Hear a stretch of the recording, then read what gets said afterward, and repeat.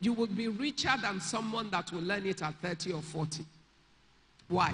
Because time has value where money is concerned.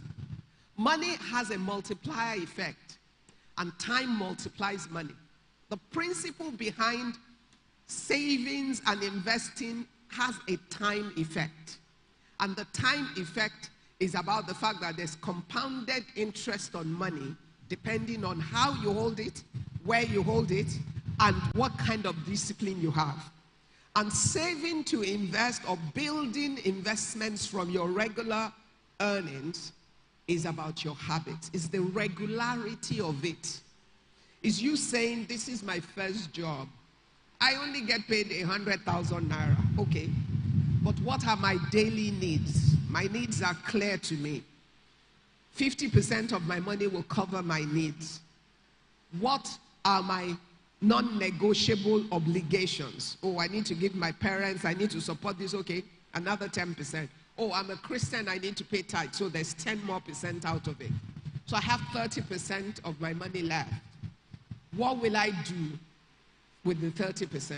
Am I going to keep 10% of it for my wants? What are my wants? Anything. I want to go and watch a show. I want to buy a new shirt. I want to do this. Those are your wants. Do I want to take 20% of it and make it my sinking fund for building wealth long term? That's a choice I make. Somebody else can choose to delay the wants because timing has a value where investing personally is concerned.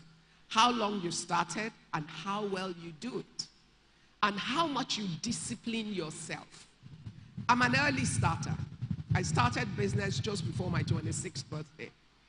And in those early years, I refused, like many, to be caught up in the materials part of it. I was very invested in building my business, which was extremely capital intensive, and it was not a time and a season where there were many options to fund your ideas like now. You have many options, but you must understand them. You must know that from the microfinancing, it allows you easy access, more expensive money, but allows you to start your small idea. However, if you want to grow your small idea, you do not want to continue to use expensive microfinancing money. So what do you want to do? You want to save from your returns on the business and continue to reduce the amount of expensive money that you're using so that you can dilute the cost of funding for your business. And then it increases your profitability because you're reducing your cost of funding. Now, if you create a regular track record, it makes you viable to transit into a commercial bank because commercial banks want to see your track record. They want to see what value you are creating. It helps you to have a record because your microfinance account statement will show the regularity with which you do your business and how you treat your money. It shows your discipline. So you have to understand money reveals you in many ways. And in revealing your character and your personality, it says to the investor, I can go with you or not. Investment at the end of the day is about people. When you want to take a facility from a bank, what they're considering is not just the depth of your ideas, it's the character of the individuals behind it. And therefore, pay attention to who you think you are now. Don't think I'm in university, I can do anything. Guess what? When you get into the real world, the people you will meet, some of them might have gone to university with you. Even if they didn't go to university with you, they might marry somebody that went to university with you. They might be cousins or friends with people that went to school with you. And therefore, when they're trying to figure out if you're the right person to put their money into, somebody is going to say, oh, that guy, you can trust him, he's such a decent guy. Always did this, or that. Don't touch him, he's a criminal. When we were in school, this is what he did. So your character and your behavior and the way you do things will do two things. It will always speak for you, or it will speak against you.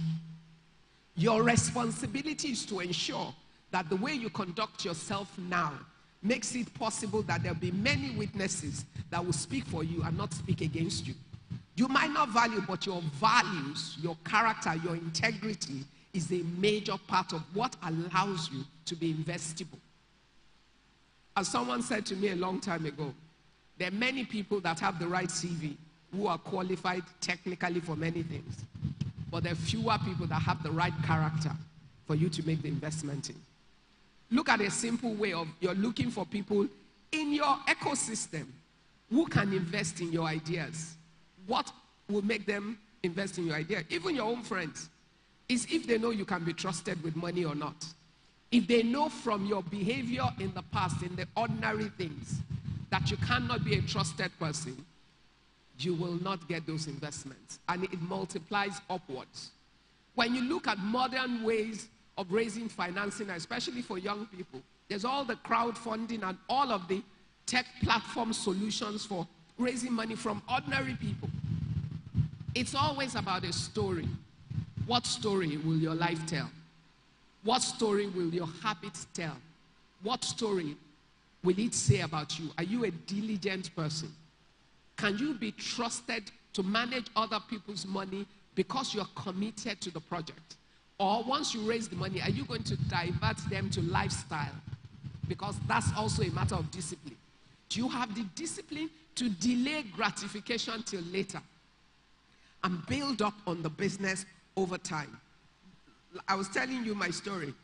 I think for the first so many years, I actually refused to buy a car. My business was building up, it was doing well, but at 20-something, I started a manufacturing business. Machines were expensive. I was a young girl. There were no banks giving young people money in the 80s. So you had to have the discipline to build from within. So buying a car or any of those things was not my priority.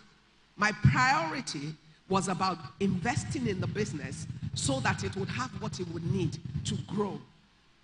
And that meant, what did I used to do? I used to take charter taxi. I'll charter a driver and pay per hour if I had meetings to go to. We'll go for the meeting so I can save time, not on the road looking for a taxi. Taxi will drive me, park, wait for me. When I finish, I get in so we can maximize the time. If the taxi breaks down, that's the taxi driver's problem, not mine. I have no cost I'm running on him. I get the next taxi and I move on. There was a stage I remember people say, are you this Ijebu girl? Go and buy a car. The car was not my priority. Building the business forward was my priority. What was the car useful for? Transportation. What did a taxi do for me? Transportation. So you must always understand what it is that you're focused on. I have seen many amazing entrepreneurs who have not been able to scale because they haven't built the habits. They have the greatest idea, but they do not have the right discipline. And without the discipline, you cannot attract the investors. So you need to invest in your habits, invest in your practices. 2, if you want to build long-term, you need to be able to collaborate with other people. So you must develop the habits of working as part of a team, not as a superstar individual. These are the things that will make a lot of difference. If you don't know how to work as part of a team, you can't build to scale for investors to come into it. You must think about the fact that no matter how much you know, it is limited. There are other people that have other knowledge that can add value to what you know in order to complete a 360-degree picture of what you need. So develop the habit of having respect for other people and the value that they bring. And recognizing that no matter who you are, there's someone that knows something that you do not know. And it's about how you treat other people. When you treat people right, they will offer you their own value. They will be willing to work with you and collaborate with you. The best and the biggest entrepreneurs in the world are people who know how to collaborate. They attract investors because when you bring investors into your business, they're your collaborative partners. If you don't know how to deal with other people, if you want to be a super one-by-one person, nobody's going to touch you. Why? Because you have to be able to accommodate other people's mindset and find a middle ground that allows you to move forward to achieve the goals for all of you. That is important. And in this day and age, it is absolutely important for you to understand that in doing well, you must know, in doing well, you must know how to do good. What does doing good mean? It means that you must be a responsible investor or an entrepreneur. You want to build your business ideas from the onset with a mindset of responsibility for the environment, with a mindset of responsibility for sustainability of all the value chain of things that you need for your business to grow. With a sense of responsibility to understand that the world doesn't look like just you as a girl or just you as a boy. That the world is diverse. There are men and there are women. And therefore you understand what gender means in that. That the best teams in the world are gender diverse boards. Because men and women look at the same issue differently. And every time you do not allow yourself to get all the views, you are disadvantaged. Because you will miss a point. I've been on the board of Cadbury for maybe 12 years.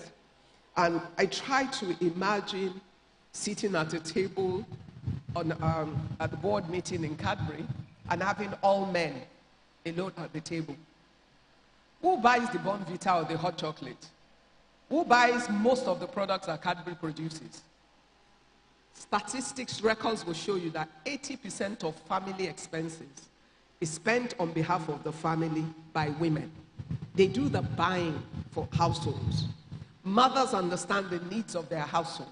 And therefore, if it's the women, even if it's not their own money, there are many women that have their own money, but assuming it's not even their own money, the person who goes to the market and who will make that buying decision as whether to buy this brand or that brand or the other is a woman. The one who will give it to her family is the woman, and therefore the things she knows because of who she is and her role that is critical in making critical strategic decisions for the product. So if you build a business idea that is not inclusive of other genders, you have put yourself at a disadvantage. And at the end, it will cost you. Because you will make critical decisions that will pan out not to be true. And when it's not true, there's always a cost attached to it. And when that happens, you will have regrets because you could have avoided that. If you also do not understand that in including diverse social structures, if you're here and you're thinking, my father is this, my mother is this, you're a fool. Why? Society isn't just about what you look like. Society looks like many other people.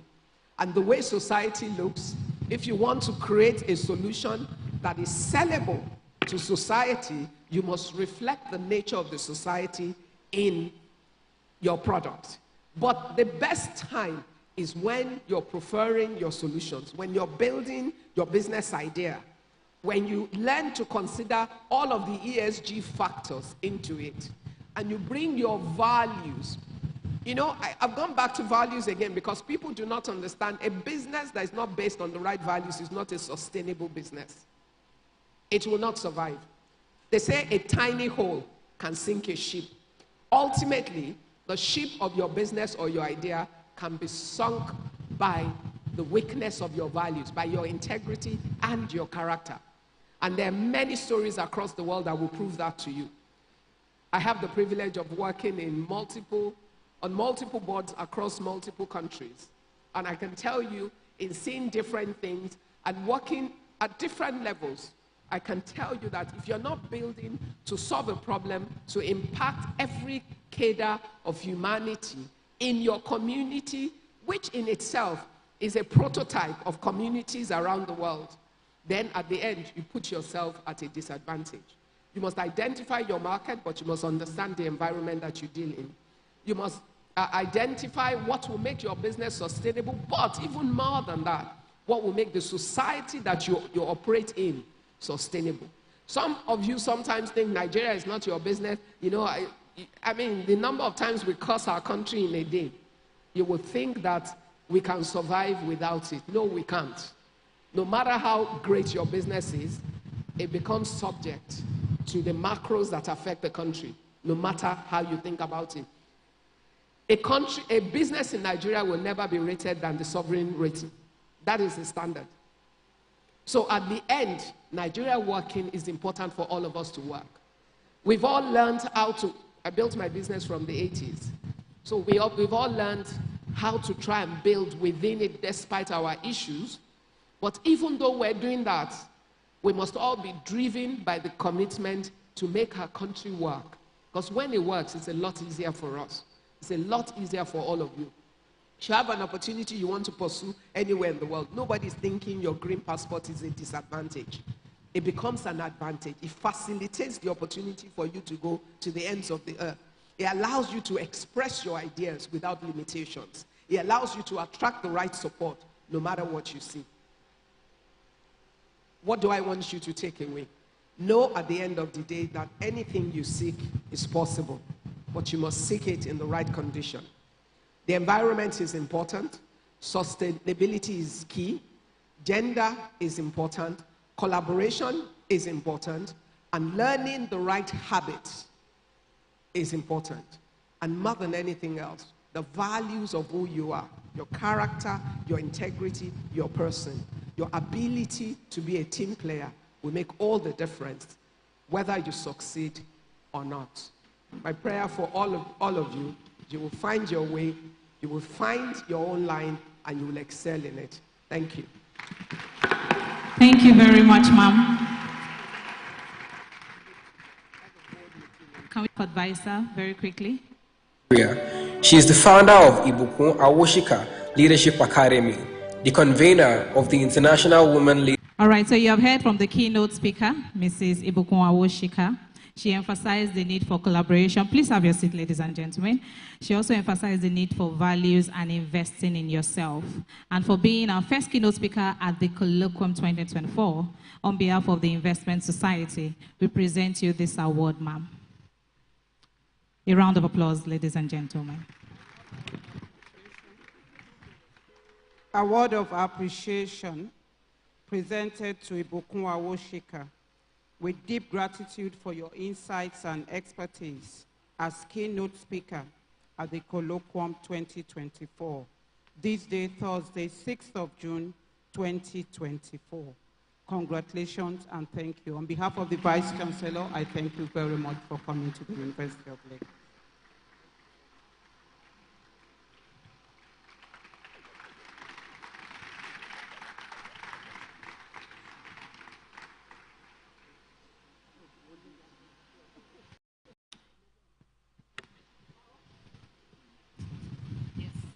All right, thank you so much. If you've learned a lot from our keynote speaker this morning, I want you to put your hands together for yourself, please. If you're clapping, you can do better than that. All right. Backstage there, I learned a handful of things. And one of the things I'm taking away from a session is the fact that collaboration and trust is important in your financial journey. And she said something that really hit me there. She said, you must be bankable. People should be able to trust you. I mean, so if you're here, and I know we're here to gain a lot of knowledge about finance, you understand? So it is important for you to know that you should be bankable. You should be trusted. You should be someone that has high integrity. And I know we are raising financial leaders that have a sense of responsibility and high sense of integrity as well this morning. Please celebrate yourself once more. Thank you so much. All right, moving on in this colloquium this morning, we have certain persons and brands that have committed themselves to seeing that the Colloquium 2024 succeeds. And these persons are our sponsors. So quickly this morning from Mary STEM, I want us to welcome Mr. Femi on stage for a quick speech with a resounding applause. Let's make welcome on stage from Mary STEM, Mr. Femi. Can he finds his way up stage? Thank you, Mr. Femi.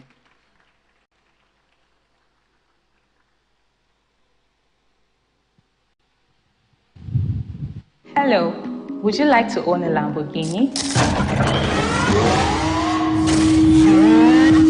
As you prepare for that goal, you know there are other wonderful cars by other wonderful manufacturers, right? Here, you will learn not just about investments, but how they can be structured to help you meet your needs and grow your wealth.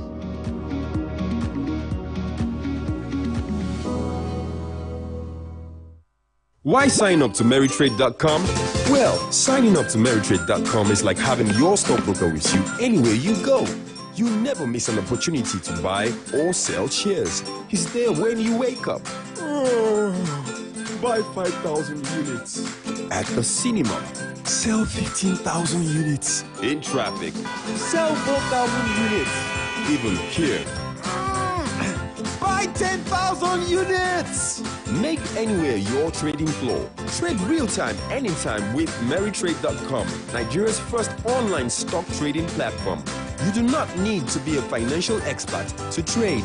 MerryTrade.com provides you with leading financial research and analysis, latest stock recommendations, and investment tips on the go. The best part is that it works on any device and at any time. Visit www.MerryTrade.com to open an account today. Powered by Meristem. When it comes to making great investment decisions, everyone needs a buddy. Now you have one. Introducing Wealth Buddy, the go-to app where you can save, invest, and pay your bills. Now you have a buddy to help you reach your money goals, uncover attractive investment opportunities, and make payments with the press of a button. Here's how it works. Saving on the Wealth Buddy app is super easy. First, ensure you are logged into the app on your mobile device. Then head over to your savings dashboard. Click on the plus sign to see a list of savings options to choose from. Add your goal details and start date.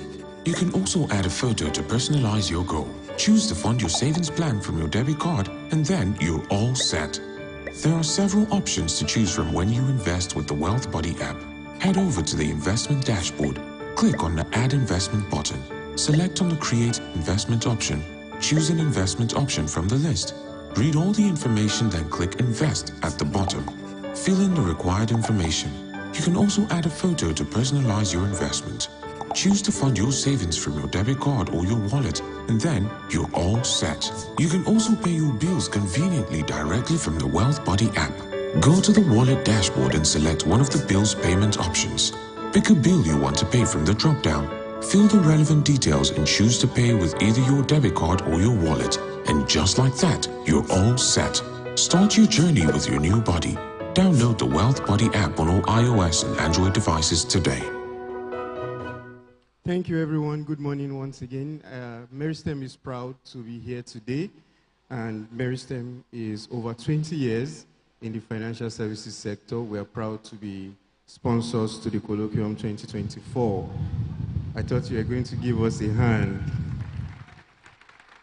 In this next phase of our lives, we are moving forward to ensure that Meristem is a leader in the market. And we are doing this by encouraging young ones to be a part of our journey. Today, I will talk briefly about the Meristem Orientation for Rising Entrepreneurs. It's a CSR project by Meristem, which is geared towards helping young people to move from where they currently are to where they want to be financially. It's a free learning platform for young people, and we are proud to also celebrate that and showcase that here at the TIS Unilags, the Colloquium 2024. Would welcome you to sign up on our platform. It's a free platform. You have nothing to lose, but you have so many to gain. We have currently two pathways. We have an investment pathway that helps you to learn to become a good investor, and we have an entrepreneurship pathway that helps you with your entrepreneurial journeys. Currently, we have a seed funding of 100 million that will be given to young entrepreneurs in Nigeria. And so we welcome you to be part of this wonderful platform. We have our stand outside, and you can also scan our barcode that should be showing on the screen, so you can come on board and take advantage of this great opportunity that we are offering at this time. Once again, I would say that we are proud to be sponsors to the Colloquium 2024, and we look forward to still having you here when our General Managing Director, Wale Abegunde, would be here to speak to you about some of the things that we are doing and how to encourage you and give you opportunities to possibly work with us at Meristem. Thank you so much for this opportunity. Thank you so much, Mr. Femi. Please, let's celebrate Mr. Femi. Thank you. All right, so you've practically heard it all. So I wanted to ask the person to your left and to your right, say, do you want to be an investor? You people are not giving me the energy I want now. Unilag, ask the person beside you, do you want to be an investor? What's the person saying, yes or no? Yes or no? Yes or no? Can I hear it louder? So Mary STEM Day for you. Then the person say Mary STEM Day for you. Exactly. So you've heard it all from Mary STEM. So quickly, I'll be bringing on stage Chris DeHart. She's going to be entertaining us shortly before we go into our first panel session this morning. So let's welcome Chris DeHart one more time for a session. Celebrate her please as she comes on stage. Welcome, Chris.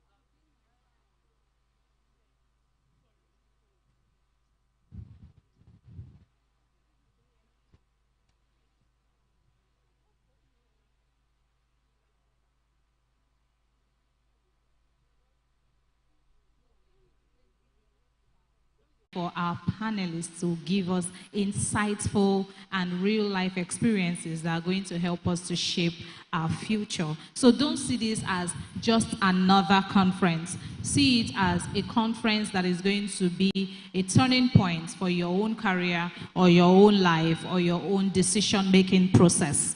Is that understood? Is that understood? Okay. Now we are going to the very first panel discussion for the Colloquium 2024, and I'm going to make welcome our panelists very quickly. They are going to be talking about technological innovations, reshaping capital markets, the trends, challenges, and opportunities. Ladies and gentlemen, put your hands together as I make welcome the Chief Investment Officer for CFG Africa, Adedoyin Wilson Diamond. Please celebrate her.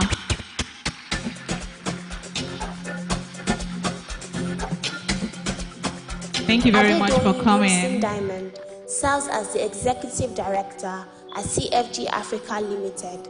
She has nearly 2 decades of work experience spanning mortgage banking, assets and liability management, as well as treasury management. Adedoyin started her career journey in the mortgage industry in the US with Stockton Turner LLC, where she brokered subprime and FHA loans in excess of $50 million over a 3-year period. Subsequently, she relocated to Nigeria to explore career opportunities in core financial markets with Kakawa Discount House.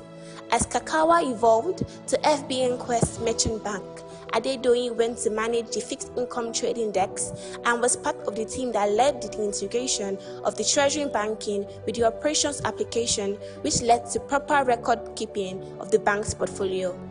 Adedoyin holds a Bachelor of Arts in Political Science and French from Middle Tennessee State University, MTSU, Tennessee, as well as a master's degree in Business Administration from the University of Phoenix, Arizona.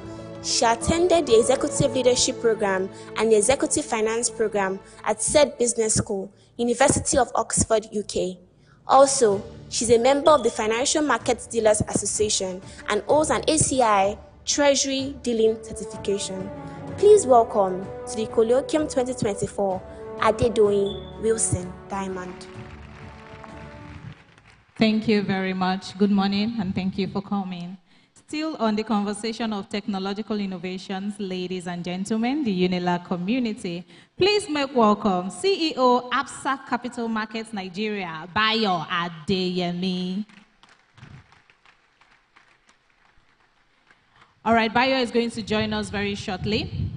I'm now going to make welcome the head ECM Stanbic Bank Group. Please celebrate Oyinda Akinyemi. Introducing Oyinda Akinyemi, Oyinda Akinyemi is a seasoned financial executive with over 23 years of experience in corporate finance and equity capital markets. Currently serving as the head of Equity Capital Markets, Africa Regions at Standard Bank Group and an executive director at Stanbic IBTC Capital Limited. Oyinda plays a pivotal role in shaping the financial landscape across Africa. Oyinda is dedicated to developing African capital markets, leveraging her expertise to collaborate with teams across multiple countries and guiding companies through landmark IPOs, private placements, and secondary offerings in various sectors of Nigerian economy and African regions. Oyinda has a first-class degree in accounting from Obafemi Awolowo University. Please welcome to the Colloquium 2024, Oyinda Akinyemi. Thank you very much, Oyinda. Thank you for coming. Next, ladies and gentlemen, I'm going to invite up on stage for the first panel discussion, Senior Vice President, FMDQ Exchange, Jumoke Olaniyan. You're welcome, ma'am. Introducing Jumoke Olaniyan, Executive Vice President and Divisional Head, Business Development, FMDQ Exchange. Jumoke Olaniyan is a seasoned financial professional with over 18 years of experience in training, consulting, and banking. Currently, she leads the Business Development Division at FMDQ Exchange, overseeing 6 key groups: listing and quotation, memberships and subscriptions, derivative business, business intelligence, debt market support, and academy. Prior to her role at FMDQ, Jumoke honed her skills in various organizations, including IBFC Augusto Training Limited, now IBFC Alliance Limited, FDHL, and Garantin Trust Bank Limited. She has a proven track record as a dealer, research and capacity development consultant. Jumoke's expertise encompasses financial market trainings, having facilitated numerous programs, and she has even authored financial market diagnosis and outlook reports for the Central Bank of Nigeria and Securities and Exchange Commission. Jumoke holds a bachelor's degree in accounting from the University of Jos, Nigeria, and is a certified treasury dealer. This combination of academic background and professional certification demonstrates a strong foundation in financial principles and practices. Jumoke's leadership extends beyond FMDQ's Business Development Division. She also serves as a non-executive director on the board of FMDQ Private Markets Limited, further solidifying her commitment to the development of Nigeria's financial markets. Please welcome to the Colloquium 2024, Jumoke Olaniyan. Thank you very much, ma'am, for coming. And finally, I have the Managing Director and Chief Executive Officer of Commercial Partners Asset Management, Tosin Oshunkoya, joining us on the panel session. Is he here? All right, so it's just the 3 of them. What?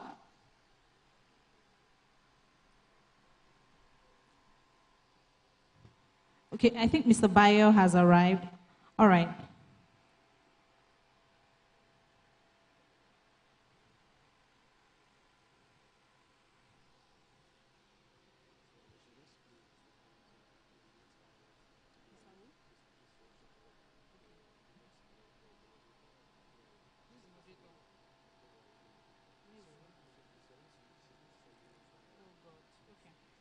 All right, media, can we have the video for Mr. Tosin Oshunkoya, please? Thank you.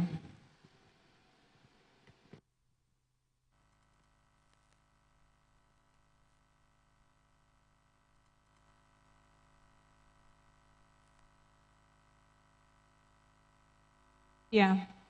Media, the video for Mr. Tosin. Oshunkoya is a prominent leader in finance and technology with an executive MBA from INSEAD.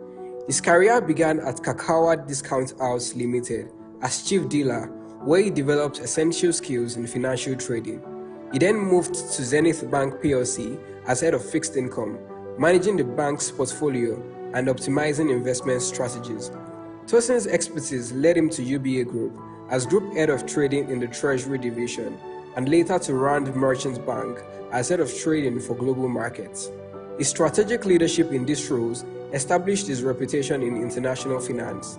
Transitioning to entrepreneurship, Tosin co-founded Commercio Partners Limited, serving as co-managing partner and head of investments. Currently, he is the managing director and CEO of Commercio Partners Asset Management, driving the company's vision for sustainable growth. Beyond finance, Tosin founded Innovate Solutions, focusing on software development and digital marketing, and Bob Africa, a tech talent incubator. As an ambassador for Teach for Nigeria, he supports educational equity, developing leaders to teach in underserved schools. Please welcome to the Colloquium 2024, Tosin Oshunkoya. Okay, thank you. So like I mentioned earlier, Mr. Tosin Oshunkoya is going to join us very quickly. Right about now, I'm going to welcome the only man on the panel. He is the Chief Investment Officer for Codros Asset Management. Please celebrate Arnold Dublin Green. Introducing Arnold Dublin Green. Arnold Dublin Green is the Chief Investment Officer of Codros Asset Management, overseeing multiple investment products and solutions. He has 15 years of experience in diverse capital markets in the finance industry. In his 4 years in Europe, he majored in securities and derivatives trading before expanding his career in Africa. He was a director and head of global markets at Apakan Securities in Ghana, covering multiple asset classes and business development strategies.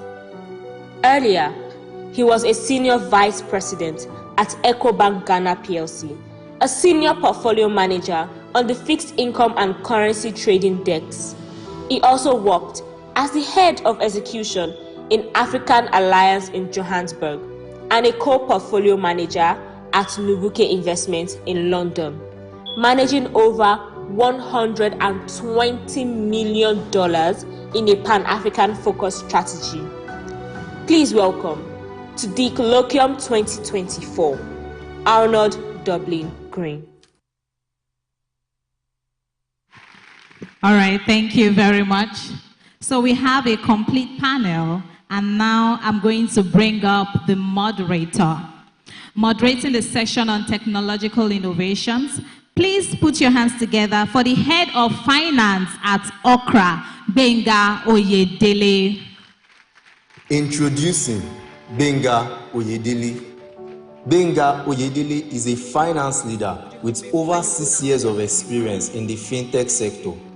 As the head of finance at Okra, Benga formulates long-term financial strategies, partners with the CEO on investor relations, and led the development of financial models that secured $12 million in Series A funding.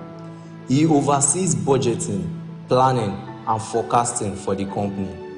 Previously, Benga was an analyst at Chapel Hill Denham, a summer investment banking analyst at Bank of America, Merrill Lynch, and a summer intern at KPMG Nigeria.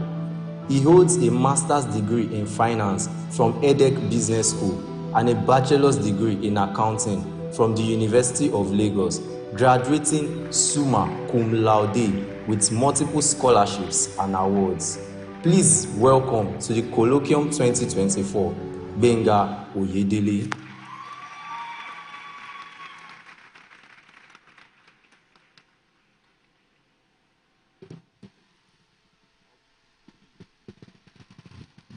All right, good morning, everyone. It's a pleasure to be moderating this session. Pleased to meet you, our panelists.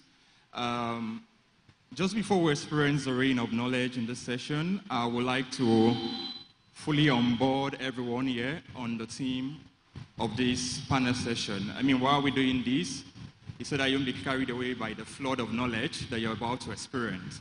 So I'm going to onboard us on the arc. I know the students of the Investment Society are properly onboarded, but for the benefit of those of us that probably don't have a finance background or an investing background, the team, which I'm going to be onboarding on us, is looking at how technological innovation is reshaping the capital market. And we're going to be focusing on the trend, challenges, and the opportunities that we have. So in the next 2-3 minutes, I'm just going to do a quick layman explanation of the team. Just the same way we know market is where we have buyers and sellers, right? But in this case, it's a capital market where you have people providing the capital, ensuring they are meeting those in need of the capital. So before now, typically you go to a marketplace to get something, but now you can get something online, and that's where technology comes in. So we're looking at how technology has transformed or is reshaping the capital market. That means the process of raising capital. And in looking at raising capital, I would like us to see it like this. Capital in two forms, majorly debt or equity. So, and majorly two markets, the primary market, that means the first time you're getting something, we say that's primary school. You're starting from primary school. So we'll see things like an IPO in the primary market. You know, after some time, you say you're having a second-hand sales of that thing. We call that a secondary market. But in this case, you know, over time, if you're buying goods, the value tends to reduce. Probably in the secondary market, you may think the value should be lower compared to what you bought it at. But we're looking at securities, which tends to appreciate in value, and more likely than not, you're going to sell at a higher value. So I believe I've been able to do a quick justice to the theme of this session. And I'm going to ask generally, are we all fully onboarded?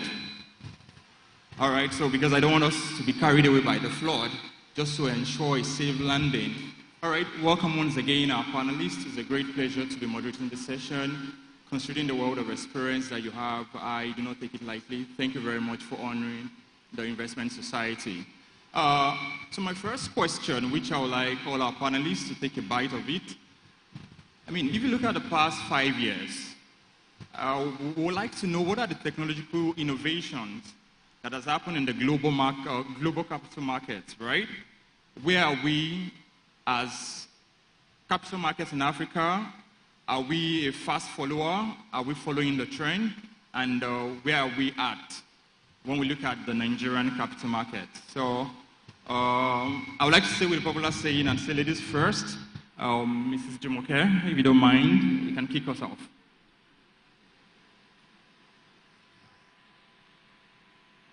Can you hear me? Oh, fine. Good morning, everyone, and thank you very much to the Society for the invitation to be on this panel this morning. Last 5 years, what have we seen with regards to technology innovation? Maybe I'll put those in maybe 3 or 4 big buckets of what has happened globally. I think we will start with what has been the most obvious and probably the most evasive, which would be decentralized finance, blockchain, crypto assets, not just the currencies. We've seen that area and that field come as a very strong contender in capital markets and disrupted the way we always thought finance or capital market investments can be done traditionally.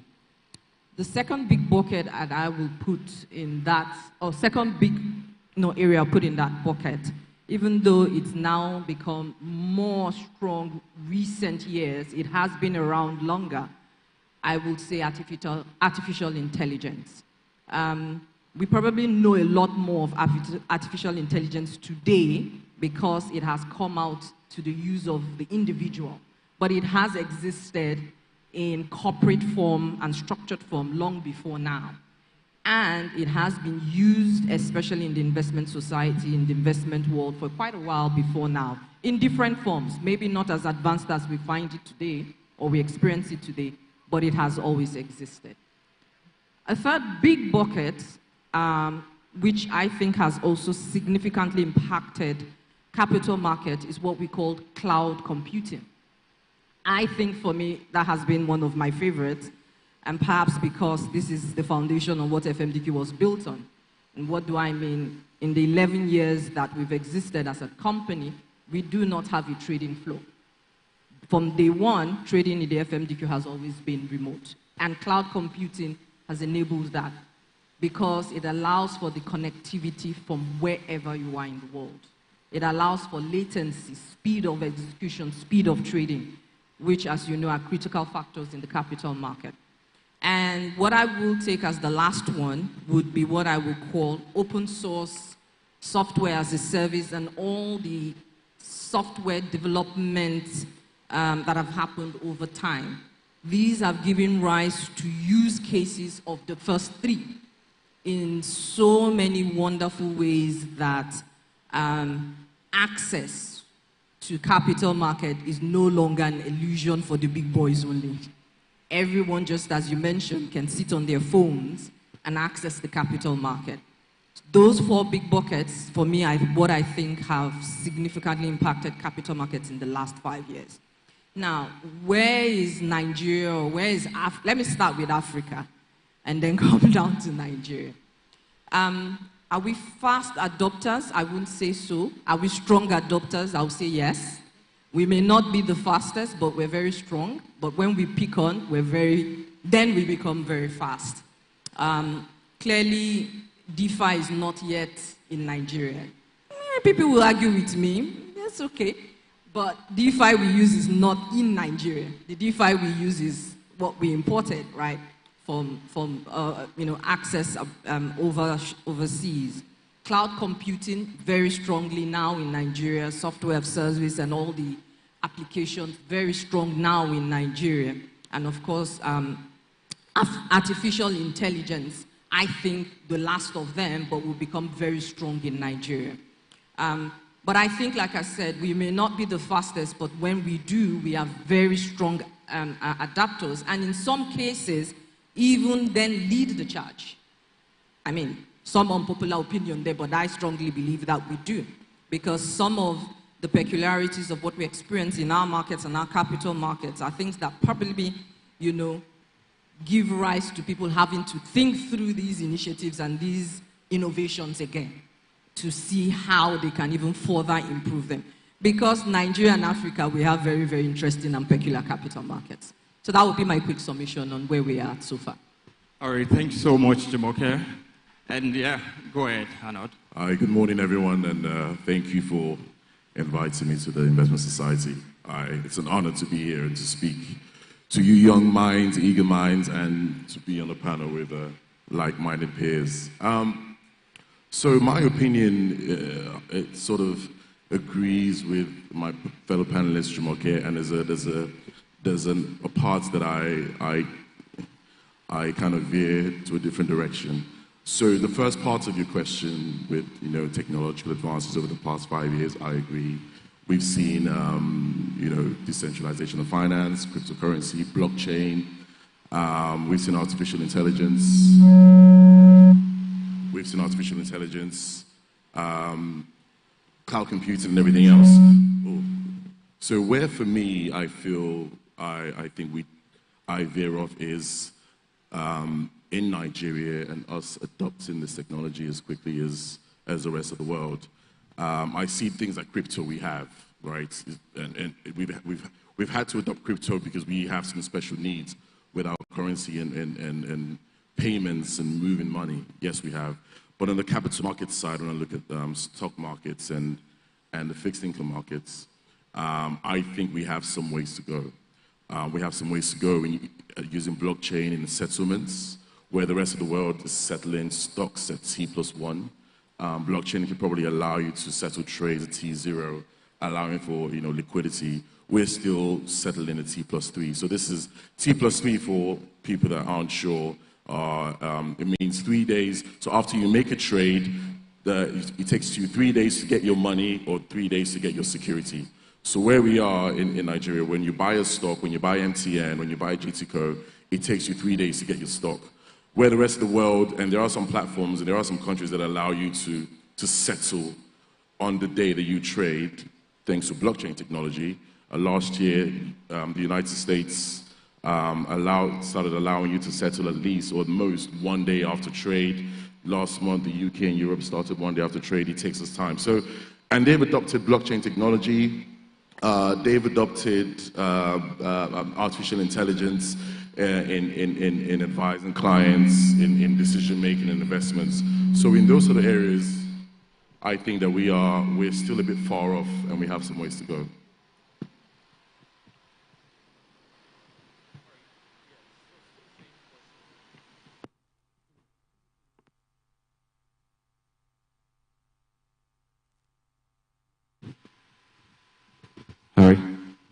All right, still the same question, but a little modification, right?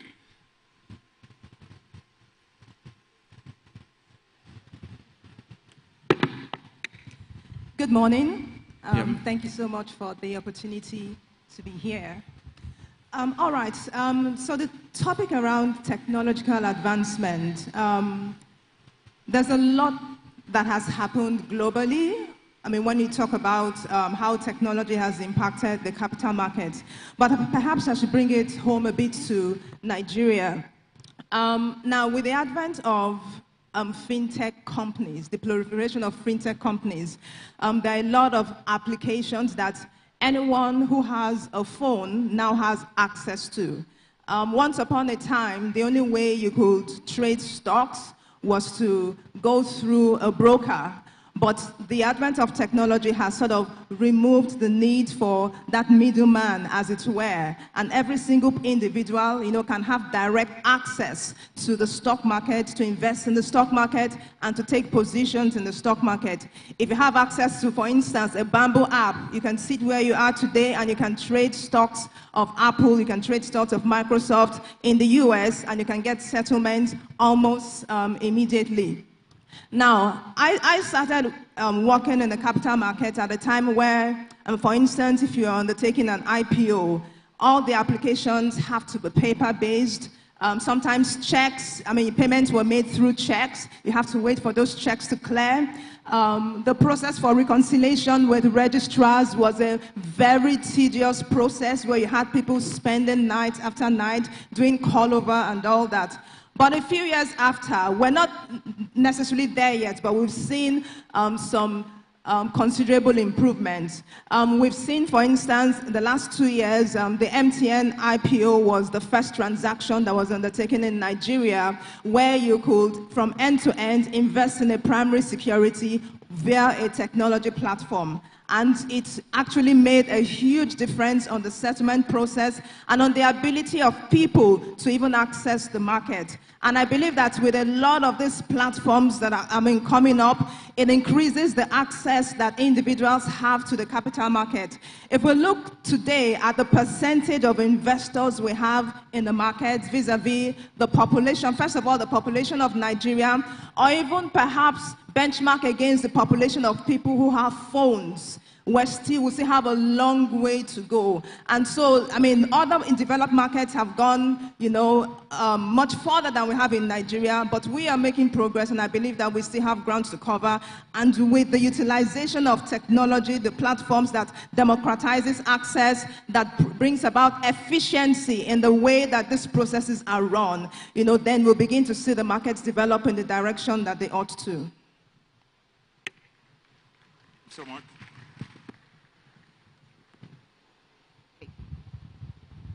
Can you hear me? Okay, there it is. Yes. They've said a whole lot, and while they were talking, while she was talking, I had a flashback, and I just remembered when you talked about papers, checks, and all that. I had a flashback, and I just remembered a time where, if you wanted, if you wanted to lend money, borrow money from the Apex Bank, you had to physically go to the CBN with a letter, be there by 3 p.m. 3 p.m. There's a big book waiting for you. There's a big book waiting for you, and you had to fill it out, sign. And if you're not there by 3 p.m., you can't get that funding. Now, that has changed because not only can you do it after 3 p.m., you don't have to write a letter, you don't have to physically go there, you can do all that on your computer. And that's just to celebrate how much growth has occurred with technology in our market. Now, I also remember the integration of Bloomberg and Reuters with real-time information, real-time trading information, which has obviously helped our market grow. But I do agree that we have a very, very long way to go when we compare ourselves with other countries. Have a very, very long way to go.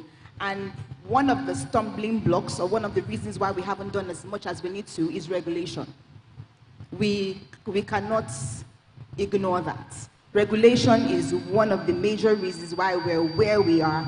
And I believe that if that is tackled, we'll do way more. Because just like Jumoke said, We're not there yet, but when we need to move, we move quick. We'll pick up. Thank you. Thanks so much, Adedoyin. While the panelists were discussing on the topic, Tosin came in. Pleasure to meet you. I've been interesting. It's my first time meeting Tosin in person, but we've done deals into millions of dollars together. The big boys themselves is around. A pleasure to have you here. So, just picking it up from where Adedoyin stopped. In terms of regulation in the capital market, when it comes to technological innovation, over the years, how have you been able to navigate through those regulations? It would be insightful to know some of the recent regulations and say in the last 5 years that you're navigating through, and how are you coping with that? Because that has been identified as a major challenge in moving really, really fast. Thank you very much. And it's a pleasure to be here. It's a pleasure to meet every one of you. Before we talk about regulation, if you allow me, all right, to just share my own perspective about how technology has transformed the financial market, not just the debt capital market in the last, maybe 1 or 2 decades. Transformation has happened significantly from what she said about democratizing access to market, okay? Enhancing liquidity, transparency, okay, price discovery. In 2010, when I was in UBA, I was overseeing the group trading then, and I think I have about 18 African countries reporting in to me. Whenever we have a primary auction of treasury bills, UBA has hundreds of branches. We're talking about maybe over 300. In the evening, we would wait till all the branches have submitted their forms. So they'll submit forms, and the following day, we would tender our application, aggregate all the forms, and present it at the auction. You can imagine how tedious that exercise is. We will stay till late at night. But what has happened over the years is technology has brought about aggregation, okay? But we need to do a lot more. The people, capital is limited, scarce, and expensive. So if for any reason you lost out of the auction that day, you need to keep your money till the next auction. You would tell UBA, sorry to mention that bank, but you tell any bank that, I'm sorry, if you lost out, you would keep your money with them till the next auction.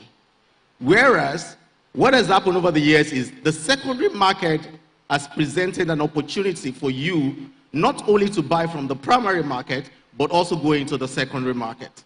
And technology has happened to that. That's number one. Number two, fragmentization.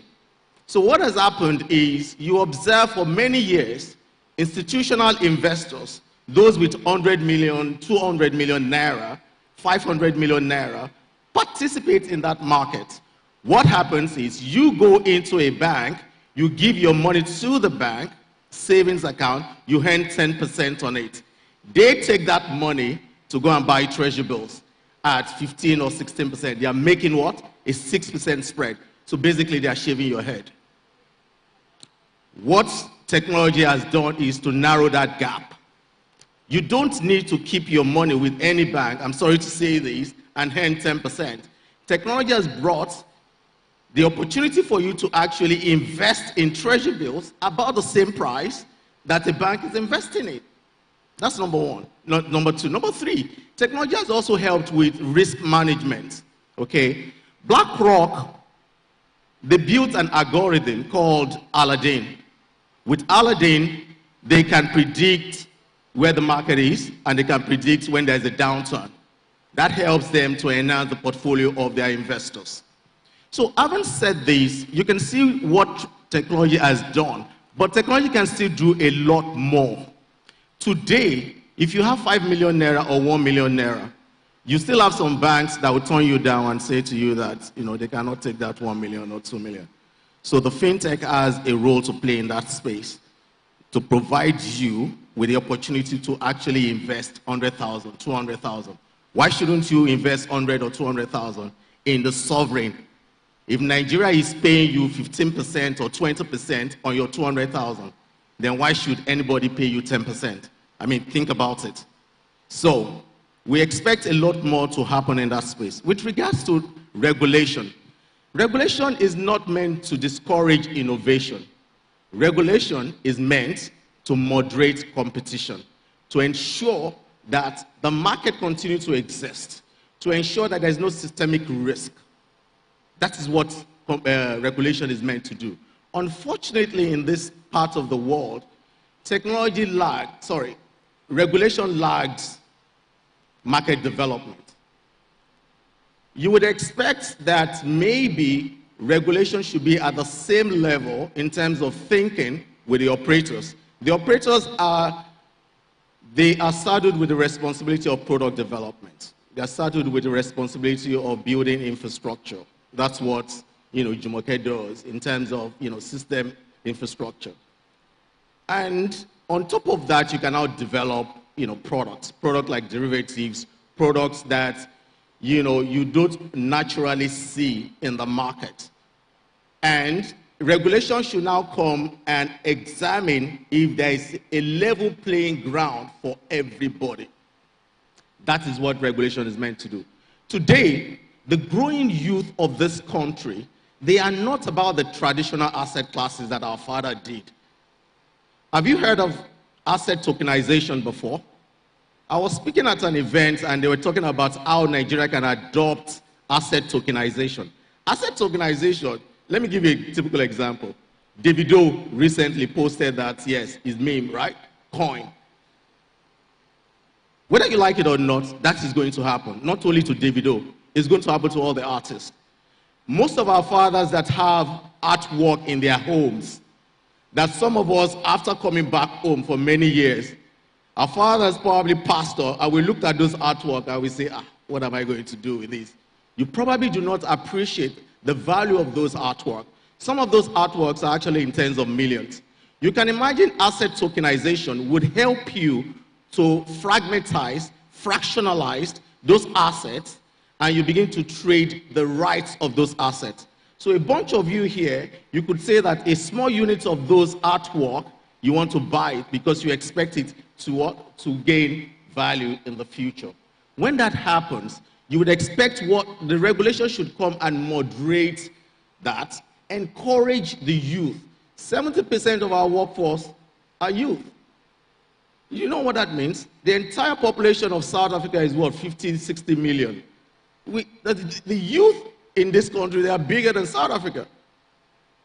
So, to your point, what regulation should do, and they've been trying to do, but is still playing a catch-up, is they are meant to moderate the market, ensure that there's no systemic risk, there's no, downturn, for instance, maybe a collapse of system as a result of NPLs. The digital lending, on a final note, the digital lending platform, for instance, now, a lot of them have crashed. People have lost money. That is what regulation is meant to do, to ensure that that doesn't happen again. MMMs have come to this market. They've shaved a lot of people's head, made money off you people. Regulation is meant to ensure that that doesn't happen again. There's a lot that regulation could do, but let me just leave it to that. Thank you very much, Tosin. Quite insightful. All right, so now I'm just going to make it basic. Looking at what they've told us so far, I mean, they all alluded to the fact that there's an important role that fintech seems to be playing, where it's more of leveraging the power of the crowd, bring your small amount all together, and also I just want to know what has been the role of fintech so far that you've seen, and what are the things you think maybe you could have adopted earlier before people came into the fintech space? I would like you to answer that, and maybe Arnold just add to that. All right, quickly, and I'll share my personal experience. Nigeria, the biggest GDP or biggest contributor to our GDP is service sector.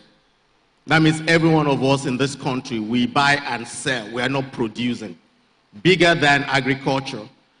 Service sector contributes about 58% to our GDP, but how much do we earn from it in terms of earnings? You can liken it to be an asset that you have that is very big in terms of value, but contributes very little to you in terms of earnings. So what the fintechs have done is they understand that play, that each and every one of us, we buy and sell. That's why we import a lot of stuff. Once we import it, we sell to the next person. We are not producing. So the biggest technology that you need to provide value for that is payment service. Most of the fintechs are into payment services. The few ones that have leveraged payment services on top of that to digital lending, they do not understand the concept of lending. They just see lending as another ancillary service on top of payment services. So the fintechs of this world, they've come to ensure that there is speed to transaction settlement, payment settlement. So that reduces the latency in your capital. Because when you do a transaction, rather than T+3 or T+4, or you pay money to a merchant and you expect your money to be paid almost immediately. Through the invention of wallet system, they've ensured that you can have your money ASAP, which is good. But beyond that, I'm expecting that a lot more should be done with regards to lending and creating a database with lending. What do I mean by creating a database to lending? If I am a good creditor, my credit score should be better than, let's say, for instance, your credit score, and you're a bad creditor. And that happens in Europe. So if you're charging me 3% per month, which is 36% per annum, you should be charging him 5% per month, which is 60% per annum. In fact, if I have been able to demonstrate capacity and character over a few years, that 3% should reduce depending on the conditions of the market, right? So that's what I expect the fintech to begin to do. But database is still a problem that we're battling with this country. So to your question, that have they come to help solve the problem? Yes, a bit of the problem. But I think going forward, they need to do a lot more into digital, lending space, into database management, into product development. And I'll say product development for a reason. Every household has a spending pattern. If a fintech is able to capture the spending pattern of a household, the fintech will be able to provide you all the financial services that you need in that household. And when I mean financial services, not only payment, service in terms of solutions to finances and investment. And with that, you'll be able to efficiently manage your finances in that household. Yep. Thank you. Bing, I apologize. I'm going to need you to ask that question again because I was daydreaming when you were asking that question. Yeah. But I'll tell you why I was daydreaming. Tosin spoke about tokenization of assets, and it sparked something in my head. He spoke about tokenization of arts, of music, and I thought about this because we're talking about technology and capital markets, right? I thought about tokenization of listed stocks, right? Fractional investments, right? I'll give you an example. We have GTCO, Guarantee Trust. It's trading at 14 naira per share. Now imagine making that, because you're calling it digitalization of an asset to allow for fractional investments. Now imagine making the 14 naira stock a 4 naira stock that allows you to go in even smaller through your app. And it'll sort of give you what I call a leveraged position. Because if your 14 naira stock goes up by 10% or goes up from 40 naira to 44 naira, you have the same move, right? You enjoy the same cash flow or the same profits of a 40 naira stock holding a 4 naira position. And so I was just daydreaming about the idea of it's great to talk about art and music, but we can also do something as simple as allow leveraged position in stock trading without actually having to borrow money from your bank. So when I say leverage, normally an investor would want to buy a stock or want to buy a bond or want to buy an asset and might not have enough cash to give themselves that much exposure. So what they'll normally do is they'll find a way to lend money in a way to allow them a full exposure. So what tokenization can actually do is instead of borrowing money for this leverage position, it can give you that exposure, but because it gives you that upside lifts, but because you hold a small fraction. I was just daydreaming, and my mind just went to the possibilities of what you can actually do with tokenization. So it's beautiful. Sorry, repeat your question again, Benga, sir. I apologize. Please, Did I answer the question? Okay.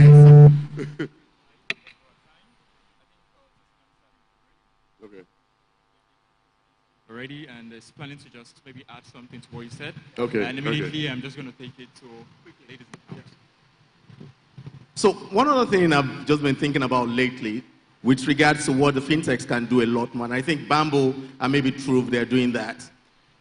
I don't know if any one of you're observing what is going on in the US global market. NVIDIA, AI chips there's a battle for AI chips, not just at corporate world, but at sovereign world.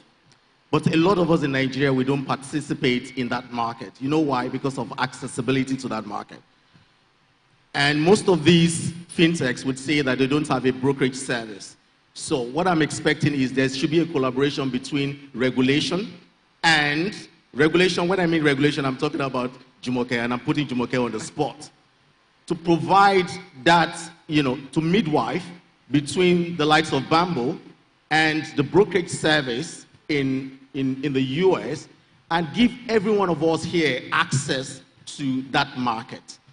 On a dollar, NVIDIA has done about, year to date, has done well over 200%. There's no investment in Nigeria that can give you that, right? You know that. And not only is NVIDIA doing that, you have other ETFs.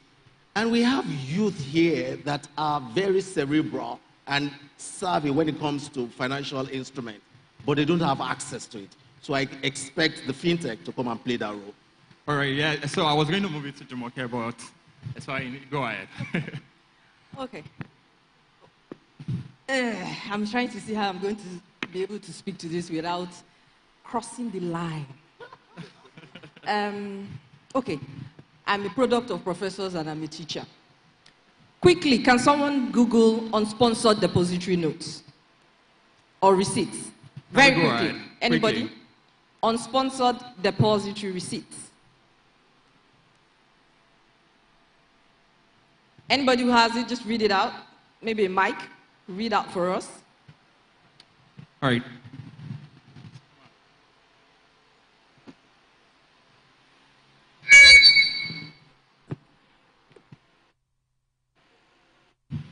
Thank you. Careful. An unsponsored depository receipt is an American depository receipt issued by a depository bank without the involvement, participation, or consent of the foreign company it represents ownership in. Okay. That was a very, very American definition, but simply what it means is being able to buy any foreign stock, not necessarily American. It's not limited to America. It's any stock in Naira. I don't need to buy the dollars, but I'll earn the returns and the rate of growth, 200% in Vida, in Naira. Watch out for the next space. My point to this was, there's a lot going on, but just as Tosin said, regulation, obviously, you can't run too faster than regulation because you need to have the right building structures in place. That kind of product is one that we do have the regulation, but we do not have the infrastructure. And that was something I just wanted to add very quickly to what Tosin had said around regulation. I think, to be fair, that there are quite a bit of regulation we have in this market. We've had crowdfunding rules. We have e-offering rules. We have quite a bit. But the necessary infrastructure to secure and to, create the atmosphere or the environment for those regulations to thrive is also lacking and also challenging. He spoke about lending or digital lending. We spoke about those things require me being able to identify and locate a person any day, anytime, anywhere, or hold you down the line if you think you've run. That's why America and the foreign societies are locked down by credit because it doesn't matter where you run, the credit will get you, right? So you can't misbehave anyhow. So the infrastructure, I think, is even as equally critical for the implementation of the regulation. We're on our journey there. Our payment systems, they will tell you, is one of the most advanced. Let's nod our head when we're doing well, right?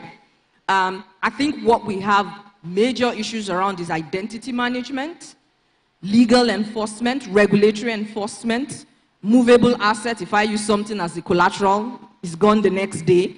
Those infrastructure are as important as the regulation itself to make sure that when the regulation is implemented, it does achieve the objective that we're trying to achieve. So while you try to put me on this stuff, I served you back. It's on this journey. Thank you so much, Jumoke, because if we're still on regulation, the truth is we won't move away from it. So what I want to go into is now looking forward, right? I mean, on this panel, a lot has been said about artificial intelligence, machine learning, blockchain technology, maybe looking into the likes of high-frequency trading. So looking at the capital market, the current state of the Nigerian capital markets, right? If you're projecting into the next 5 years, so let us say the next 10 years, I feel like that would be too long to project. The next 5 years, what are the kind of transformation that we expect to see from the technological standpoint, given where we are with AI, machine learning, blockchain technology, and maybe high-frequency trading, as case may be? I would like, let me see, we should take this. Adedoyin, do you want to kick us off on that? Perfect.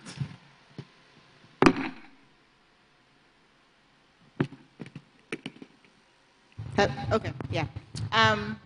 Thank you for that question. And one of the major answers to that question is what Arnold was daydreaming about, tokenization. And when he started talking about tokenization, I remembered this movie, Dumb Money. I don't know if anybody has seen it. If you haven't seen it, that's a good movie to go see, Dumb Money. Tokenization is one thing that we need to look out for that would be very instrumental in the growth of our market, of our capital market when it comes to technology. Very, very instrumental. It's already something that's playing out in the developed countries. Robinhood particularly. Okay, there I go advertising the company. They use it, but and what that would do is that would increase the number of investors that we have. It will largely increase it, because a lot of times what we find is that when we say capital market, when we say investment, people just shy away from it because they're thinking, no, I don't have the money for that, I can't afford that. But tokenization would do a great deal in that. And also, we've talked about AI. Another one would be trading algorithms.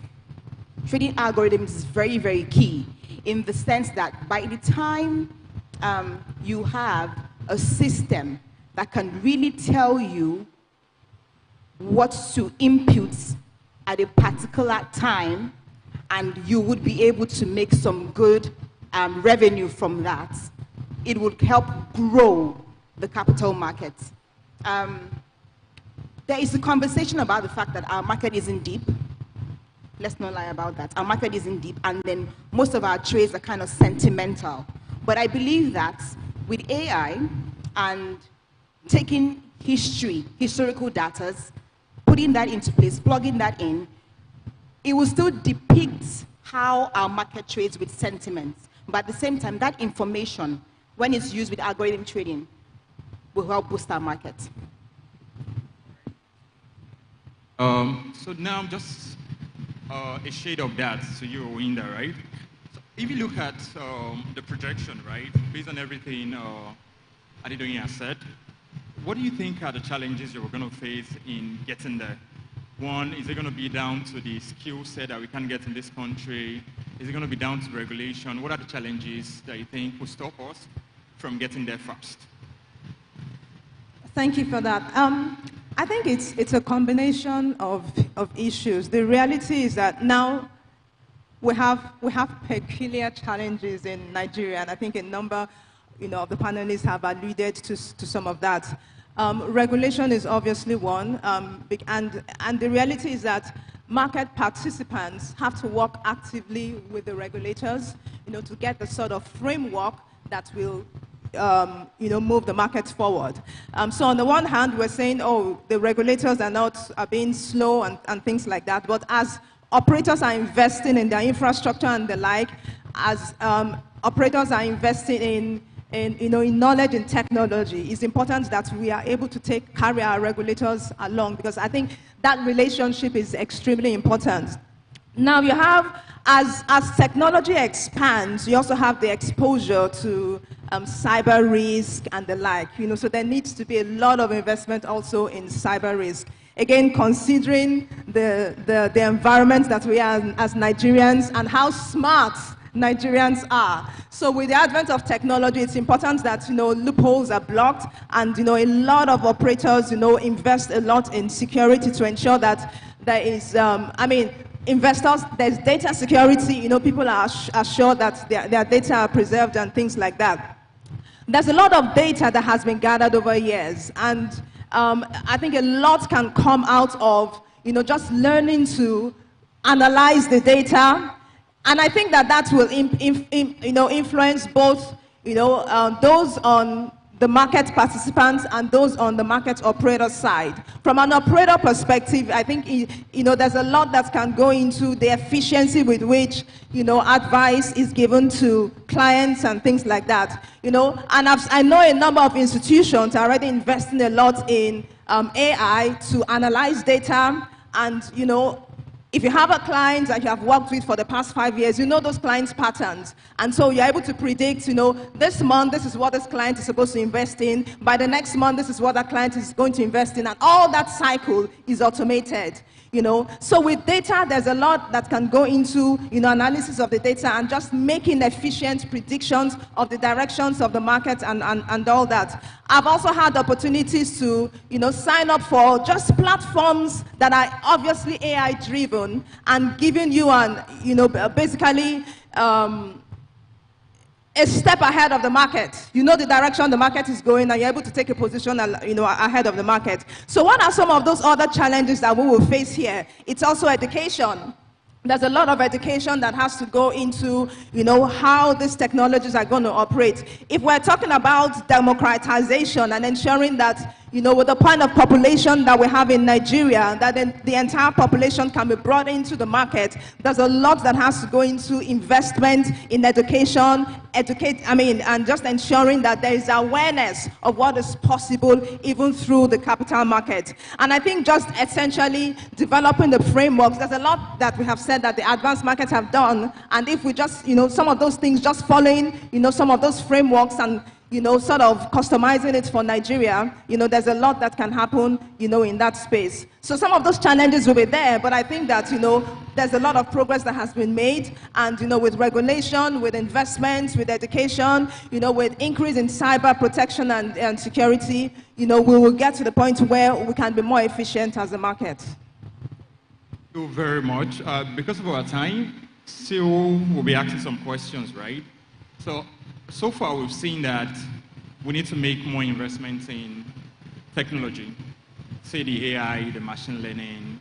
So my question, in your opinion, the way we are in this country, and considering the capital markets in this country, do you feel like we are making enough investments to get us there? That would be one. Considering this world where now there's been it's a global market for talent, right?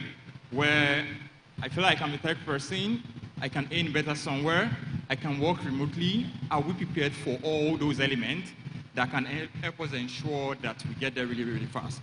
So it's more of how much investment are we making, or are we ready to make? And do you think that can get us there? I'm asking in your own opinion individually. In my opinion, I think there's a lot more that can be done. For instance, if we just talk about the talents we have in Nigeria, and over the last 2-3 years, the way the talents have exited, many of the IT companies can testify to the fact that, they've lost a lot of their good hands. Why? Because people are looking for, greener pastures. They believe that their skills are marketable and there are better opportunities that, they can pursue outside Nigeria. I mean, why are we not investing the talent and those resources in developing our own markets? You know, it's a big question. So I believe that there's a lot that can be done on the part of corporates and just ensuring that, you know, the upcoming generation, there is knowledge being impacted, there's opportunities being created, there's awareness, you know, being, made available to them. You know, so on the one hand, we see, you know, some of our people that are exiting, but on the other hand, you know, there are a lot of offshore investors that are looking into Nigeria, and they're coming in every day. Why? Because they see opportunities that we are not seeing. So it's important that, you know, we are able to make the right kind of investment, because we have the people. We have, and I mean, with our population in Nigeria, it's a huge asset. If we can invest in the framework, if we can invest in the infrastructure, if we can invest in the technology that will drive the advancement that many of us desire, that we experience in other developed countries, it will make a whole lot. So definitely, I believe that there is room for much more investment than is being done currently. A big thank you to all our panelists. Because of our time, we'll be wrapping up the session. But before we all go all out to be fruitful with the knowledge that we've gathered so far, I want to say a very big thank you to all our panelists once again for honoring this invitation. It has been an absolutely beautiful, interesting, totally insightful one. Thank you so much. We're glad. I want to believe we can now go all out and see the dry land. Hope we enjoy the ride. Thanks very much, University of Leeds. Thank you, the organizer of Colloquium, to the organizing committee. All right, to our panelists, we'll just wait for the next agenda. I think that will be presentation of awards to our panelists. Thank you very much once again. Pleasure to have you here. A round of applause for our panelists.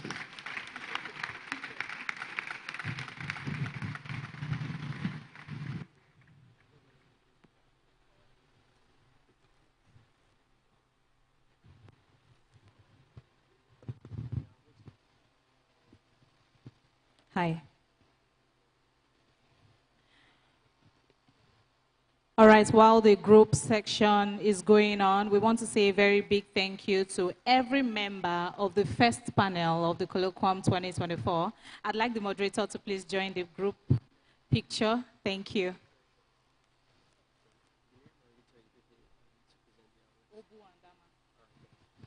Okay, so while they are taking their pictures, I want to very quickly invite the staff advisor of the Investment Society, Dr. Ama, and Livinus Obu, to present all our panelists with an award. Please put your hands together as we welcome the staff advisor of the Investment Society and Livinus Obu for the awarding of our panelists. Thank you so much for the passion with which you poured out your experiences and knowledge for us to become better finance and investment specialists. Can we have the awards, please? Thank you. While the session was going on, Tosin Oshukoya came in and joined us. We read your bio in your absence, so thank you so much. He's the MD and CEO of Commercial Partners Asset Management. Thank you so much for coming. All right, the first award.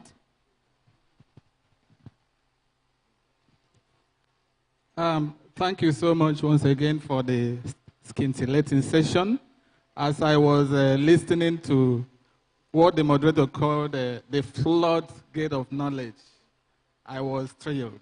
I was head of research and executive director of Deep Capital before joining the academy. So as I listened to you, I just saw a very big of the gap we have between the industry and the academics. And it will be exciting if opportunities for collaboration between the academia and the industry is find some favor.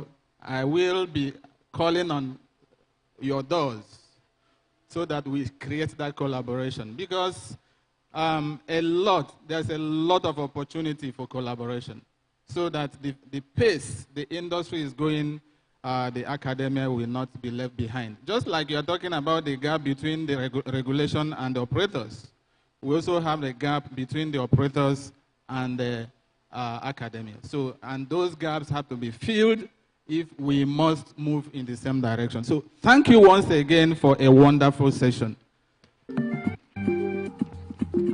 So, on behalf, yes. On behalf of the Vice Chancellor of the University of Lagos, who is the chief host of this event, she will be joining us in a few minutes' time. And the Investment Society, I have the pleasure, the honor, to present this award of appreciation to Tosi Oshokaya, the MD CEO of Commercial Partners Asset Management. With gratitude for your expertise in the panel on technological innovations, reshaping capital markets, trends, challenges, and opportunities at the 2024 Colloquium. Thank you so much, and may God bless. Livinus?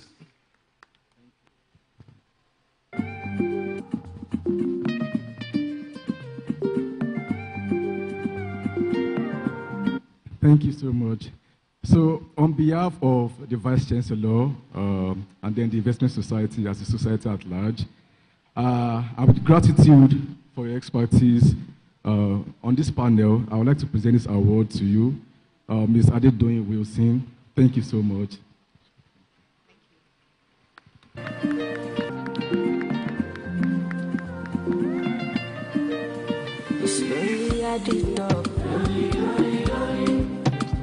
Yeah, once again, on behalf of the Vice Chancellor, Professor Ogunshola, who is the chief host of this event, and the Investment Society, University of Lagos, I have the pleasure and the honor to present this award of appreciation to Jumoke Olaniyo, the Executive Vice President, FMDQ Exchange, with gratitude for your expertise in the panel on technological innovations reshaping the capital markets and the trends, challenges, and opportunities at the Colloquium 2024.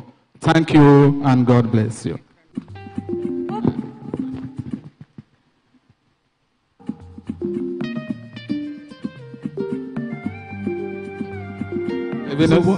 So once again, on behalf of the Vice Chancellor, then the university's governing body, as well as the Investment Society, University of Lagos, I would like to present this award of appreciation to Oyinda Akinyemi, Head Equity Capital Market, Africa Region at Standard Bank Group, for your gratitude and expertise on this panel, innovation, reshaping the capital market, trends, challenges, and opportunities at this year's colloquium. Thank you so much, Oyinda.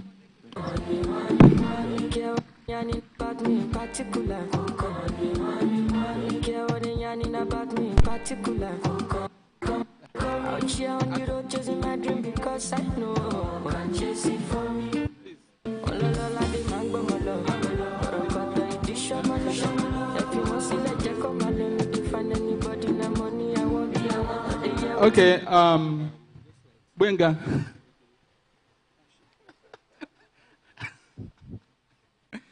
Yeah, this one is one of my children. Yeah. By the way, Benga was with us here was it 6 years ago? 7 years ago. Yeah. On behalf of the Vice Chancellor of the University of Lagos, who is the chief host of this occasion, and by grace of God, the Investment Society, University of Lagos, the best university society in Sub-Saharan Africa. I am grateful to award this plaque to Benga Oyedele, Head of Finance, Okra, with gratitude to your expertise in moderating this panel on technological innovations, reshaping the capital markets, trends, challenges, and opportunities at the 2024 Colloquium. Thank you so much for your expertise. Up with the weights, I work. Down, I roll. Up with the second, you know that I deserve it. Half and half from split the perks. And thank you so much once again, Mr. Arnold. So on behalf of the Vice Chancellor, University of Lagos, the Governing Council of the University of Lagos, and the Investment Society, I would like to present this award To you, Arnold, Dublin Green, apologies. The CIO, Cordus Capital, for your recognition and then appreciation for coming up for this panel. Thank you so much again.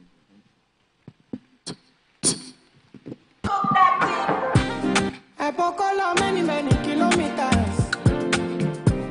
I suffer all time with all day. Now only day for my side. Please, can we take a picture with us so that? I say I try.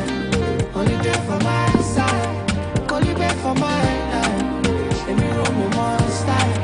Then I say I try. So make I no talk about all the facility. Because you know say I been to be out of stability.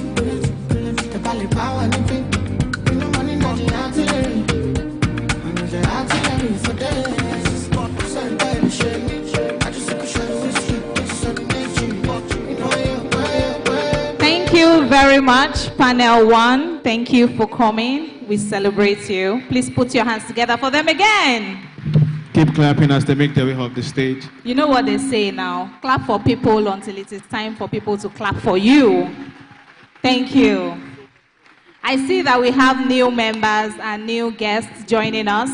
So for those of you that came in while the panel's conversation was going on, my name is Sheung Benedict, and we are saying thank you so much for coming to the Colloquium 2024. There was something we did before you came in. We crafted our own call and response for this event. So when I say the Colloquium 2024, your response is emerging finance leaders. Emerging finance leaders. So we are going to do that very quickly.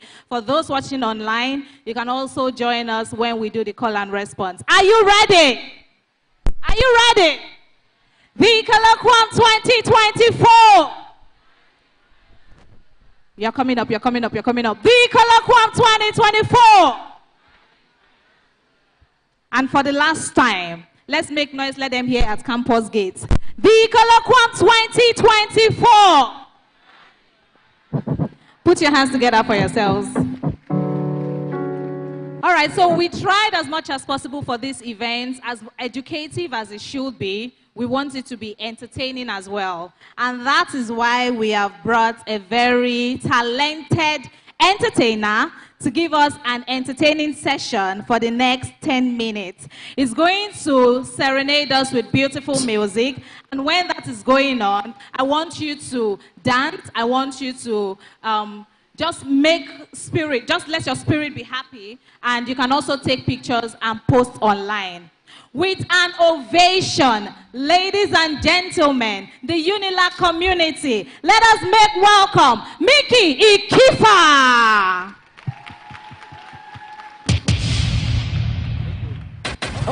Okay.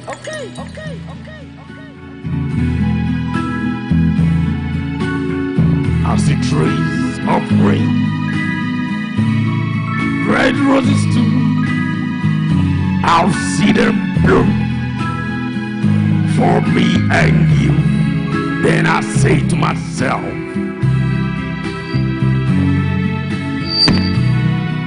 wonderful world.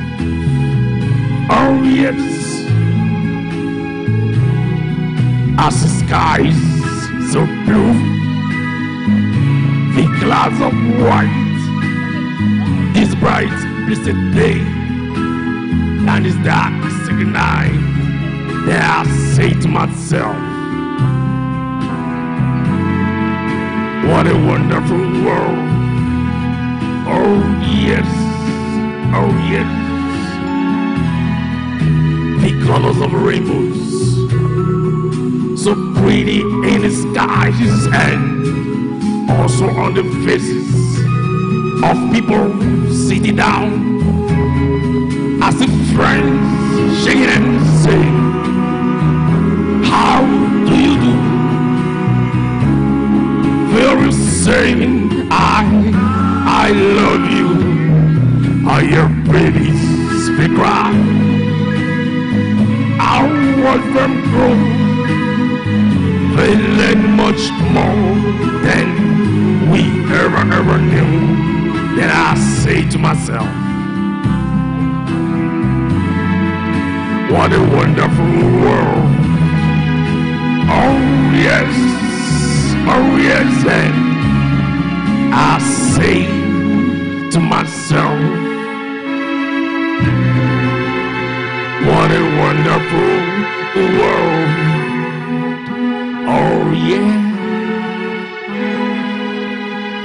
Yeah, that one was for the wonderful panelists and the participants, you know.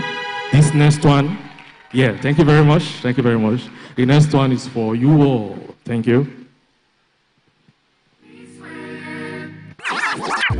Make me sweat, make me holler, make me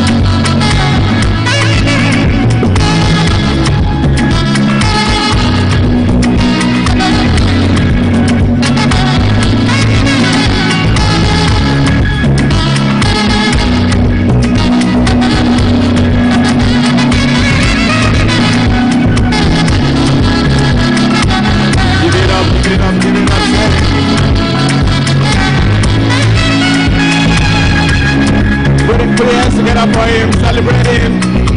Thank you so much. Thank you so much. That was amazing. That was amazing.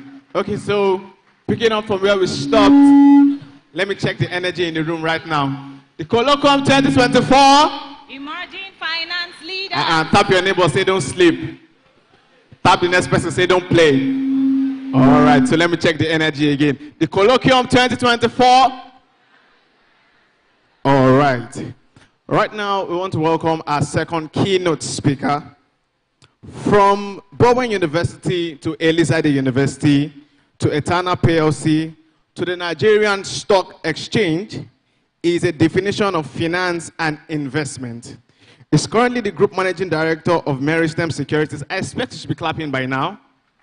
He's currently the Group Managing Director of Meristem Securities Limited and Chairman of eTransact International PLC. Mr. Oluwole Abegunde, ladies and gentlemen, please put your hands together for him. You're welcome, sir. Let's keep clapping. Let's celebrate him until he makes it. City of Ibadan in 1987 with a degree in agricultural economics. He also studied business administration at the University of Ilorin and obtained a master's in business administration MBA degree in 1990. He is a fellow of the Chartered Institute of Stockbrokers and authorized dealing clerk of the Nigerian Stock Exchange. He started his career in the International Tobacco Company, formerly Philip Morris, Nigeria. Subsequently, he worked in the marketing division of Unilever PLC as brand manager, soft and industrial detergent. He veered into the finance industry in 1991 when he joined Afribank Nigeria PLC, where he trained and worked as a credit officer. He also worked with Emerald Finance and Investment Limited and Reward Investments and Services Limited, where he trained and qualified as a stockbroker in 1996. He has had training in finance and business management from the New York Institute of Finance and Harvard Business School. He was appointed General Manager of the Investment Center Limited, an investment subsidiary of Broadbank Nigeria Limited, in 1999, from where he joined Nile Bank PLC in the year 2000. While in Nile, he was seconded to Nigerian Stockbrokers Limited, NSL, the stockbroking subsidiary of the bank, and later returned to the Capital Markets Group of the bank to handle fund management responsibilities. Oluwole Abegunde became the Managing Director, Chief Executive of Meristem Securities Limited in August 2003, and is now the Group Managing Director. Meristem Securities Limited was licensed by the Securities and Exchange Commission as a broker-dealer, issuing house and fund manager and dealing member of the Nigerian Stock Exchange. Subsidiaries of Meristem Wealth Securities include Meristem Registrars and Probate Services Limited, Meristem Wealth Management Limited, Meristem Trustees Limited, Meristem Stockbrokers Limited, Meristem Capital Limited, and Meristem Finance Limited. He currently serves as the chairman of eTransact International PLC and Integrated Dairies Limited, makers of Farm Fresh Yogurt. He was the Pro-Chancellor and Chairman Council of Bowen University for 6 years and serves as a council member of Elizade University. He served as a board member of Itana PLC and a council member of the then Nigerian Stock Exchange for 2 years. Please welcome to the Colloquium 2024, Oluwole Abegunde.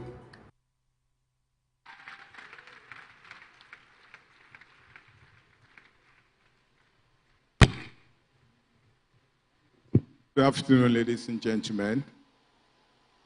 I want to thank you for this opportunity to be here with you this morning. But before I begin, let me observe the protocols. I acknowledge the Vice Chancellor, I believe in Acacia, the management, faculty, and staff of University of Lagos, fellow speakers and panelists, leadership and members of the Investment Society, University of Lagos, students, the press, and I will also ask for your kind permission to acknowledge a friend of mine who works in University of Lagos that has honored me by coming to sit with me here, Adiola Kiyeye.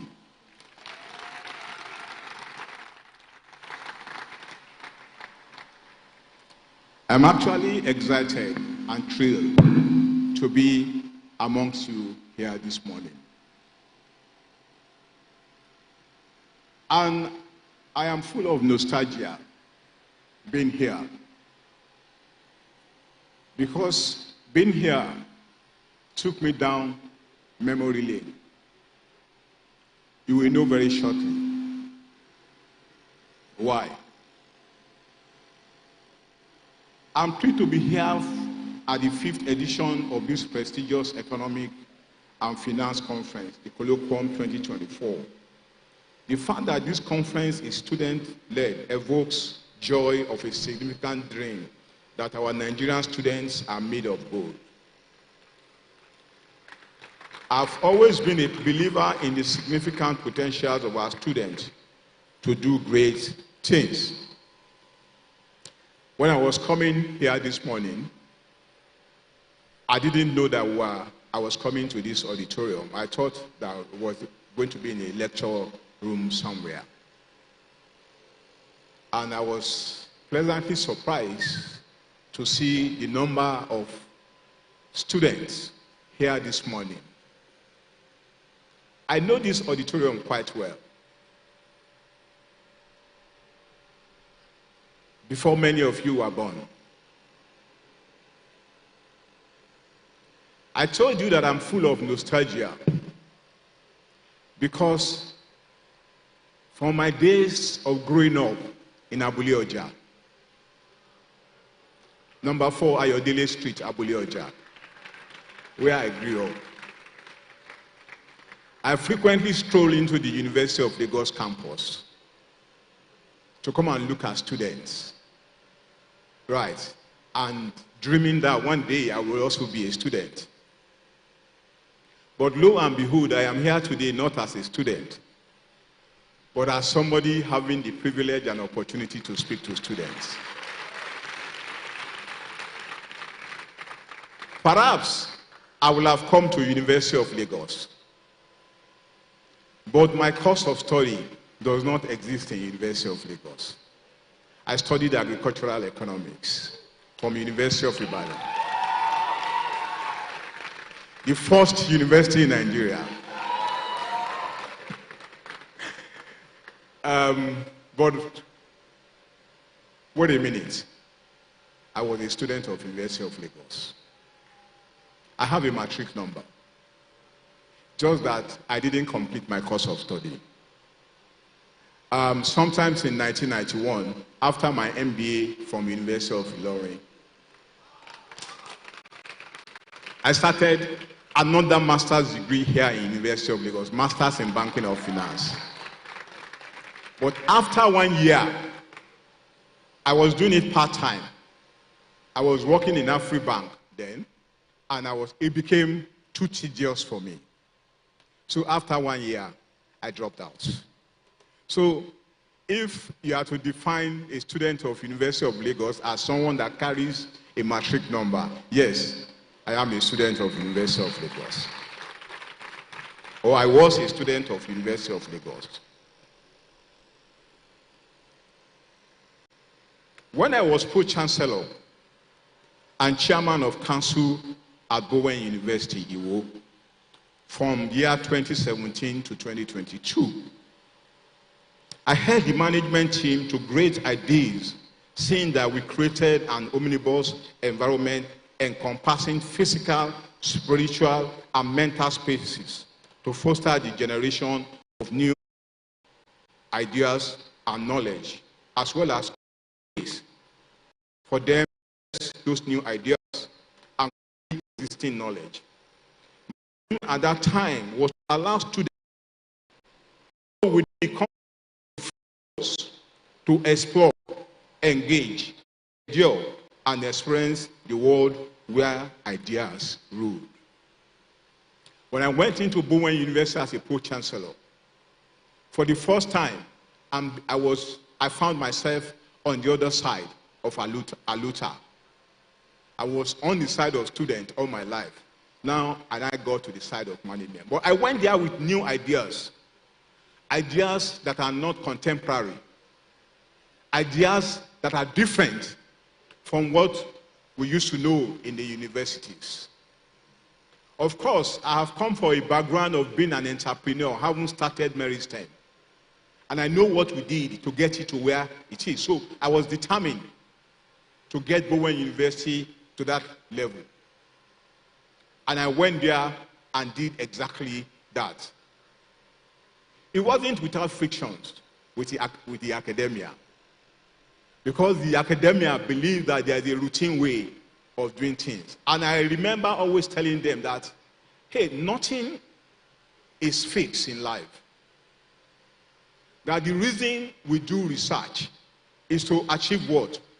To come up with new things. And I remember the academics then will now always tell me that, oh, this is not how we do it in Ife. Oh, this is not how we do. And I'll say, look, this is not Ife. Neither is it Ibadan. This is Bowen University. And we're going to do our own things differently. And as you go into the world, I want you to have that mindset. Do your own things differently. Don't be a copycat. If you want to be successful in life, do your own things differently. And that is why we say ideas rule the world, not copying. Because the person you are copying, you are not likely to be able to do it better than him. He is the originator. It is therefore a joy for me to be here to share my thoughts as we kickstart interesting conversations around the broad theme of navigating the new frontiers of finance, capital raising, sustainability, and inclusion.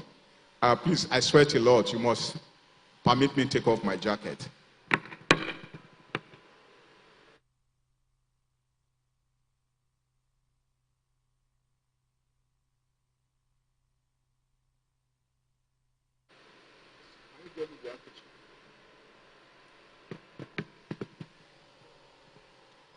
My initial response to this theme stems directly from the outcome of our strategy section, or our strategy meeting, which led to the coinage of 3 specific and directed words that capture the net phase of our journey of 20 years as a firm. And the words are disrupt, differentiate, and dominate.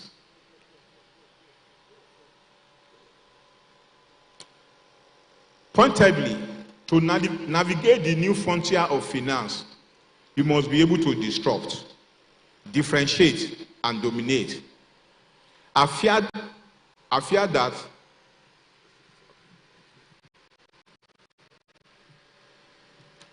that organizations that cannot do this may not even see the next 5 years. Our environment is so dynamic today. Things changes every minute. If you go to a slot to go and buy a new handset, before you get back home, they have released another version. Or there is a software update. So you cannot afford to remain at the same place. The world will leave you behind.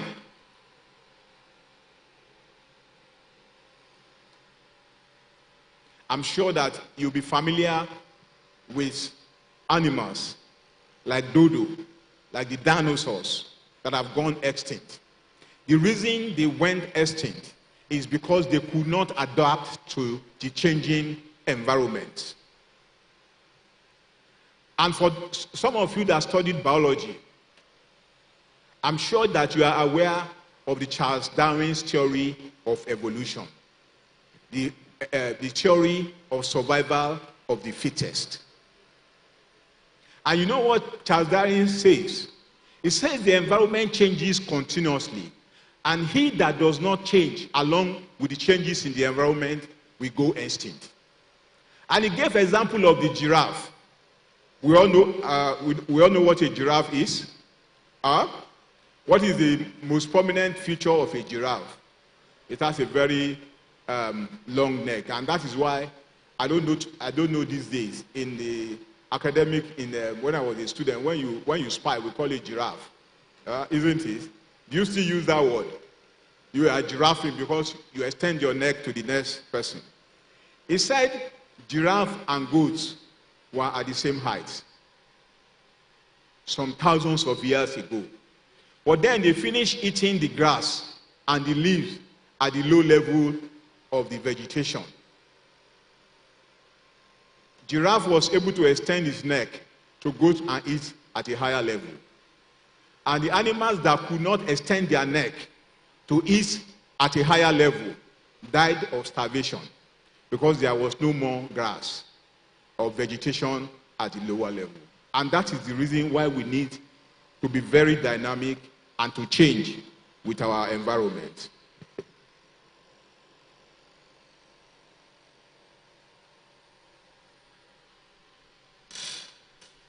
For us to adapt quickly to our environment, we must be attuned to what is happening in the environment. If you are separated from the environment, you will not know what is going on in the environment. And therefore, you must expose yourself to the environment. You must read widely. And reading widely requires you going beyond social media. Read research, read development, global development all over the world. Absolutely, I agree that a new paradigm is upon us. And I do not just mean the possibilities and affordances of emerging technology, e.g. artificial intelligence, cognitive computing, robotics, machine learning, blockchain, etc., which are quite significant, but also a different emerging generation, the Generation Z. This generation, and I speak frankly about this, has a different work ethic and life disposition. And jokingly, I tease them, and we have many of them at Meristem Securities Limited. In fact, about 80% of our workforce is Gen Z. I tease them with the words, please, your requests are affecting my mental health. My mental health is important to me too. They usually laugh about it, but I agree with them on many fronts. I still have my reservation about others.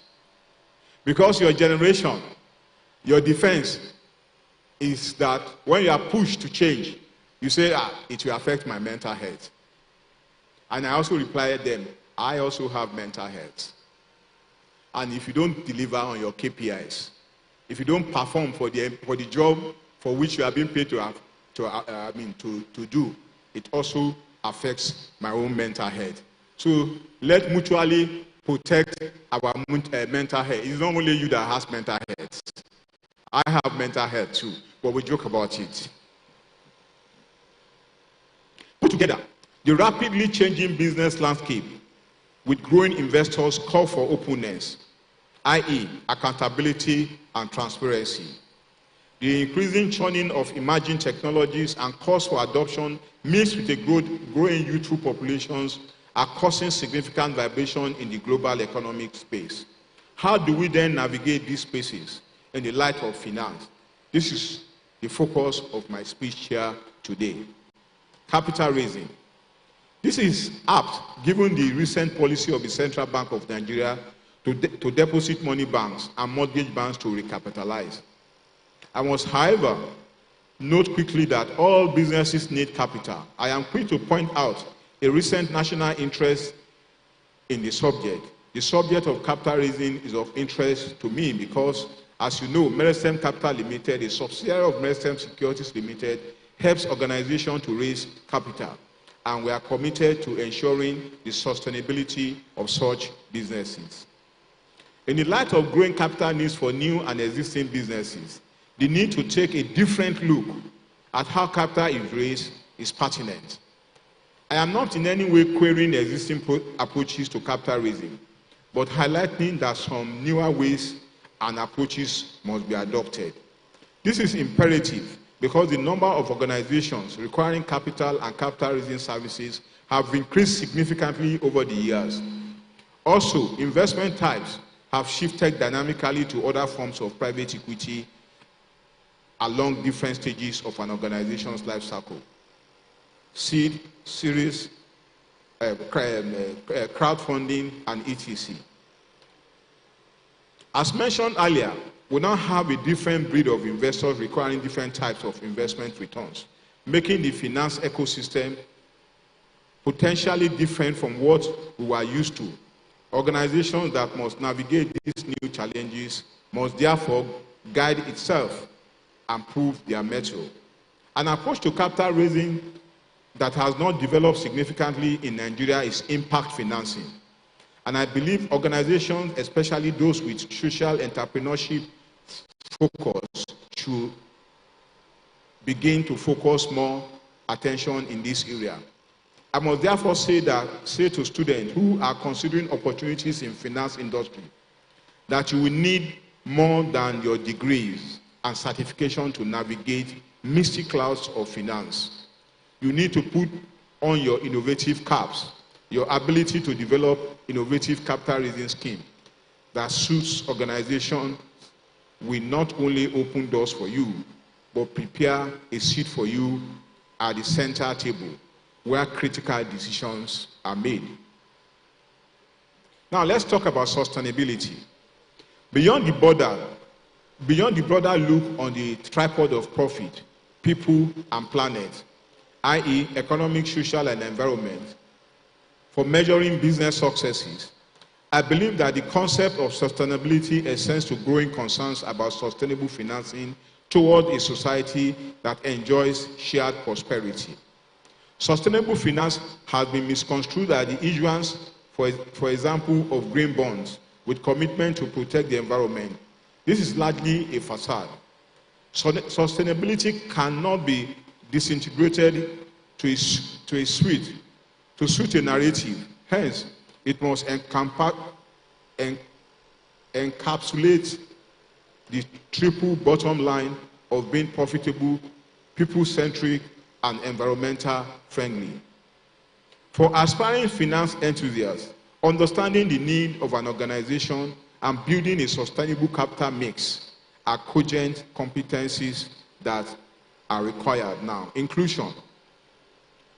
More comprehensively, the concept of diversity equity, and inclusion, as global subject has questioned existing knowledge and continue shaping conversation in many ways. I understand that the focus of conclusion at this conference is gender-based, and this is fine. However, we must understand that there are many other aspects of significant differences that need to be harmonized. For example, racial discrimination is still significantly prominent even in the political.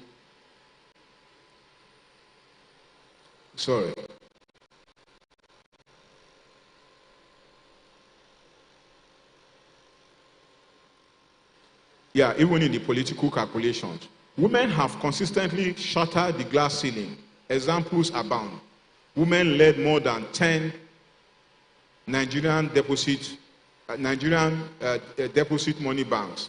Additionally, there are many women-led focused businesses, such as Money Africa, led by Oluwatosin Olasayinde, and Harvest, led by Sholakwe Akinpelu, who is an alumni of Meristem.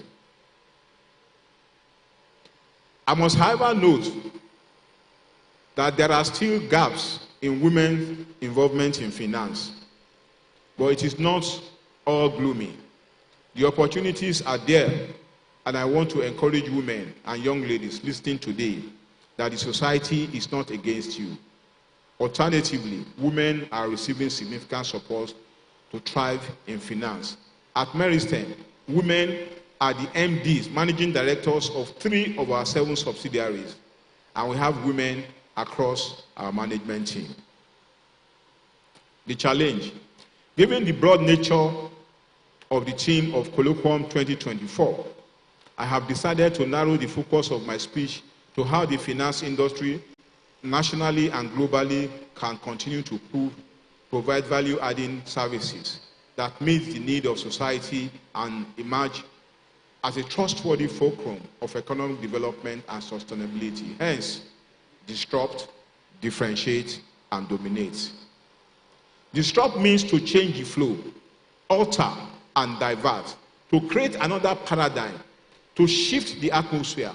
At Meristem, we see it as creating our own cube through creativity and innovation. Before others realize what we have done or what has happened, we are ahead of the curve. Why is this so important? I mentioned some actors and factors that shape finance, governance, technology, and people, amongst others. With a good combination of these actors and factors, it is easy to become complacent with success and not strive for greater success. We all know the stories of BlackBerry and Nokia. Today, these organizations were shaped by disruption within their own industry. We continue to differentiate by offering products and services that set us apart, as well as we lead the path. Differentiations entails a deliberate effort to do things differently, to highlight significant differences in value offerings. We do this most importantly by our attitude to client-centric service offering, which we call clientocracy. That is, government of the client, by the client, for the client, as a point of our core values. Thirdly, to dominate is a natural result of commitment to disrupting the landscape and differentiation. However, we believe in forging continuous partnership. As is popularly said, there is no king without subject. Also, there is no leader without followers. While we agree that we lead, others follow, we commit to high industry leadership standard that set the stage for others to follow. For example, in 2014, we in Meristem changed the landscape of stockbroking in Nigeria with our MeriTrade app, which allows you to trade Nigerian stock from the comfort of your room. Similarly, over the years, we have continued to provide leadership in many areas, such as our Meristem Talent Program, MSP, which is a conduit for developing competence and capacity that serves the finance industry locally and globally. I'm sure that some of you will be aware of the Meristem Talent Program. Every year, we recruit fresh graduates from across all disciplines, science, arts, business, that we train for 1 year in investment banking and finance, and we then subsequently employ them if they are successful through the training program. Everyone here is free to apply to Meristem for that program. At Meristem, we rely on the paradox of success to continue to push our way through as we deliver optimal value to our valued clientele base.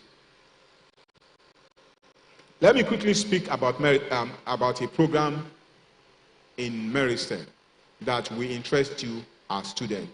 We call it MORE. MORE, M-O-R-E, which stands for Meristem Orientation for Rising Entrepreneurs. We have built a platform that allows young people to take advantage of the offering in investment and entrepreneurship. MORE by Meristem is a free-to-use, youth-focused investment and entrepreneurship platform exclusively developed by Meristem Securities Limited.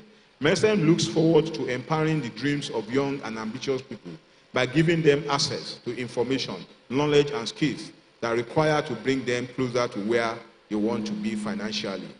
We have kicked off with 2 pathways: 1, investment, and 2, entrepreneurship, with a focus on empowering the dreams of Nigeria youth.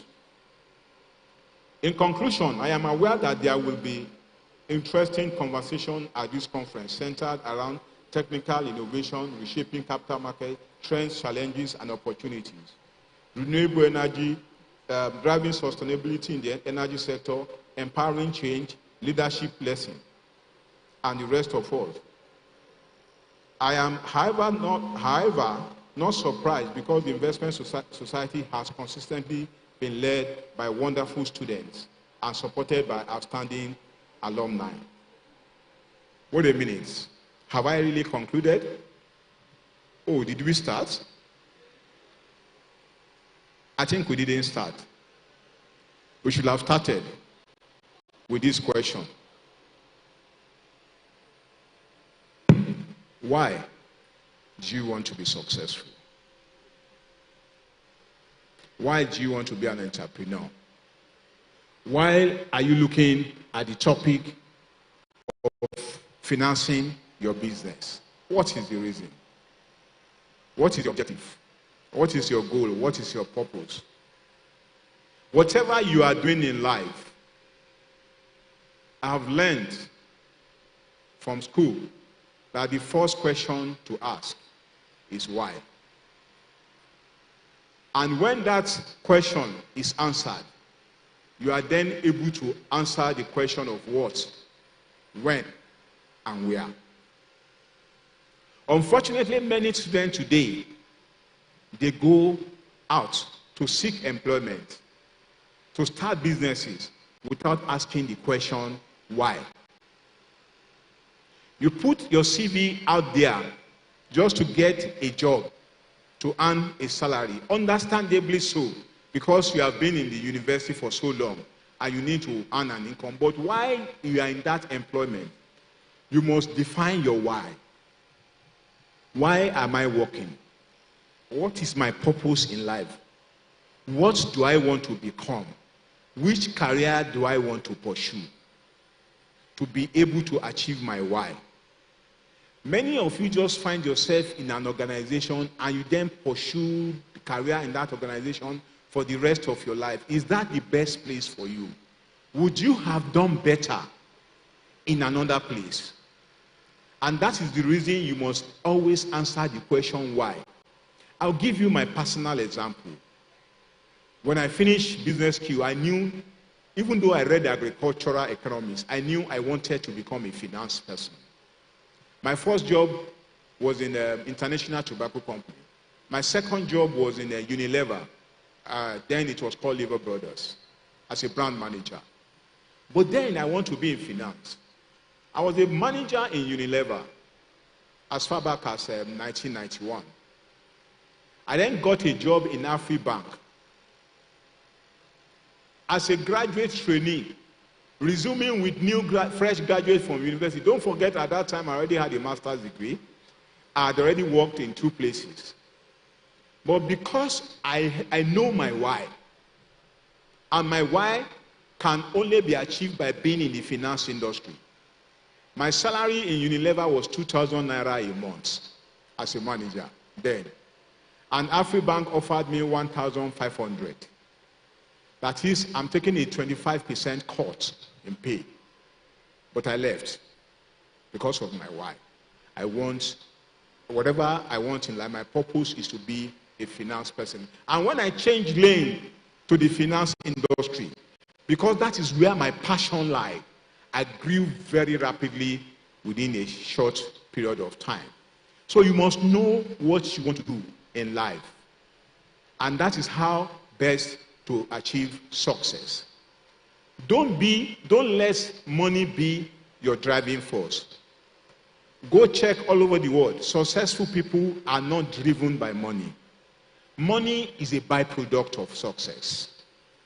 You must pursue something that will make you successful, and money will automatically come. If you continue to pursue money, either of 2 things will happen, and neither of these 2 things will ensure success. It's either that you make the money and you abandon your purpose, or you don't make the money, you get frustrated and you give up.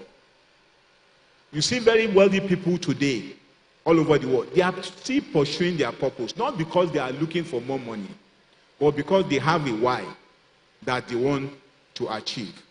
On this note, I want to say thank you for this opportunity to speak to you.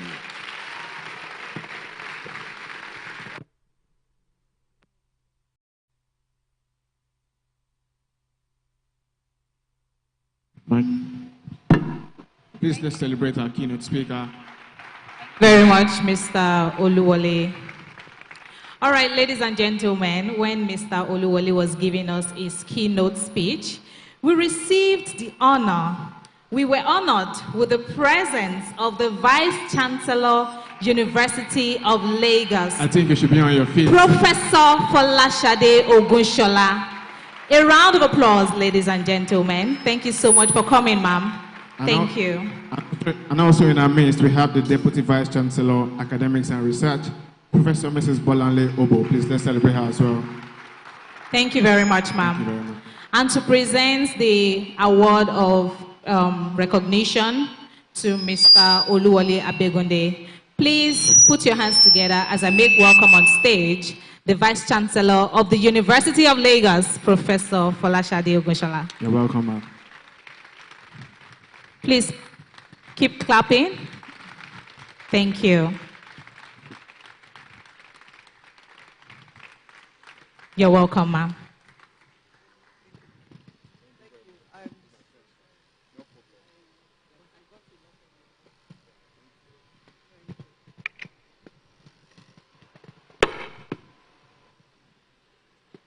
On behalf of our investment society, this is an award of appreciation. Oh, okay. This is an award of appreciation to you for your insights and expertise as a keynote speaker at the Colloquium 2024. I have to add a few words. Towards the end, you talked about something that's very passionate for me, and I hope the students took this away. You don't chase money. You chase your why. You chase your purpose, and money follows.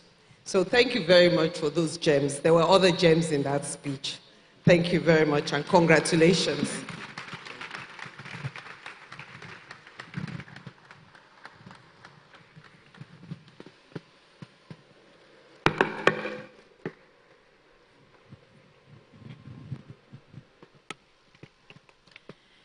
Distinguished students of the University of Lagos community, the first 5 persons to take a picture right now and post on their Instagram and mention the official handle of the conference organizers. I will give expo to those that arrived early. Some people arrived on time. We already told them the official handle is not on the screen, thank God. So if you take a picture right now and post it on your Instagram, mention the official handle of the conference organizers. We have something very special for you. Mr. DJ, please give me some beats. ASAP. Okay, so while that is going on, while people are taking their selfies, their pictures, the things they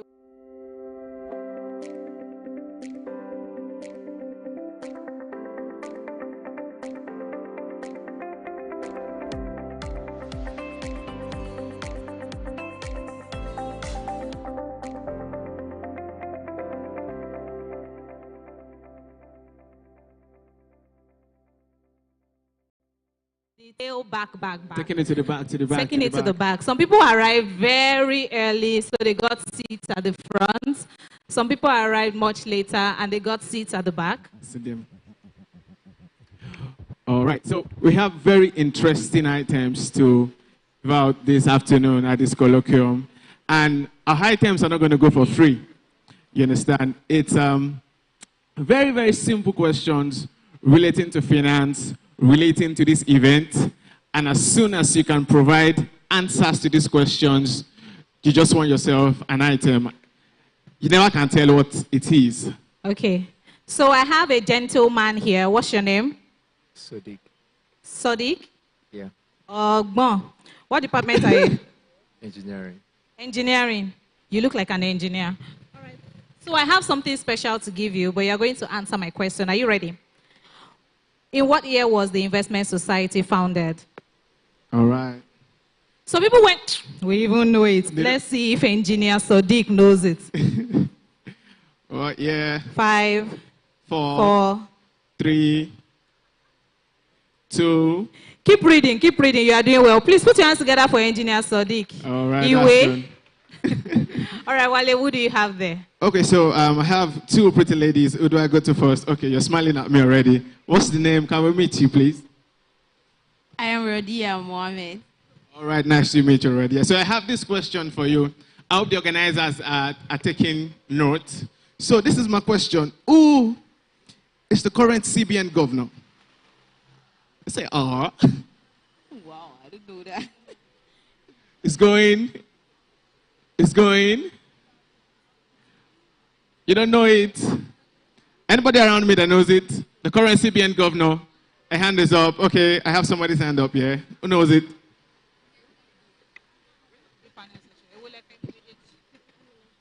Yemi Cardoso. Yemi Cardoso. Please, can we put hands together for her? She's correct. The current CBN governor is Olayemi Cardoso. So she has won for herself a very special gift on behalf of one of our sponsors. Can the organizers take notes? Miriam Aminat. What's her name again? Please, what's your name? What do you say? Olawumi. Olawumi what? Azi Olawumi. Please, organizers, take notes and make sure she gets her gift. Thank you. So Azim has won something. Olawumi has won something. I have someone to my right here. She looks very calm, very, very elegant, very beautiful, and very ready to take over the finance and investment industry. Good afternoon. What's your name? Don't be shy now. Alima. Ademaki. Alima. Alima. What department are you? Yes? What did you say? What department are you? Cell biology. Huh? Cell biology and genetics. Okay, so Halimat, my question to you is, the first keynote speaker at the Colloquium 2024, her name is Mrs. Ibukun Awoshika. She hosts an international leadership women conference every year outside Nigeria. Where does the event take place? She holds a conference every year outside Nigeria. Where does this conference take place? 5, 4, 3, 2, 1. So we'll do something. Is there anybody that wants to help Halima? Men want to help Halima. Men mounts. Men mount. Men mounts. Okay, so because it is a women conference, I will let a woman take the bonus. You say? You say waiting. I can't hear you. Speaking loud. Okay, so before Unilag community will beat me, I cannot fight. You want to attempt. So where does this conference hold? Abuja. FCT. I said outside Nigeria. What have you done? Okay, we have another man. Dubai. All right, he said Dubai. Please celebrate him. All right, put your hands together for him, please. I have somebody here. What's your name? Sorry, Wale. Okay. Olakunle Samuel. Okay, so organizers, Olakunle Samuel has won a gift on behalf of the Investment Society, a gift by our sponsors. Please help us to redeem his gift. Wale, over to you. All right, I have a gentleman here beside me. He's sitting like an investor. Who is taking them? How are you, young man? What's the name? Kenny. Kehinde. Kehinde what? Salam. Salam Kehinde. What department are you in? Accounting. Accounting department. What level? Year 2. Year 2. All right, Kehinde from accounting department, year 2. Now, I want to believe that you will not put your HOD to shame. Amen? Amen. It's a very simple question. Who is the Minister for Finance for the Federal Republic of Nigeria? Your HOD is looking at you right now.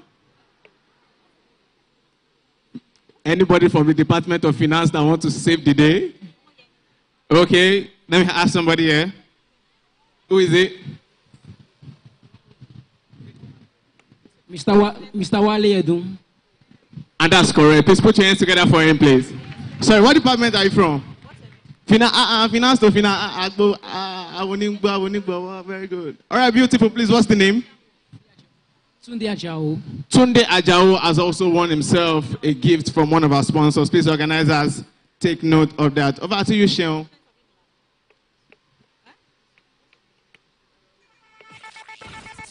Okay, I have Oreolua from accounting. I like that we are holding accounting people. They cannot disgrace the faculty here today. When we started this event, because you are sitting in front, I can tell that you arrived early.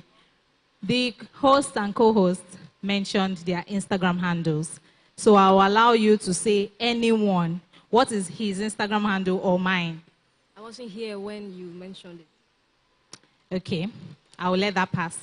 What was the theme of the first panel conversation?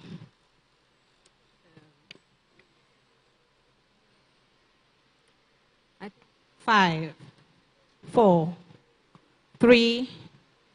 Technology in the capital markets, challenges. No.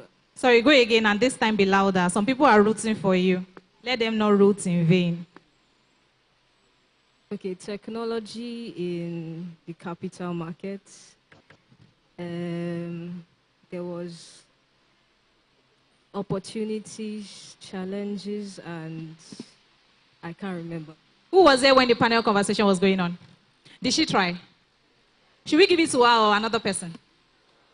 You say? If I decide not to give it to her, what will you do? All right, congratulations, Orolua. Please celebrate her. All right, beautiful. So let me take one more from somebody here.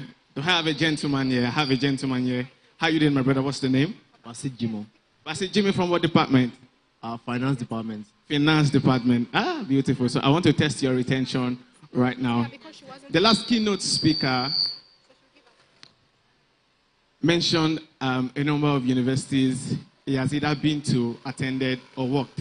He mentioned not at least, minimum mentioned 3. So I want you to mention 2. University of Ilorin and University of Ibadan. University of Ilorin? Did he mention University of Ilorin? Did he mention University of Ilorin? These finance people don't want grill. Please put your hands together for him, please. All right, that's beautiful. Thank you so much. Please, what's the name again? Basit Jimo. Basit Jimmy, organizers, please do the needful. Thank you. Okay, we are going to continue this session in a couple of minutes. But before we ride on the giveaway session, an opportunity for people to win gifts from our sponsors. We're going to have the VC speech. She is the chief host for today. Okay, so she just stepped out. All right, but thank you, ma'am, for coming. Vice Chancellor, University of Lagos, thank you so much for coming and honoring us with your presence. Right about now, we are going to take this second panel conversation. All right, beautiful. So, introducing our panelists. First, we have Mr. Fadekunwayo Adeniyi, Consultant, African Adaptation Acceleration Program, African Development Bank Group. Please, let's put our hands together for him as he makes his way up. Sorry, media, please, let's play the audio for him, please. Can we have his audio played? Okay. Introducing Fadekunwayo Adeniyi, PhD, Renewable Energy and Climate Finance. Fadekunwayo Adeniyi is an expert in renewable energy and climate finance. With over a decade of experience working at the intersection of energy policy, sustainable development, and climate change mitigation. Currently serving as a consultant for the African Adaptation Acceleration Program at the African Development Bank Group. He provides strategic guidance to accelerate climate adaptation across the continent. Prior to his current roles, Adeniyi held positions at the Africa Center for Energy Policy, where he conducted research to develop off-grid renewable energy investor guides, and at Quent Global Energy Solutions, where he led successful bids for renewable energy projects worth over $6 million. His expertise also extends to climate finance mobilization, having drafted proposals that secured $11.6 million from the Clean Investment Fund for utility-scale renewable energy projects in East Africa during his time at the African Development Bank Group. Adeniyi holds a PhD in Development Studies from SOAS University of London and an MSc in Renewable Energy with distinction from Durham University and a BEng in Electrical and Electronics Engineering from the University of Plymouth. Please welcome to the Colloquium 2024, Fadekunwayo Adeniyi. All right, thank you so much. Next, we have Mrs. Adaobi Onoruka, Investment Director, ARM Arate Infrastructure Investment Limited. Introducing Adaobi Onoruka. Adaobi Onoruka is an investment director at ARM Harrods. She is an infrastructure investment professional with over 17 years of experience structuring bankable infrastructure projects, project development, and project management. Prior to joining ARM Harrods, she was the Chief Operating Officer at Genesis Energy Group, where she drove the strategic expansion of its operations across Africa. Adaobi also led the origination and contract management team at Nigerian Bulk Electricity Trading PLC, where she was responsible for administrating all its power purchase and sales agreements and negotiations of new contracts, among other responsibilities. She holds both a BSc in Electrical Engineering and a MSc in Electrical Power Systems Analysis and Design from Michigan Technological University, and has attended courses on Applied Business Dynamics, Systems Thinking, Developing and Testing Simulation Models for Scenario Analysis at RSBSS, and Utility Regulation and Strategy Training courses at PURC-UF Warrington. Please welcome to the Colloquium 2024, Adaobi Onoruka. Please, let's put our hands together for her as she comes up stage. Please keep clapping. Put your hands together. Let's celebrate her. You're welcome, ma'am.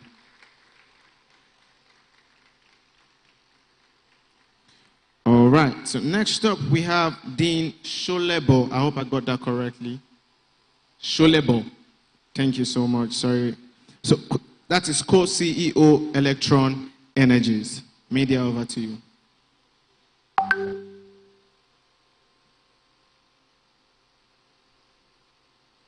Introducing Dean Sholebo. Dean Sholebo is a finance executive and entrepreneur, currently serving as the CFO and co-CEO at Electron Energy, With a robust background in corporate finance and investments, Dean has held pivotal roles at renowned organizations including Owando PLC, where he led capital raising and M&A activities as the head of corporate finance.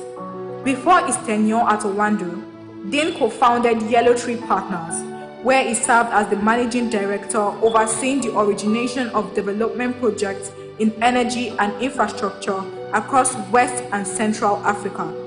Prior to his ventures in Africa, Dean spent a decade on Wall Street refining his skills as an energy and leverage banker. Dean holds an MBA in Finance and Strategy from Yale School of Management and a bachelor's degree from American University. Beyond his professional pursuits, Dean is deeply passionate about art and culture. Please welcome to the Colloquium 2024, Dean Sholebo. Please let's celebrate Dean Sholebo as he makes his way up. You're welcome, sir. We appreciate you for coming. Thank you so much. Next up, I have Daniel Adeoye, partner, Verod Capital. Media, over to you. Introducing Daniel Adeoye. At Verod, Daniel Adeoye serves as a partner. As a pioneer member of the principal investment practice, he has been with the company since 2009 and gained over 15 years of investment experience. Within Verod, Daniel holds membership in both the Management Committee and the Portfolio Advisory Committee. He is responsible for sourcing, evaluating, and finalizing new investments, while also playing a key role in executing Verod's value creation strategies and overseeing the performance of partner companies. Daniel's journey from analyst to partner has seen him deeply engaged in diverse areas such as fundraising, originating and executing deals, managing portfolios, enhancing value, and overseeing successful exits, guiding the team through the entire investment life cycle while honing the investment strategy. In that time, backing over 25 portfolio companies, achieving 12 exits, and raised over 365 million USD across 3 funds. Daniel also holds board positions in several companies and possesses a wealth of expertise in investing throughout Sub-Saharan Africa. Daniel holds a BA in Economics from Ahmadu Bello University and an MBA from Kellogg School of Management, Northwestern University. Daniel is a member of the Institute of Directors. Please welcome to the Colloquium 2024, Daniel Adeoye. All right, let's put hands together for Daniel Adeoye. You're welcome, sir. All right, our moderator for this panel session is Shola Fatimoju, Power and Gas Portfolio Advisor at Shell. Let's put hands together for him. Media, over to you. Introducing Shola Fatimoju. Shola Fatimoju is an energy professional with experience in finance and investment banking in Africa and Europe. Currently, Shola is an advisor within the power and gas portfolio at Shell, and also worked as an energy economics and a commercial advisor in gas and power operations. Before transitioning to the energy industry, Shola began his career in investment banking, first as a summer analyst at Bank of America Merrill Lynch, and later as an investment banking analyst at Vetiva Capital Management Limited. Shola holds a first-class bachelor's degree in economics from the University of Lagos and has passed both level 1 and level 2 of the CFA examinations. Please welcome to the Colloquium 2024, Shola Fatimoju. I think if you are clapping, you should be doing better than that. You're welcome, Mr. Shola. All right, for this second panel discussion, we'll be having it for the next 30 minutes. And I want you guys to sit back, relax, listen, learn, jot, be inspired, and just grab everything that this session has to offer you. So for the next 30 minutes, I'll leave you in the hands of our panelists and our moderator. You're welcome.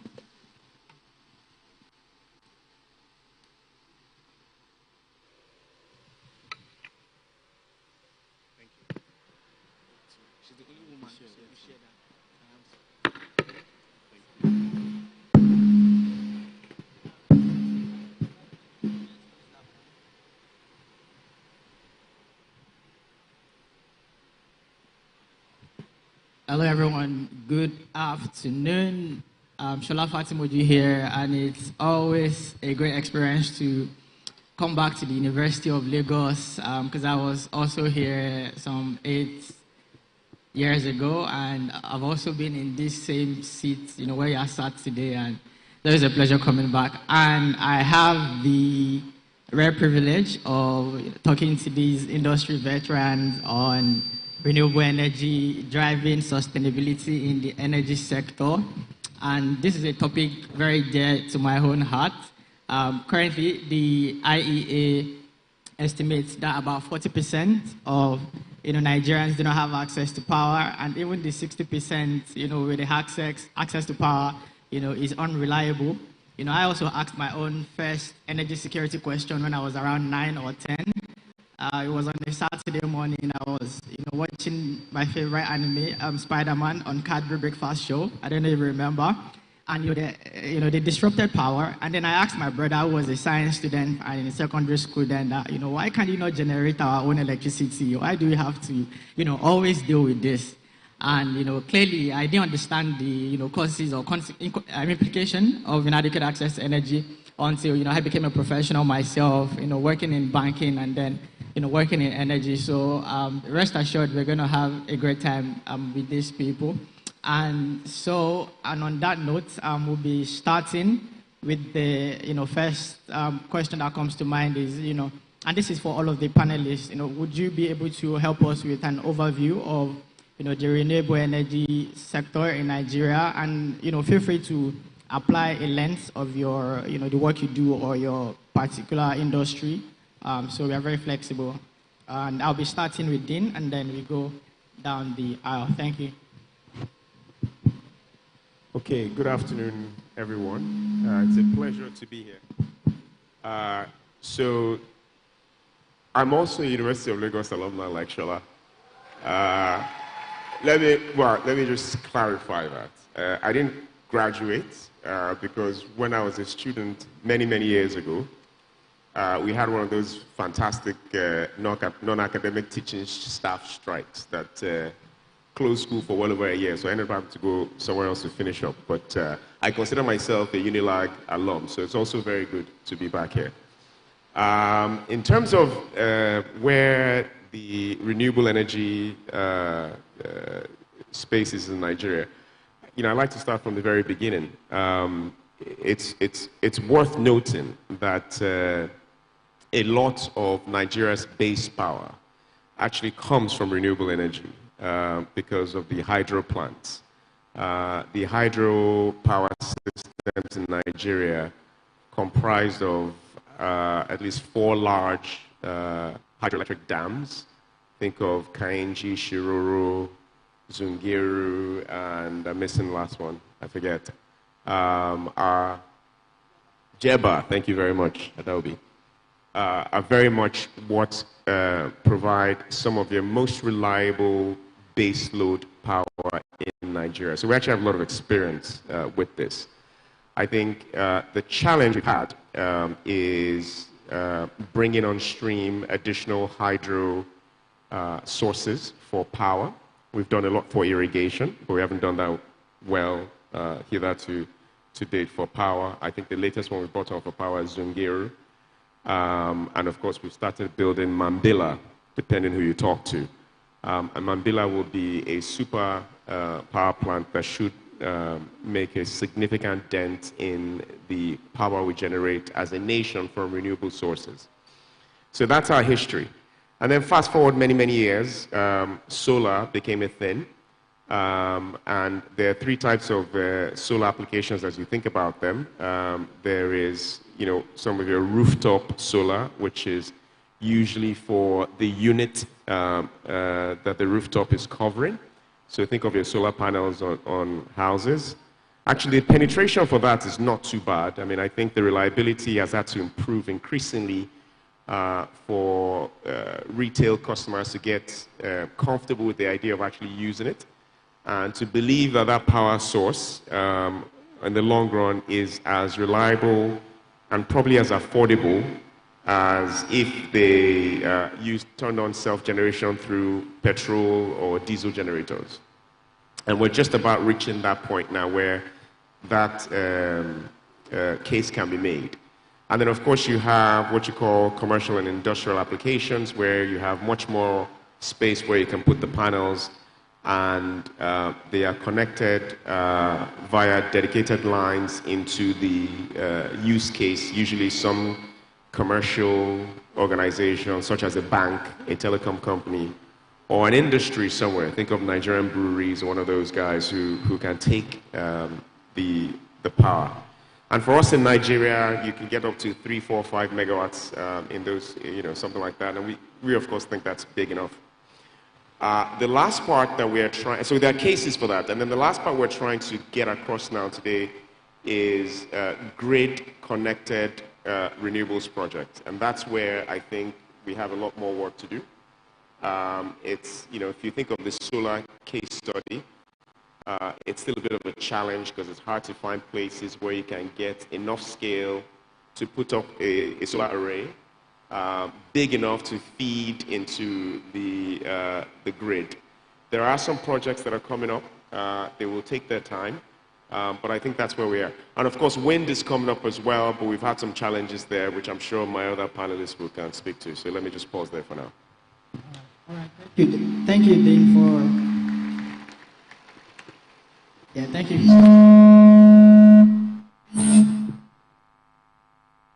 All right, so that was it.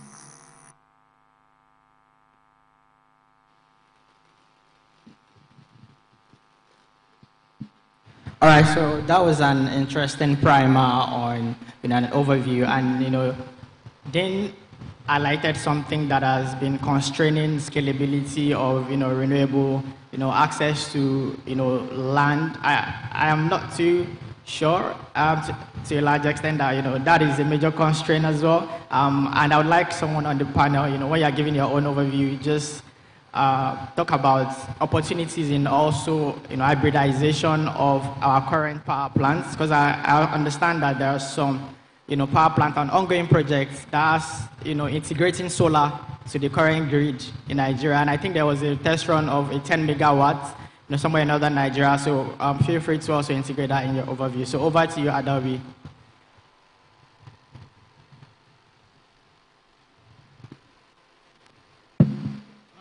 Thank you.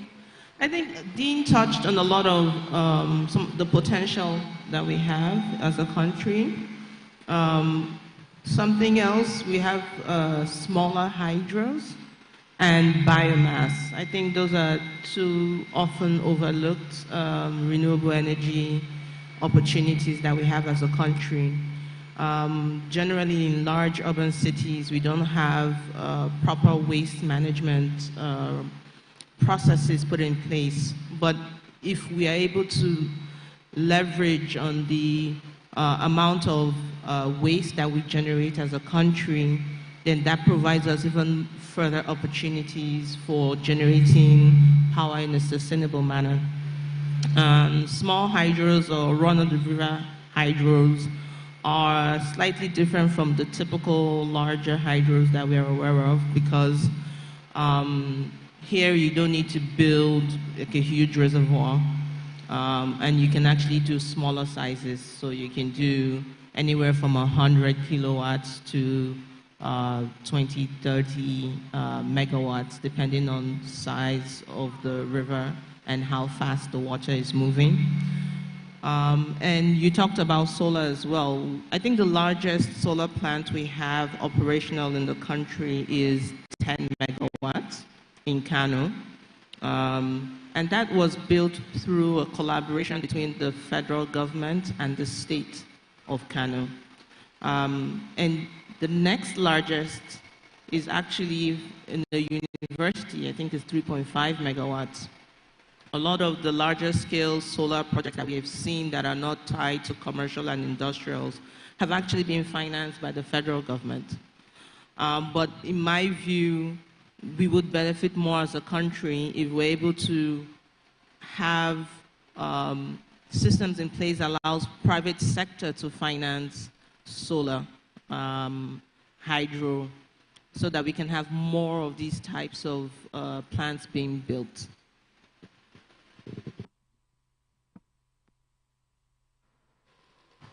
Hello. All right. Thank you, Ada, for that. So, please, can we give Ada a round of applause, please? So, over to you, Daniel. Just give us like an overview from an investor's standpoint. You know what you're seeing, what is detracting growth. Thanks. I think everyone is chasing cash for improving power to the grid and also generating independent power. Like we all know, I think Nigeria is the generator capital of the world. If you look at generators per capita, it's pretty much the highest in our market, essentially because the grid is not reliable. Solar generation is not enough. Biomass is underdeveloped, and wind basically doesn't exist. Now, the each thing is solar, right? And everyone is trying to raise capital to deploy solar assets. Now, the biggest problem we see is if you calculate the unit economics of setting up a solar plant, the prices are usually not right because essentially you are importing dollar assets, you are taking dollar loans, and you have to run a life cycle of 10 to 15 years. Now you have customers paying in Naira. So, you know, the Naira devalues by about 15% every other year, right? So technically, when you were doing the initial investment, if you thought your IRR was going to be 25%, this is a finance conference, right? So you all know what IRR means, right? Do you? Okay, good, very good, very important. If you calculate an IRR of 25% in dollar terms, and there's a devaluation, in less than 12 months, that IRR can go to 5%. Effectively, your money is gone, right? So most times, anybody that is deploying solar assets is always chasing the customer to reprice because of the dollar problem, right? Now, until we start producing solar inputs locally, this problem is going to persist. And I humbly say, it will be very, very hard to find any solar company actually making money, right? I can compete toe-to-toe with anybody on that because the economics doesn't work, right? If you look at the cost of power per kilowatt in Nigeria, it's too cheap, right? So even at 250 naira per kilowatt hour, it still doesn't make sense to invest, right? So from a no emotions point of view, the pricing should be in the region of about 1,000, but it will never work in Nigeria. So that's a fundamental problem, right? Where power is expensive, but the market is not ready to accept that fact. And until we accept that fact, we're still going to have the problems we're having where the grid continues to shut down, nobody wants to invest, or the only people that are investing will be like impact funds, where you know you're never going to make your money. So that's a big issue for us where the unit economics just doesn't work because of the market that we operate in. All right, thank you. Okay. Thank you, Daniel. Yeah, so Nii, please, you should also give us a bent of a DFI, you know, how you're looking at renewable energy investment on the continent. Okay. So maybe, first of all, I agree with what my fellow panelists have said. But perhaps before I talk from the DFI's perspective, let me talk about it from a private sector perspective, because I was actually in the private sector a while back trying to develop a utility scale solar project. So this is one of the on-grid ones that the panelists have mentioned. So this is a 50 megawatt solar power project. And we were doing this, I think, from about 2012, when the government set out a policy, or sort of a regulation/policy called the MITO, the Multi-Year Tariff Order, that essentially said, you know, if you come and invest in this generation infrastructure, it could be gas, solar, wind, we will pay you this specific amount per kilowatt hour you generate. So that document essentially got a lot of people to rush into the sector.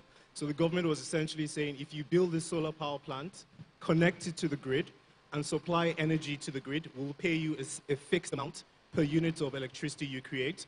And then one of the companies that was doing this I worked for, Quaint Global, and our project was in Kaduna.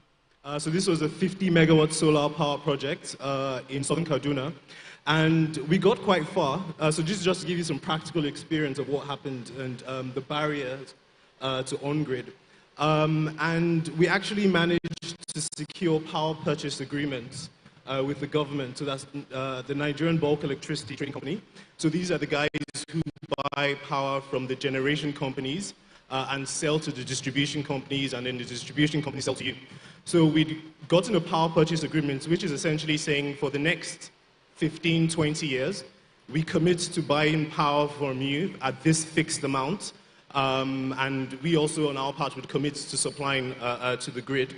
And, you know, we got very far, secured that power purchase agreement, but we couldn't reach financial close because our financiers had very specific worries, right? So, for example, with something that a fellow panelist has mentioned, if for example, we've invested maybe $64 million into a 50 megawatt solar power plant. We can't charge the government, or we can't charge you in dollars, right? We can only charge you in naira, and rightly so. But then, as he mentioned, if the naira is at 500 naira today, and or if the dollar is at 500 naira today, and then tomorrow it's at 1,500 naira. What happens is when you pay me in naira, and I'm trying to pay my my financiers in dollars, like 60% or 65% of the value of what I expected to get is already gone. So that investment already fails. So what our financiers were telling us is that we need to get certain guarantees, certain clauses in our power purchase agreement for them to finance it. And I'll mention very briefly two of those instruments. So the first one was the partial risk guarantee. The partial risk guarantee essentially was saying that once we give you this money to build this solar power plant, you build it, you sell electricity to the government, right? And then the government is not able to pay you back.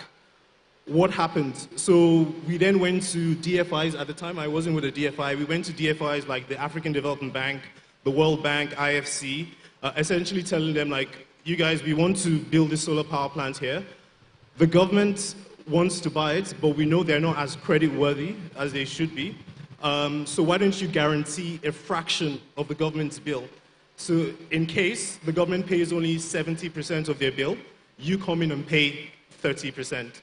Right? And the DFIs, is their job to support development in countries, so they're willing to do things like that. Right? So that was the first one, and we had the IFC was interested, the AFDB was interested. But then the second instrument, forgive me, the second instrument, which was key to making those, that project, or I think there were 14 of those large-scale solar projects. The second guarantee instrument was something called a PCOA, a put-call option agreement, right? This was essentially us telling the government that, you know, sign this so that if there's any issue with payments you can't pay, then you are forced to buy this asset from us at a specific price.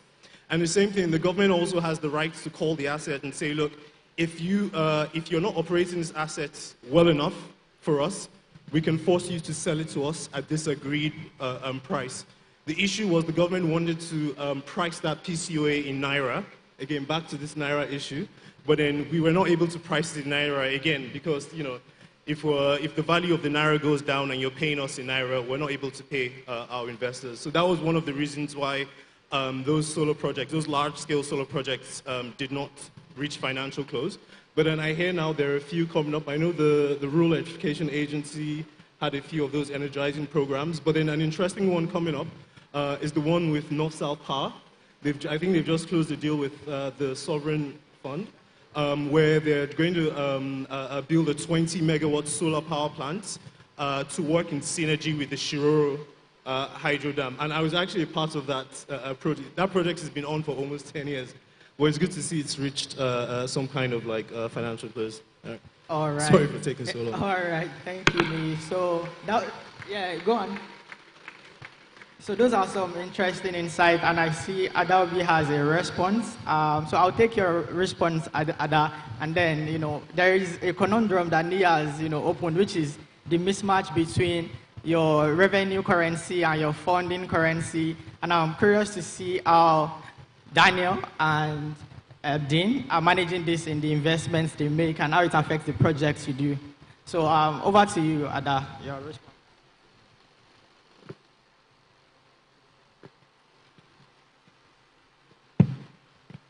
All right, I think maybe a bit of context is helpful for the audience with regards to the last speaker.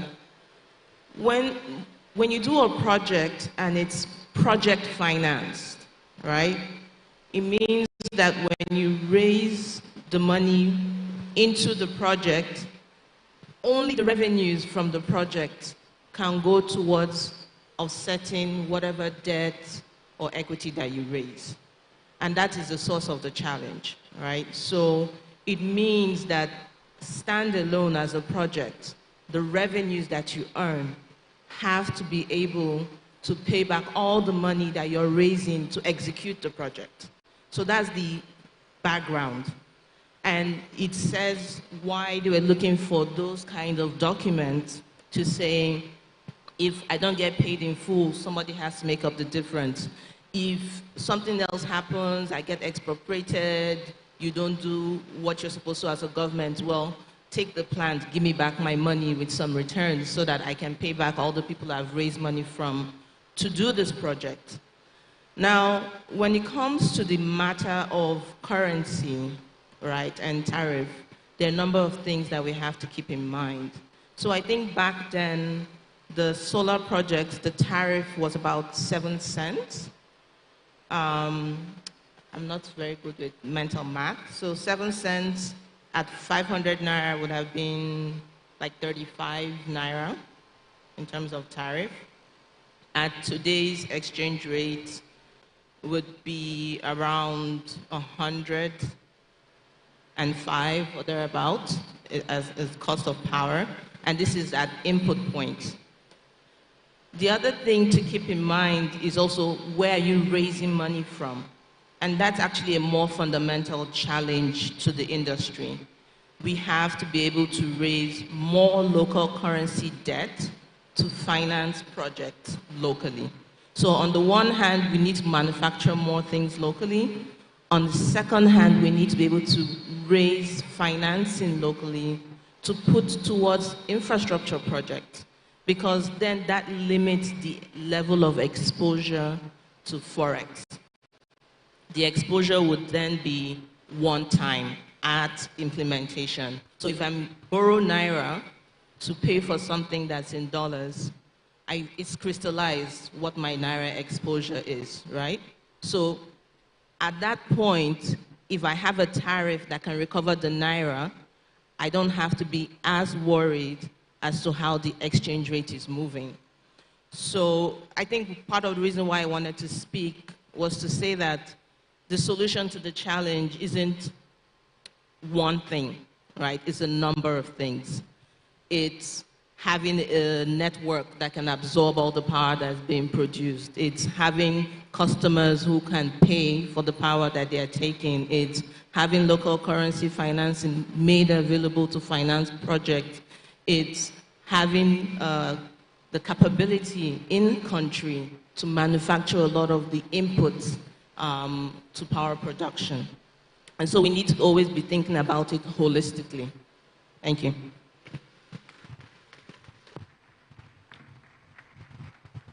Yeah, over to you. Oh yeah, so there are pockets of the market that does make sense. But again, investment advice, right? So you see people send out marketing decks. We're going to sell 1 million solar home systems, right? And then you run the numbers, and then you realize, look, based on this valuation, before you can actually make money, you need to sell 30 million solar home systems. Our market can definitely not take that, right? So, you know, like Ada said, if you find an operator with the right funding mechanism, operating in particular segments of the market. So like solar home systems, for instance. But the problem is there's always the local nuance, and I'll give you a practical example. So there's a company we're looking at selling solar home systems. They are sold about 100,000 SHS is. Now the problem is it is leased to own. So you pay an amount, and after 5 years you own the solar home systems.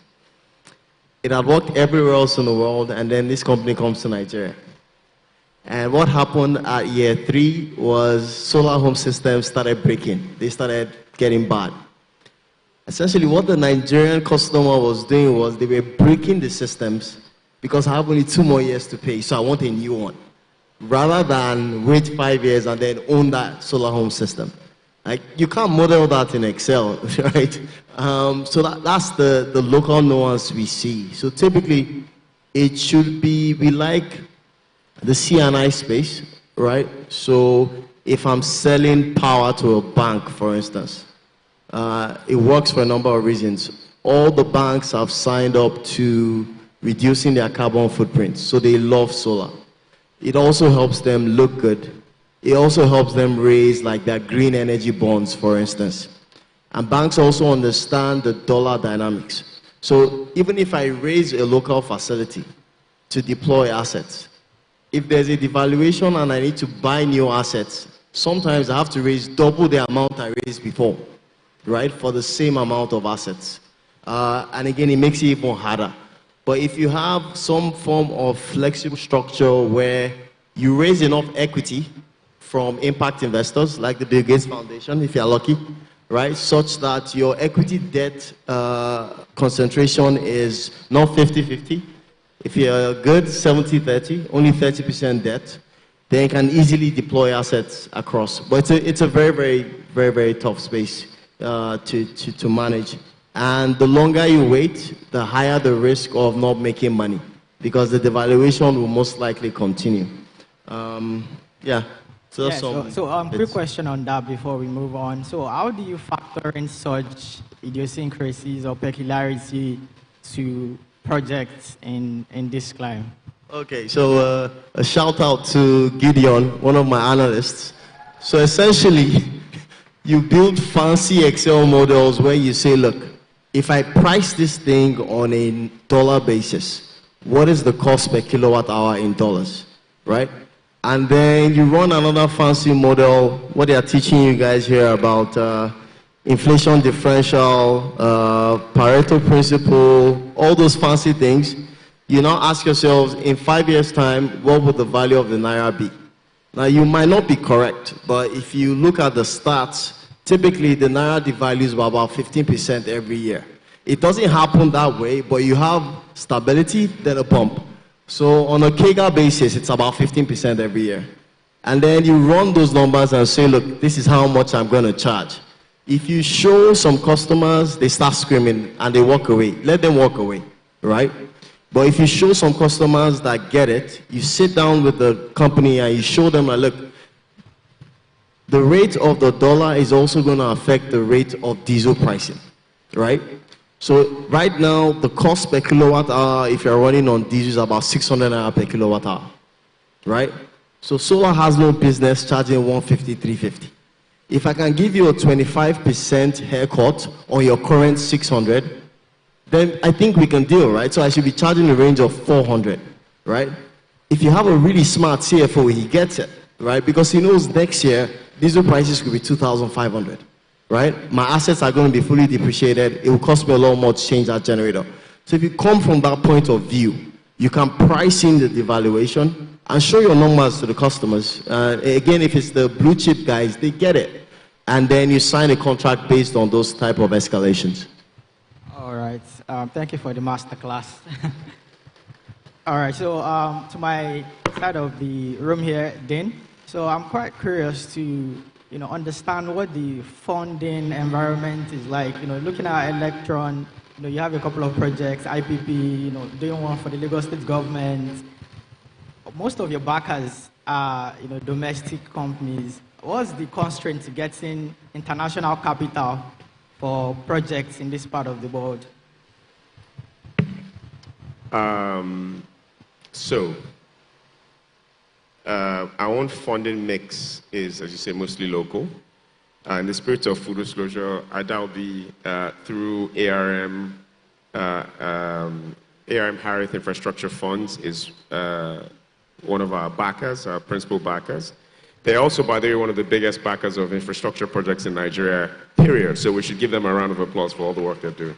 They are truly doing God's work. If you guys worry about infrastructure, there are actually companies out here, private equity capital out there, that are interested in the problem set and are committed to solving them in a way that, of course, that they make money. They're not doing it for free, but they're wonderful backers. So we seek out companies like this, right?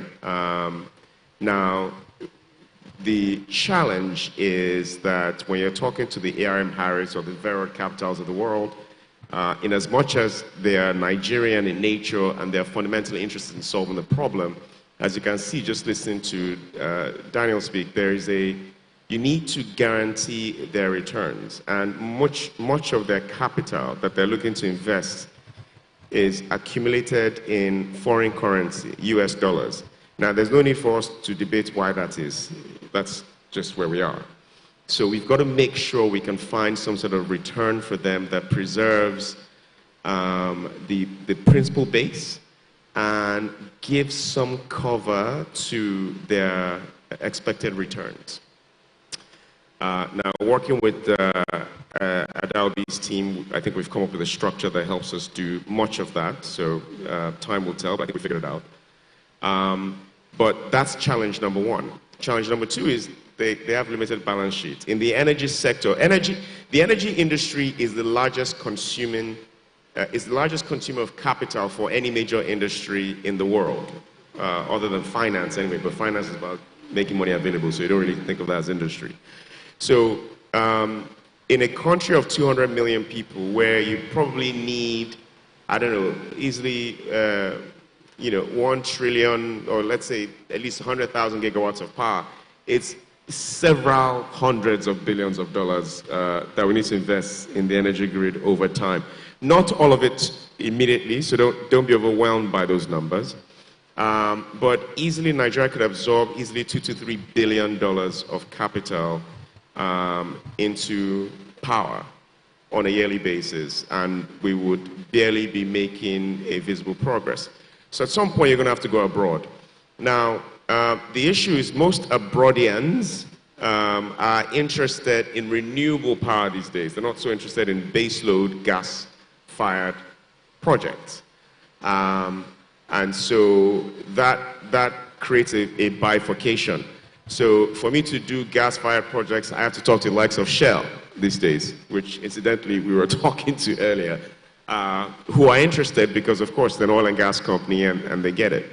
Or Total or any of these other companies that are strategically focused on gas-based industry.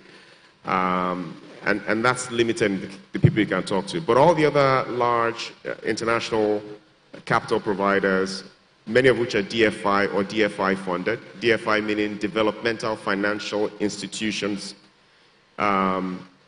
they are mostly interested in the green story, impact, sustainability, renewables.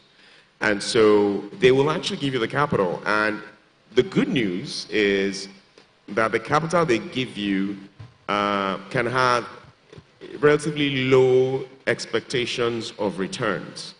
So if the average PE fund coming into Africa wants to make a high teens, somewhere between 15 and 20% IRR over time, these guys who are investing in renewable energy, they're happy to go with high single digits for a rate of return. If you give them 9%, they think it's fantastic.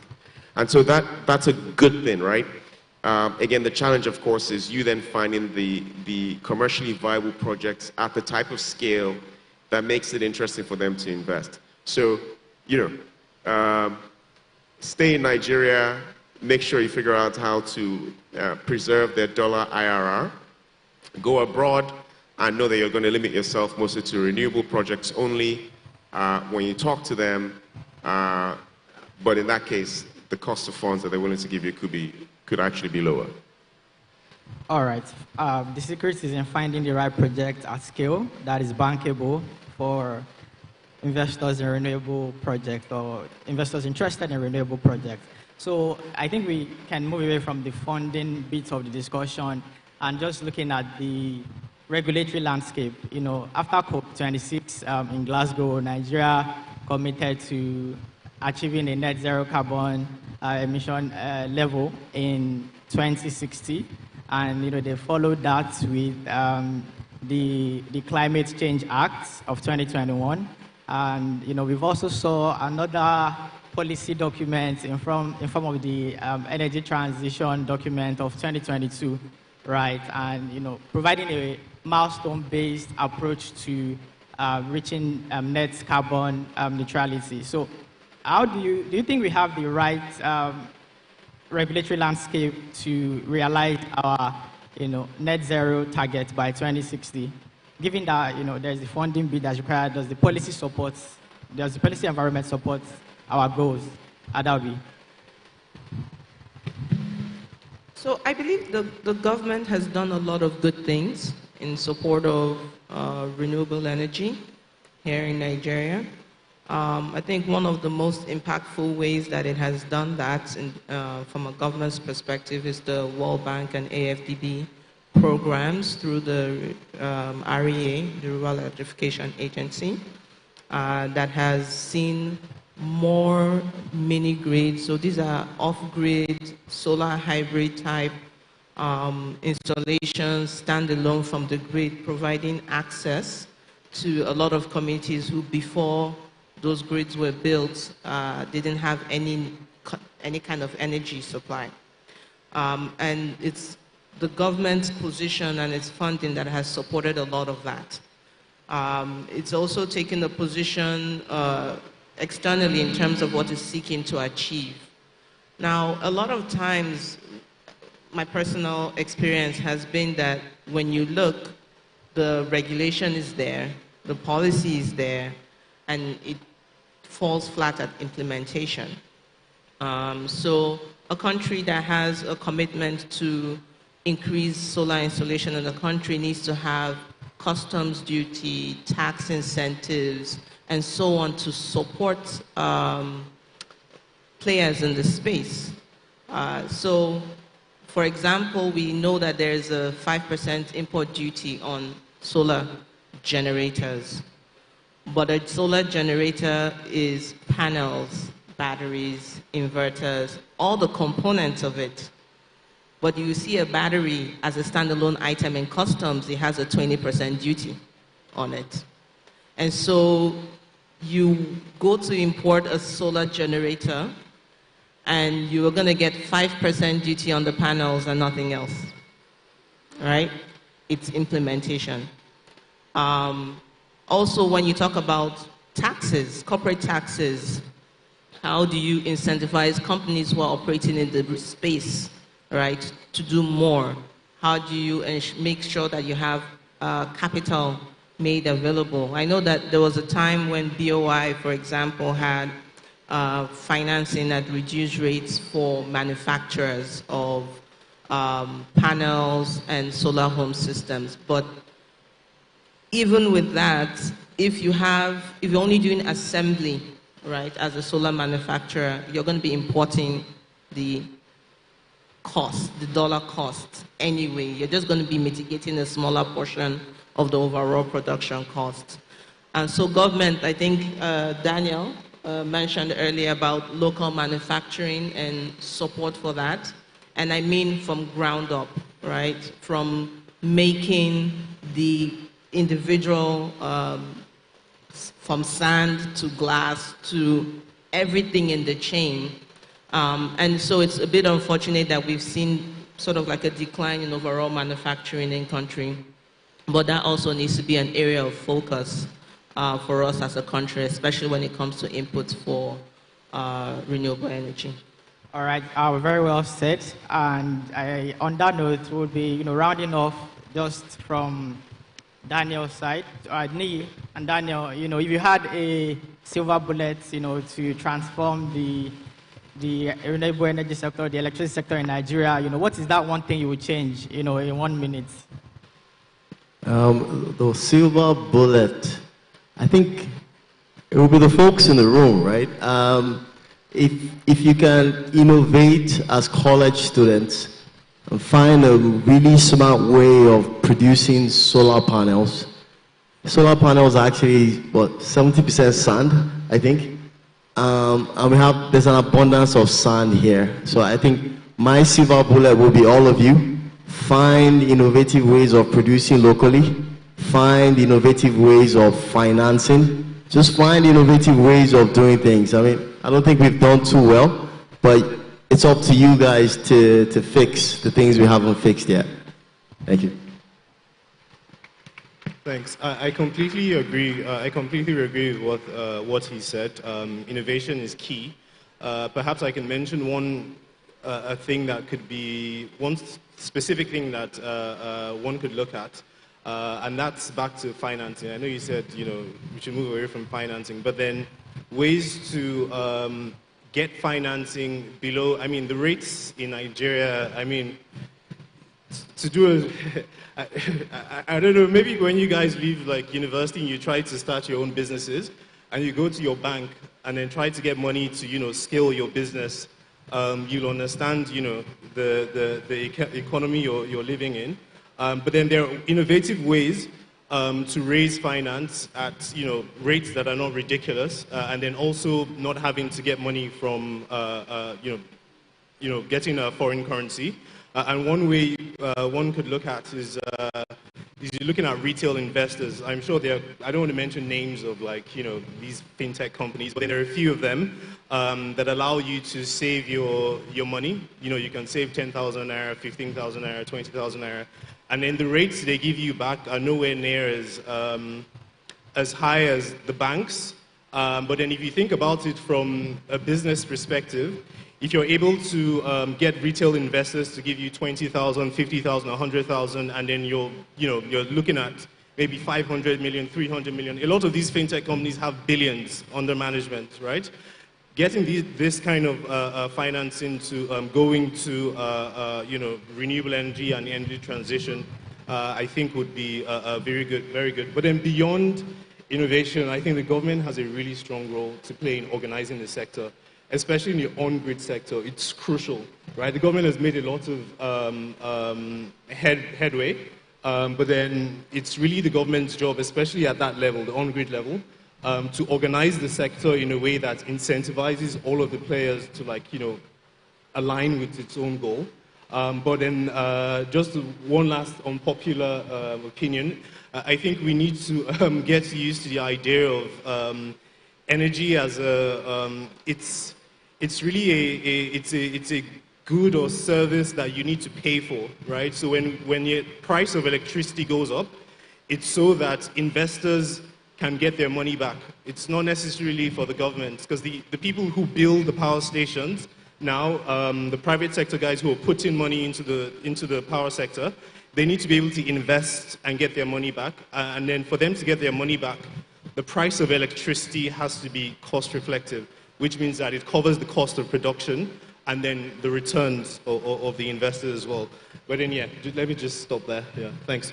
All right. Thank you, Nee. Thank you, Daniel. Thank you, Ada. Thank you, Dane. I had a very good time talking to you. And I don't know if the Investment Society, if you have a podcast, it's good if you can bring one or two people back, so we can deepen these conversations. There are even more questions that I wanted to ask Nee and Ada will be, in terms of their position on government participation in the electricity sector. Nee wrote an interesting paper in 2019 about, reducing or eliminating NBET participation in the power sector, and I'm curious to know what Ada's opinion is, but unfortunately, you won't be able to take that. We'll take that maybe in our seat. If you're interested, you can catch up with us. So thank you for your time, and I really appreciate you. It's a wrap. All right, thank you so much. Thank you, our panelists. We really appreciate it. But before we let you go, we have awards to give to each and every one of you for joining us today. Please, to present this award, I want us to celebrate Dr. Oladele Aziz as she comes up to present the awards. Please, let's put our hands together for Dr. Oladele Aziz. Thank you, ma'am.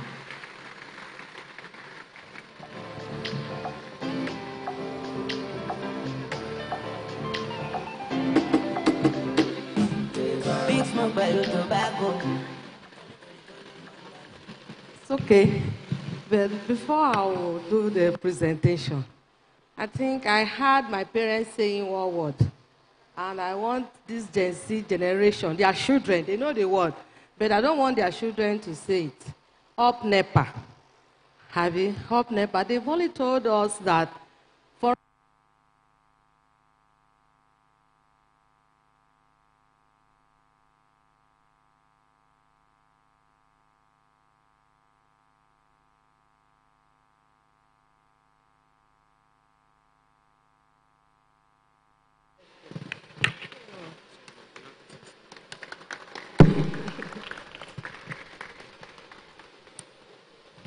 So please come up so that that would be the focus person. So on behalf of the Vice Chancellor of University of Lagos, Mike. You know this university is a woman generation now. Abi? So I want to give, that's why you're the first person to be called, because it's a woman university. I hope you're not offended. So on behalf of the University of the Vice Chancellor, Professor Folashade Ogunshola, we honor you for coming to give this lecture. Thank you very much. God bless you. Thank you. So, the next one.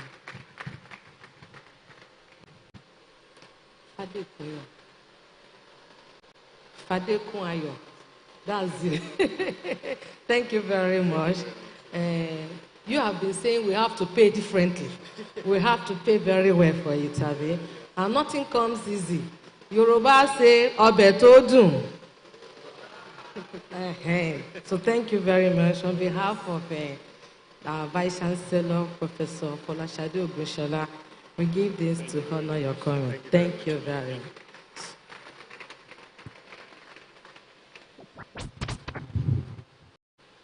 Daniel.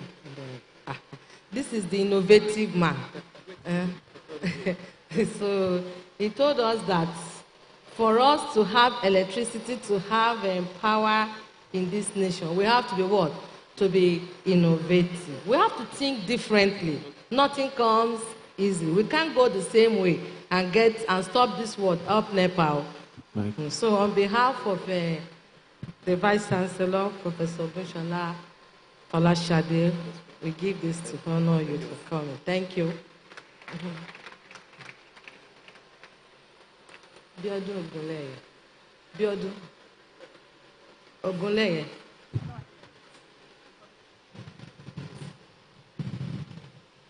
Okay. Electron energy. Welcome, sir. So thank you very much. I want to believe that this Gen Z have listened to you very well, and we will stop this word up NEPA one day. It started one day, I know it will end one day. By the grace of God. So on behalf of our Vice Chancellor, Professor Ogunshola Folashade, we honor you with this for coming for this lecture. Thank you very much. God bless you. It's okay.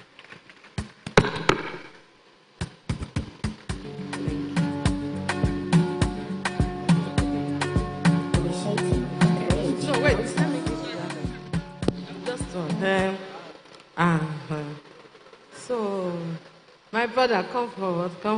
Mr. Shola, thank you for being the moderator, and we enjoy this session. My prayer is that, like I said, this word up NEPA will stop one day. And that's what we have just presented here. Thank you. So on behalf of Professor Ogunshola Folashade, the first female Vice Chancellor of the University of Lagos, the university where you can come by air, where you can access by water, and where you can access by land. You came in what way? University of what? Of first choice. Great Akokite. So, we present this to you on behalf of the University of our Vice Chancellor. Thank you very much. All right, so let's have a group picture, please. All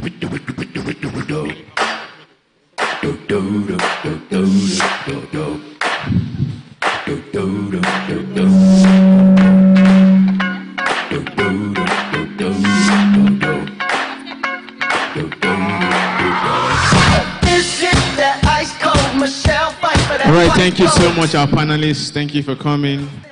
Okay.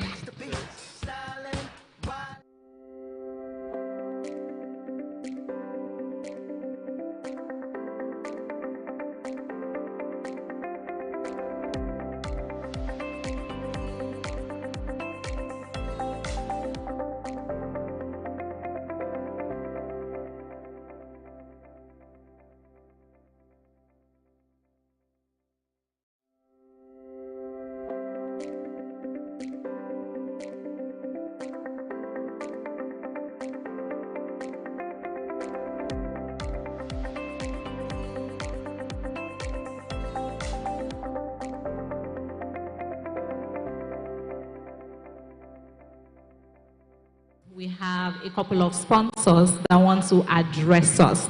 These sponsors have partnered with us for the success of the Colloquium 2024, and I'm going to bring them on stage now for them to address us very quickly, after which we would present them with their awards and go straight to a very exciting session that I look forward to personally.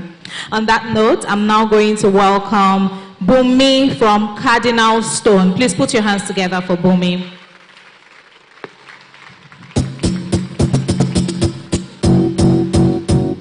It might seem crazy what I'm about to say. Sunshine, she's here. You can take a break. I'm a hot air. Good afternoon. My name is Bumi from Cardinal Stone. I have very limited time, so I'll try to make it count. Cardinal Stone is an investment management firm. We are into investments. We are into everything in the finance space, really, from trustees to asset management to registrar services. We are registrar for firms like FCMB and the likes. We are also into private equity and a number of other things, right? However, why am I here today? I'm here to speak with you beautiful students of UNILAG here, and everyone actually, on the importance of investing. So now, a lot of people actually don't invest, and it's not like they don't want to. A lot of times it's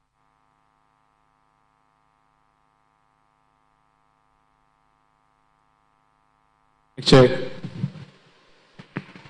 Sorry about that. So like I was saying, a lot of time it's actually information. So before I go ahead, how many people here have a bank account? Bank account. So if I was to make a transfer to you, you have an account, right? Beautiful. You have an account. You have an account. That's beautiful. How many people here have investment accounts? So that's why I'm here, really. Very few people. I believe also very few people trade stocks. Very few people do fixed income investments and the likes. But the thing is, a lot of people think investment is something you have to do when you have a lot of money. It's not true. Some years ago, I was in UNILAG as a student. I got in through diploma. I remember during my orientation, I sat down somewhere around here, and today I'm on this stage. Life is good. So yeah, I was a student, and I really didn't know anything about investments. At the time, back in 2007, I would get about 5,000 naira every week from my parents, and that is all I needed, really.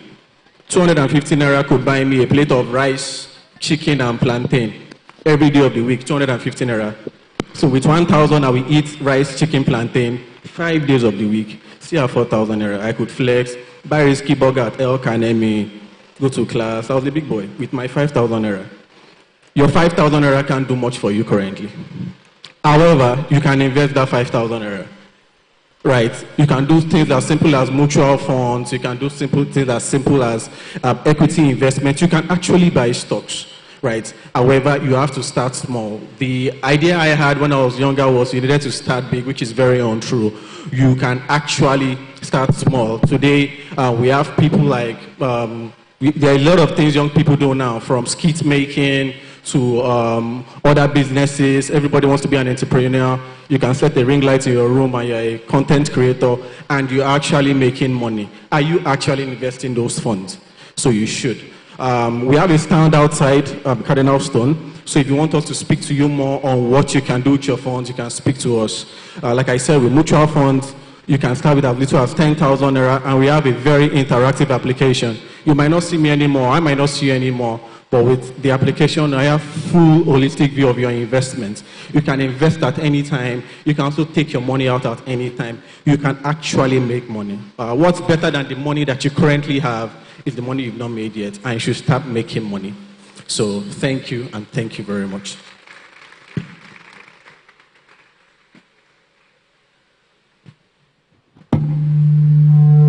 Thank you. No, we are going to present an award to you. Thank you. All right, so you have heard from Bumi. Think investments, think Cardinal Stone. I'm going to invite Dr. Dr. Amma, I beg your pardon, our staff advisor, to present an award to Cardinal Stone very quickly. Please put your hands together for Dr. Amma. Thank you.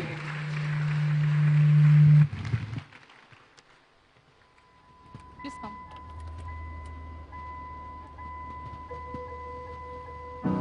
Got my driver's license last week, just like we always talked about. Yeah, Cardinal Stone, one of the outstanding investments management institutions in the country. We want to thank you for what you do for the investments world. I remember I started my career in commercial banking before I went into investment banking. Then finally to University of Lagos. So when I was in commercial banking, I didn't know investments. It was only when I went into investment banking that I started investing, saving and investing. So in the business you are doing great. And thank you for being one of the worthy partners of the investment society. Definitely, something tells me that even next year you'll be here again. Is that correct? Thank you so much. So on behalf of the Vice Chancellor of University of Lagos, Professor Ogunshola, I have the honor and privilege to present this award to you in recognition of your commitment to corporate social responsibility as one of the proud sponsors of Colloquium 2024. Thank you and God bless you. To your house, but today I drove through the suburbs, crying because you weren't around. Thank you very much, Cardinal Stone. Thank you very much, Dr. Amma. So we have heard from Cardinal Stone, and now we are going to hear from another proud sponsor of the Colloquium 2024, the great Unilag community. Please put your hands together as I make welcome on stage Loretta from Sky Capital. Who always made me doubt. She's so much older than me. She's everything I'm insecure about. Yet today I drove through the suburbs. 'Cause how could I ever? Good afternoon, esteemed faculty, students of University of Lagos, other esteemed distinguished guests, ladies and gentlemen. It is my utmost pleasure to introduce to you our company called Sky Capital and Financial Allied International Limited. Thank you. Sky Capital is a financial subsidiary of a larger group called CIFAS Group of Companies. CIFAS Group of Companies was established in Nigeria in 1988 to serve in the merit sectors of the economy. We have investments in maritime, aviation, hospitality, oil and gas, and of course the financial services called Sky Capital Group. Sky Capital Group was set up with the vision of our founder, Chief Taiwo Afolabi, SON, to serve as the financial services holding company of the CFAS Group. Sky Capital operates and manages 4 entities under this group. The entities are, we have a finance house in Lagos, we have 2 commercial, fully fledged commercial banking services outside of Nigeria, maintain presence in West Africa. CFAS Group maintains presence in the United Arab Emirates, United States of America, West Africa at large. Sky Capital also operates an asset management company in Lagos, as well as an insurance brokerage services licensed by the Nigerian Insurance Commission and the Securities and Exchange Commission. Why Sky Capital? In Sky Capital, our mission is to create a varied wealth opportunities for our clients, whether institutional or retail, by blending a mix of traditional investment management services and alternative investment services, to encourage and support you towards your financial success. So when you think about Sky Capital, think about your financial success and think that the sky is just the beginning. You still have a way to go. Sky Capital, as a sponsor of this event, our motto, we are always interested in encouraging financial literacy to encourage and support you towards your financial success. So please, we encourage you to explore, come visit, explore our website, and see the varied opportunities we have that will enable you reach your financial success. Thank you.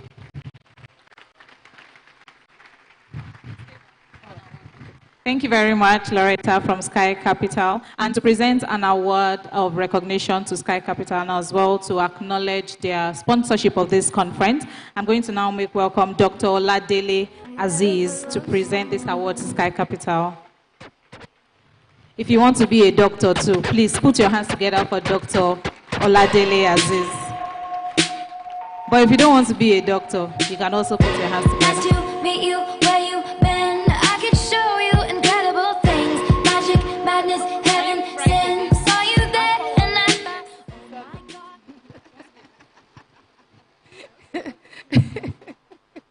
She said she wants to be a doctor too.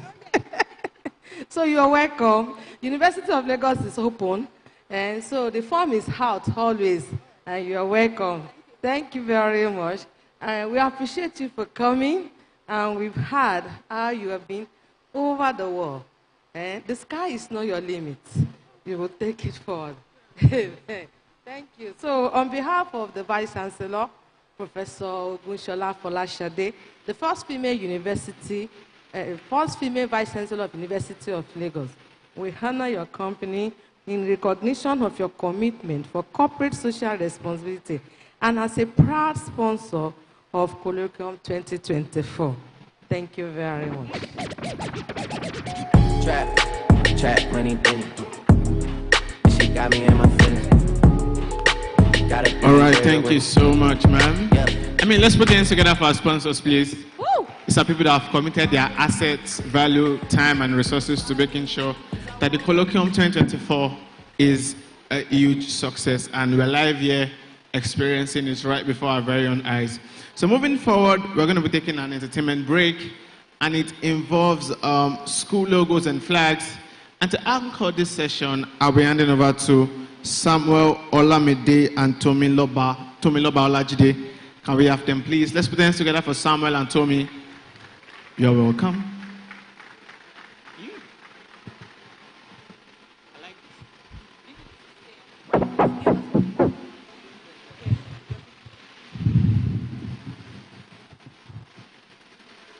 Hello everyone. You guys don't sound excited. Hello, you guys everyone. are not passionate about finance and investments any longer. Are you guys bored? You guys are bored. Do you want me to shake things up a bit? Do you want me to shake things up a bit? If you know you can answer my question, I want 2 people right here, right now. If you can answer my question, you don't know what question I'm going to ask. If you can answer the question, I want 2 people right here, right now. You're going to make some money, oh. Okay, I think we have 2 people. All right, let's encourage them, please. Clap, Let's give them a round of applause, clap, please. clap. Okay, come up on stage. Come up on stage. Let's encourage them, please. So they are just 2 guys. You can explain tire. All right, so my questions are simple. If you know the answer to the question, I'll give you guys the same opportunity. If you know the answer to the question, just raise up your hand and I'll give you the mic. Right. When was TIS founded? Okay, I'm happy they're not PIS members. You want to try? Yeah. Do you know it? Or do you want to explain? Play that sound again. Do you know it or you want to explain? You can explain tire. You can explain. Oh, yeah, try. Okay, I want to try. I'll say 2016. Is it right? What about you? Is it right? 16. You. No. But was it right? Did he get it right? Okay, your first lucky winner of 10,000 naira. So you can go to your seat. Tommy, do you want to ask him another question so he can redeem himself? All right, so what was the title for the panel 1 session? The theme? No, this is the last question. This is the last question. You don't know the question. Let's give him a round of applause, please. So just 1 lucky winner for my giveaway. See me after the colloquium. Right. Thank you very much, everyone, for coming to the colloquium. If you were at the colloquium last year, let me see your hands up. Let me see your hands up. Just a few people. So coincidentally, I was the host of last year's colloquium. Do you guys remember my face? Right. So our hosts today were a bit, they are being tushy because they don't understand how we roll. Right. Because I'm one of you guys. So greatest tacokites. Wait. Greatest tacokites. It's a pleasure to have you here, guys, once again this year. So we'll be talking about the other schools that we have present at the colloquium, joining us from around the world and also physically. And I'll hand over to Tommy Loba to give us a breakdown. All right, thank you very much, everyone. I am here to announce. Oh, man. Okay, we're privileged to host about 25 schools at the Colloquium 2024. These schools are present physically and also virtually, and these schools cut across Nigeria, Africa, and even international schools. So we'll be displaying the flags of the school, and I would like you all to give them a round of applause as these flags go by, just to show that we love and we appreciate them. So we have the Young Investment Network, Accra, Ghana. Please let's clap. Thank you. The Africa Leadership University, Kigali, Rwanda. The University of Winnipeg, Canada. We have the Istanbul Cultural University, Turkey. Let's clap. Bowen University. Strathmore University, Nairobi, Kenya. We have the University of Liverpool, United Kingdom. We have Stockholm School of Economics, Sweden. We have the University of Caesarea, Poland. Please, let's clap. We're getting cold. The University of Ilorin. We have the University of Port Harcourt, Rivers. We have the University of Macedonia, Greece. We have the University of Nigeria, Nsukka. We have Caleb University, Lagos State. We have the University of Ibadan. I like that. We have Ashesi University, Ghana. We have Nnamdi Azikiwe University, Enugu. Let's clap for them. The University of Abuja, Nigeria. We have Obafemi Awolowo University. We also have Covenant University, Ogun State. We have Babcock University. More music on trendybeats.com. We have the Lagos State University. And we have the Federal University, Oye Ekiti, Nigeria. the Federal University, Lokoja, Nigeria. Clap for yourselves. All an Howard University. So these are the list of schools for the Colloquium 2024. Thank you. So aside the fact that some of them came here today, we're privileged to have some of them arrive even from yesterday. And then I'll hand over back to Samuel to take us through that. All right, thank you. Thank you very much. Yeah, thank you very much once again. So for some of the schools that could join us physically today, we hosted them yesterday. So in fact, if it were possible for us to bring all of these guys down here today, we would. And when we say we host the largest, student finance event in Sub-Saharan Africa, you know that it's not cap, right? It's not explanation. It's not shalaye. It's fact, right? So I would like to display a video right now so you can see the warm reception we're able to give to some of the students that were able to join us physically from around Nigeria.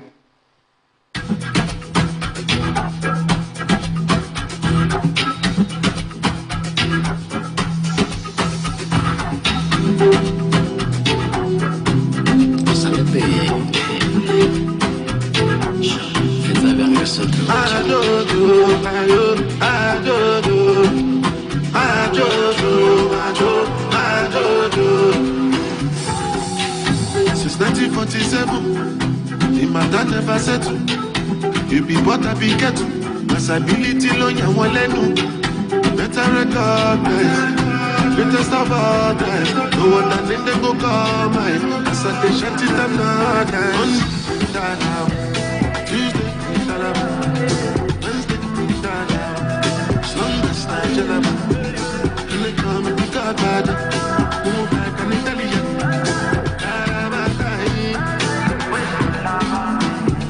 Have you ever seen a nigga like one? Each and every lady wanna give me a smile. So this smoke weed, you need this music. Now we there, I don't know why.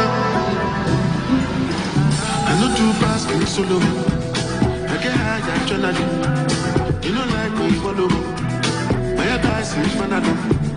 Cause my guys don't follow. When the sky start falling down. I'm still under you.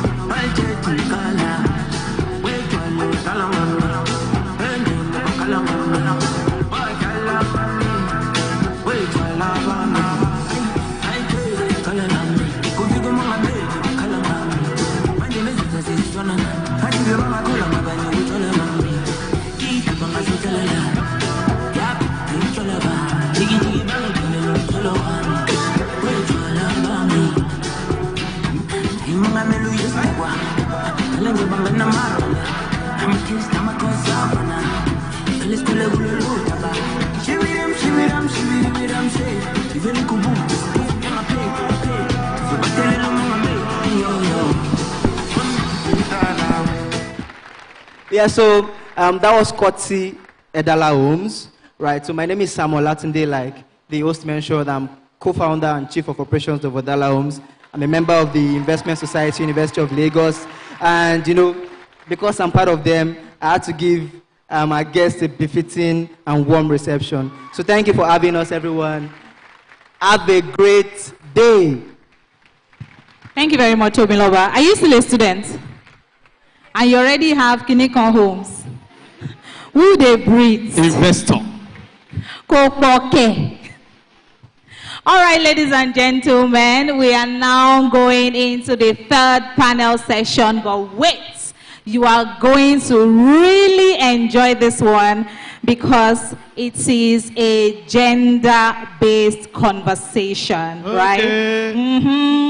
So this third panel discussion is about empowering change, the impact of genderless investing on financial markets. And I'm now going to bring up on stage our very beautiful and eminent panelists that are going to dissect this theme for the third panel conversation. When I call their names, the media guys are going to play their videos, after which they will come and have a seat up on stage. First on the list, I'm going to welcome the Director, Investment Management at Kuramo Capital, Nike Ogunjime. Introducing Mobolaji Adeoye. Mobolaji brings over to Nike Ogunjime, thank you. Introducing Adetunji Iromini. Adetunji Iromini is a leading Is he AI? Nike Ogunjime. I'll read it myself. She is the Director of Investment Management and Investors Relations at Kuramo Capital, one of the leading investment firms in Africa. She is the Investment Director of 2XI Africa Warehousing Facility at Kuramo, an initiative to support female-led, gender-balanced fund managers with gender-less investing strategies in Africa in their fundraising on warehousing deals. She is one of the non-executive directors at FSDH Asset Management Firm. With about 25 years experience in investment management, she has worked as a senior manager at Standard Chartered Bank Nigeria in the client solutions team. She also served in the investment banking team at AfriInvest Limited. Nike holds a BSc in insurance from the University of Lagos, Nigeria. She also has an MSc from the University of Leicester, England, with a concentration in finance. And Nike is my namesake. Please put your hands together for our first panelist.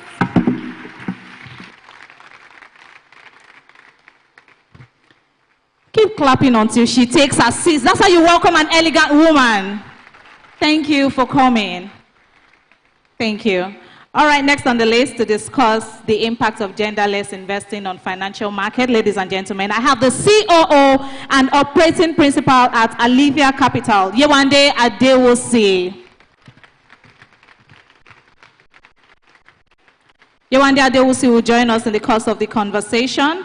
And now I want to bring up another very beautiful and elegant woman. She is a managing partner at Octera Capital, and her name is Ashim Egunjobi. Do we have a video? Ashim Egunjobi.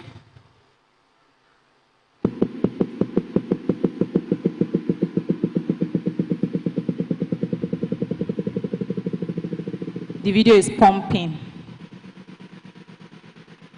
Okay. So she's an investment professional and global leader with over 15 years of experience in financial services, and she's the managing partner at Octera Capital, who also serves as a non-executive director at DLM Capital Group. She led the Diversity and Inclusion Committee at Standard Chartered Bank and founded the Tech Experts Women's Network in Nigeria to empower women in technology. Ashim Egunjobi is a co-founder of Always Me by Ann Lee, an award-winning African-inspired handmade baby accessories brand. She is also a founding member of Bake for Change Development Foundation, an NGO dedicated to uplifting underprivileged children and youth in Lagos. She is an executive and angel investor at Rising Tide Africa, an all-female angel network unlocking capital through angel investments in early-stage startup founders across all sectors.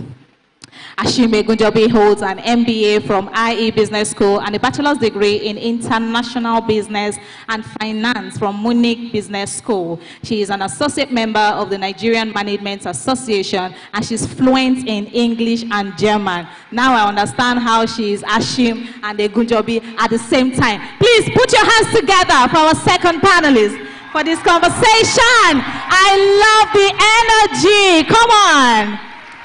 Keep it up, keep it up, keep it up, keep it up. You're welcome. It's a gender-based conversation, but it is not fully dominated by the female gender. And we have two men on this panel. Ladies and gentlemen, I give you the managing consultant, Impact Crest Environmental and Social Safeguards, and the compliance consultant at African Development Bank. Unilag, you people are lucky. We have big people in this room today. Put your hands together for Abbas Agbaje.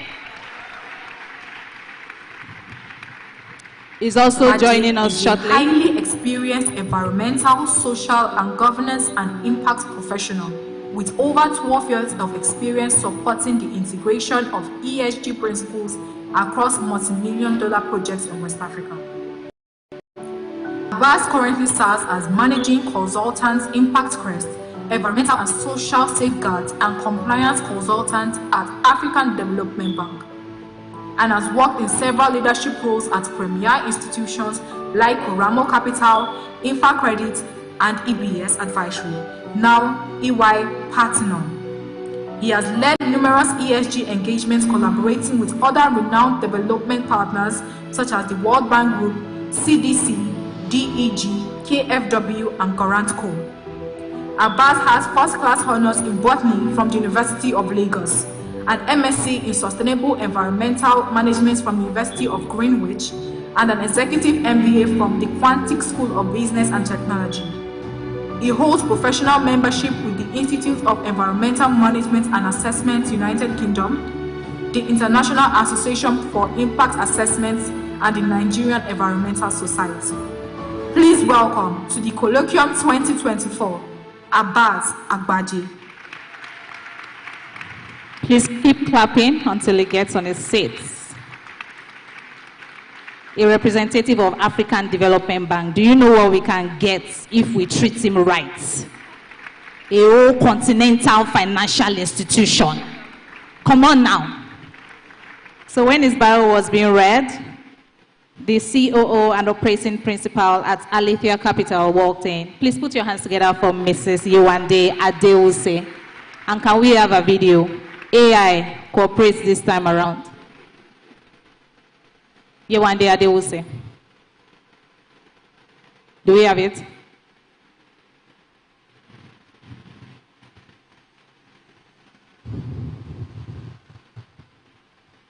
Okay, while they find the video, I'm just going to take the final member. Introducing Yewande Adeose. Yewande Adeose is the Chief Operating Officer and Operating Principal at Alethea Capital, where she leads operations and enhances value creation and efficiency across portfolio companies. Previously, she was the Executive Director Commercial at Tangerine Africa, driving growth through strategic commercial initiatives and overseeing key business functions. Prior to her role at Tangerine Africa, Yewande served as Regional Director Sub-Saharan Africa at BBC Global News, where she advanced the commercial agenda in the region. With a strong background in financial services, particularly in fintech and digital financial inclusion, Yewande was Deputy CEO or EFINA, a DFID and Bill and Melinda Gates Financial Sector Deepening Program, underscoring her commitment to driving impactful initiatives for financial inclusion. She drives entrepreneurial accelerators and startups, serves as a non-executive director of EasyFin Technologies Limited, and is a member of the Nigeria Startup Act Implementation Committee. Yewande has an M.Pharm Pharmacy from the School of Pharmacy, University of London, and completed a leadership management program, organizational leadership, from Yale University. Yewande is a textile mentor. She embodies the ethos of innovation and leadership, consistently driving transformative change and fostering growth opportunities within the global business ecosystem. Please welcome to the Colloquium 2024, Yewande Adeose. Thank you. All right, the final man on this panel, ladies and gentlemen, I give you the managing partner at Masai, Segun Cole. Introducing Segun Cole. Segun Cole is the managing partner at Masai Capital. He founded EcoCab, an on-demand mobility marketplace, and previously co-founded Node Nigeria, a leading communications technology services company. Segun is the president of Startup Odu Lagos, a community of over 235 startups, and founded the Fund the Gap Alliance to help bridge the funding gap for African founders. Segun serves in numerous advisory and mentorship roles, including international partner at the World Business Angel Fund, venture partner at WeFounder, Opener.bc, and 0 to 1 Capital. He is a policy member of the Nigerian Economic Summit Group, NESG, an advisor at Vertec Ecosystem, and a mentor at the Tony Elumelu Foundation. Segun is a member of the SEC Working Committee on Angel Investments and Venture Capital in Nigeria. He holds a BBA in Human Resources and Personal Administration from Bells University of Technology, graduating with an upper credit. Segun is a certified Google Digital Skills Trainer and professional in human resources. Please welcome to the Colloquium 2024, Segun Cole. Keep the applause going until Segun Cole gets on seat. A mentor at the Tony Elumelu Foundation. There's a lot you can take advantage of, Unilag. You're welcome, sir. We have reserved a seat for you here, sir. Thank you. All right. Moderating this panel that will be discussing the impact of gender lens investing on financial markets is an investment professional. The Colloquium 2024. Please put your hands together for Chidinma Okoli. Introducing Chidinma Okoli, venture partner, Sahara Impact Ventures.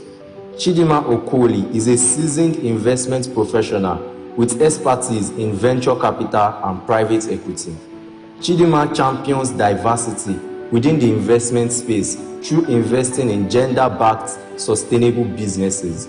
She is a member of Global Women in VC and is an executive committee member at A&A Collective, where she creates career development opportunities for emerging investment professionals in the African VC PE ecosystem. With over 6 years of experience, she is deeply committed to financial literacy, particularly among young Africans. In 2017, Chidinma founded Financially Literate Africa, and this impactful social media platform has reached over 20,000 young people, providing them with the tools and resources to make sound financial decisions. Her dedications has been acknowledged through prestigious awards like the Diana Award 2019 and Nigeria's 25 Under 25 Prize 2019. Chidinma holds a bachelor's degree in finance from the University of Lagos and further honed her skills through esteemed programs like the Newton VC Fellowship at the London Business School and the African Private Equity Fellowship by Propaco. She is also an Associate Chartered Accountant. Please welcome to the Colloquium 2024, Chidinma Okoli. It's about to be a very engaging, inspiring, and educative panel conversation. And I hope that you stay tuned as much as you can. Over the next 30 minutes, these ladies and gentlemen are going to be speaking on gender-based investing and the impact on financial markets. Over to you, Chidinma. Thank you so much. Hi, everyone. Great to see everyone. Wow, the hall is full. Thank you all for coming out, year after year to attend this very impactful panel. I remember attending similar while I was in Unilag, so good to see that the culture is still, going through. Thanks, everyone, as well, for taking our time to come speak to us. So yes, we are talking about genderless investing and the impact on financial markets, right? So I'll just do like a brief intro on why this topic, and then we can go around and do like a brief intro of ourselves, and then we'll just get into it. So Africa as a continent is a continent that has, so many female entrepreneurs. I think a report by AFDB says that 1 in 4 women, in Africa run a business. Is a continent with the highest number of female founders in the world. Yet, when you look at VC funding, venture capital funding, or like even general SME funding that came into the continent last year, barely 5% of the funding went to women. Why is that? But we have lots of women that are running businesses. And we know for a fact that gender lens actually promotes business growth, right? It helps companies have a more diverse point of view. It helps their bottom line, you know, and it also helps them combine both financial and social gain, which makes, you know, for a more robust company. But then we still don't have so much funding going to women. So in today's panel, we want to explore what are some of the challenges, also what are some of the benefits as well to GLI, and how can people who want to go into that space, what do they need to know, what are the policies, what are the trends, and how can we collectively work towards having a much more gender balanced future where female founders know that they can get capital, you know, to run their businesses. So today I have this lovely panel. So if you could just briefly give us an intro of yourself and what you do. Good afternoon, everyone. My name is Yewande Adeosi. I'm the Chief Operating Officer and Operating Principal at Alethea Capital. Alethea Capital, just to give you a background, has two funds. It's a gender lens and impact investing private equity firm. And our two funds, we have our Alethea IDF fund, which is the largest single gender lens investing fund in Africa. We are committed to the GLI principles. We actually predate the 2X mandate, and they fed that off to develop that from what we started off back then, about 5 years ago. And our second fund, we have the Ubuntu Fund, which we partner with Goodwill Investments to run their VC investments in West Africa. So from an operating principle perspective, I've come, as you can hear from my background, from the operating side. I've been in business, I've managed businesses, I've built businesses. So now you're finding in the value creation part of investing, you need operators to come in to support the portfolio companies. So apart from running the firm as a whole, that's a lot of the work I do, working very closely with the female and male founders to help them grow and structure their businesses so that they are growing and expanding in the way that we can exit and they can continue to get funds from larger strategics. Good afternoon, everyone. Excited to be here. My name is Ashim Egunjobi. I am the managing partner and co-founder at Octera Capital. We are an early-stage venture capital fund. Masai, I was also the founder of Fund the Gap Alliance, a Pan-African network that addresses the issues of local founder underrepresentation in the allocation of venture capital across the African continent. Fund the Gap Alliance, the idea of it actually came from a social media post. So I realized that female founders were not getting funded. And I was very angry, I was very frustrated. So I went online and I made a post about it. And I was overwhelmed by the response. And I realized that it was a global problem, it was a Pan-African problem. And one of the people that responded is my good brother that is sitting right here. And it's been a very lovely journey since then, founding Fund the Gap Alliance. And we've been doing our very best to help underrepresented founders access capital. Thank you. Thank you so much. Thank you. Okay, great. So, Yewande, if I would start with you. You work with Alethea Capital. Alethea is one of the oldest gender lens investor on the continent. Even before gender lens investing became popular, you and Tokumbo were already leading the charge. So my question to you is, what drove that? What did you fund see back in the day? How were you able to know that GLI will soon be the future? And what drove that? What drove your fund thesis to focus on backing female founders?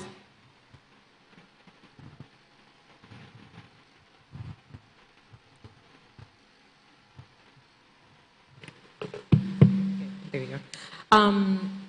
The Alethea Capital started out as an impact investing fund. So in the days of financial inclusion, that's what they were investing in. So it's always been about impact. But then noticing what they're investing in at the time, they realized that capital really wasn't being deployed to women founders, female founders. And It was a hard slog to raise the Alethea IDF fund. So Tokumbo, Ishmael, the managing partner of Alethea Capital, joined forces with Polo Lecter in South Africa of IDF Capital to find IDF, the Alethea IDF fund.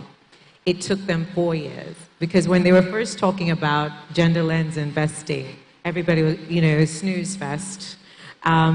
So when you look at it, you had to really break it down why it was important. And apart from investing in female founders, you now look at the next level. So talking about just female founders wasn't enough. So you said you had to invest in getting more females in the management of the firm. And that leads to diversity of thought. Then you look at the next layer, which is more females in the value chain. If you're getting all the, looking at the extent of the business, are there females there as well? And then looking at next lens was, oh, that's not enough. What are they making? Is it for women as well? So you just found that you had to deepen the thesis to make sure they understood this is not for fun. It's not just to say a woman stand up and she's the one owning the business. It's more about how it goes through the entire chain, down to how the product is produced. We have a company that we invested in recently that when they started, all men, all developers that were men, all the products were suited to men. Now, 8 months later, they have their CMO and CFO as women. The product that makes them the most money in this company is actually targeted at women because women decide where to spend the money half of the time. So by the time you think about how the knock-on effect and the value chain, how money is used, it now starts making sense. But in the early days, it all seemed very not-for-profit, tree-hugging a situation. But when you can show investors there is money to be made by putting capital in the hands of women, that's when the thesis started making sense. Until we showed them this company made this amount of money and grew like this, that's when it made sense. Before that, just saying, oh, we want more women founders was just not enough. If they were not, first you're investing in a business that's going to make money. So let's first put that out there. I would not invest in a business just because a woman owns it, knowing full well it's going to fail. That's out of the question. I invest in businesses that are likely to grow, expand, and make money, and I can exit. But when there's a woman involved, then you can see there's a different train of thought of how the process of product development and growth and looking at that entire value chain, which has a knock-on indirect effect on the jobs that are created and the wealth creation as well. So it's a wide remit, but when you look at it end to end, the knock-on effect in the entire ecosystem is amazing when you start investing in women founders and women-led businesses. Thank you for that. I think I really like that you made the point around just seeing the growth in the company when you put on women. I know, like I've seen in funds that I've been in the past where when you look at the fund portfolio, the female-led companies actually do a lot better. And I think it's because sometimes women can be a lot more capital efficient. They're like, you know what, for every $1 that we spend, I must get $2 back, because they just know how hard it is to raise money. And so it kind of creates discipline, among them. So very good that you also hinted that. Ashim, so if I could ask you, right, you mentioned that about 40% of your portfolio, are women. If you take a step back, what are some of the challenges that women, face in raising capital? I mean, there's been different, reports on why that is, but in your view and from your experiences working with female founders, like what are the key barriers that these women face in accessing capital? Thank you. It's a great question. I will probably disagree with part of it. I think all founders face challenges raising capital, men and women. Men also face specific challenges that may be specific to their gender, and women may face different challenges. So I think oftentimes we have to take a step back and say, did she not raise capital because she's a woman, or because the product wasn't good enough, or she didn't pitch it well enough, or she didn't present it to the right investors? So it's not a simplistic analysis, because obviously it's very nuanced and requires a lot of, sort of looking behind the curtains and making sure that you truly understand. Generalistically, though, we can look at it, I think, from the point of bias. So if you look at where the capital sits, typically, and you will see that when Yewande was speaking about Alethea and them being the largest gender lens-focused fund in Africa, that should give you a big question mark, right? Because while that is great, why don't we have more of that? And the reason is because not only do female founders face challenges raising capital, but female fund managers also face challenges raising capital. Secondly, the reality is also that about 10% of capital allocators worldwide are women. And these are decision makers. I'm not talking about people working in a fund, okay? The numbers are much greater. But the actual decision makers of the top allocators of capital, private capital, worldwide, it's just about 10%. So if you think about the biases that are out there, typically, human nature has it that we like to spend time with people who are similar to us, who like the same music, who like the same food, who speak the same language, and oftentimes who even look the same or share other similar characteristics. So if you think about 90% of capital allocators being men, it is almost a no-brainer to think about, well, where is the capital going? It is oftentimes going into funds led by men, into companies founded by men because of that bias. And if you don't intentionally address the bias, you will continue to deploy capital in that way. So it takes a lot for, as Shegun had mentioned, right? He put something out there and he realized that actually, hey, there's a mismatch, right? And he then, raised concern about it. But unless you're intentional about it, you don't even notice your biases. We all have biases. But so this bias is oftentimes one of the key challenges. The other big challenge is around cultural and societal norms.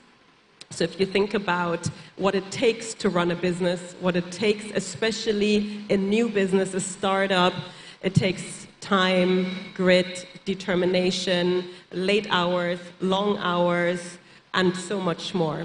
So if you think about our cultural setting and society, women, especially in Africa, but also in many other markets, are the primary caregivers and homemakers. Now, if you are a primary caregiver, i.e. you run the home, you take care of the children, you do all of that, you take care of your parents, you take care of your husband's parents, there's very little time to run a business, right? But actually, that may just be a stereotype. Because actually, guess what? There's plenty of women out there who run businesses, who run their homes, who have children, and do it all. But oftentimes, for allocators of capital, you have a risk matrix. You say, right, I need to rank this founder and this founder with regards to the risk of this business succeeding. Let's assume that they do the same thing, they have a similar product, and they operate in a similar market. You would most likely allocate your funding to the founder with the lower risk as opposed to the founder that has a higher perceived risk. And if the perceived risk is, I'm not sure this person will be available all the time to look after the business because I believe in this cultural setting she will be doing other things, then that can be a big barrier to actually getting into the rooms, raising capital, and succeeding to do so. But again, I believe that all the challenges are surmountable, but you have to do it very intentionally and strategically. Thank you for that. Thank you. Great. So I think you made a very good point around having female fund managers as well, because that then, flows through to the founders. And I wanted to come to Nike. So you work with one of the oldest and one of the largest fund managers, in Africa, and you're also currently championing the drive towards funding more female fund managers. So can you talk us through, some of the things that you're doing around that to ensure that the people that actually make the people that drive capital into these founders are also women, and then that can trickle down to these female founders as well? Yes. As I mentioned when I was doing my introduction, we've been allocating capital on the continent for over a decade. And we were not particularly nuanced in our allocation of capital. We were allocating capital to the people that were available on the continent.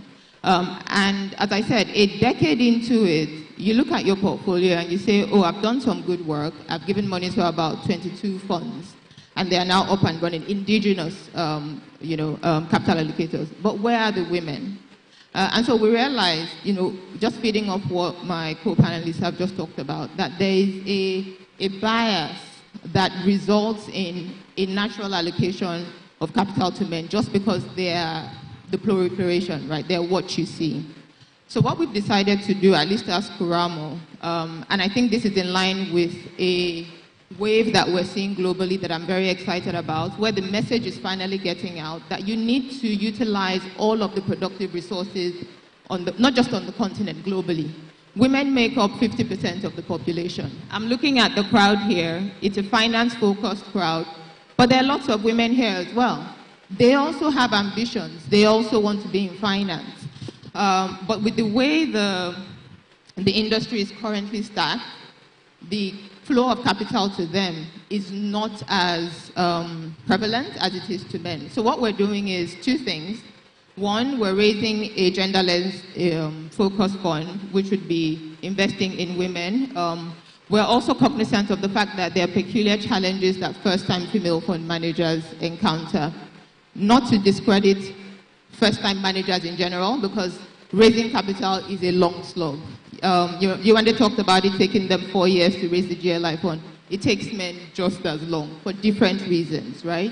But for women, what we've noticed is the issues they have sometimes are around the war chest that you need to go on the fundraising journey. You need to have accumulated a certain amount of maybe personal wealth or at least capital that can support you through the 3-4 years of raising funds. So that's working capital that you need.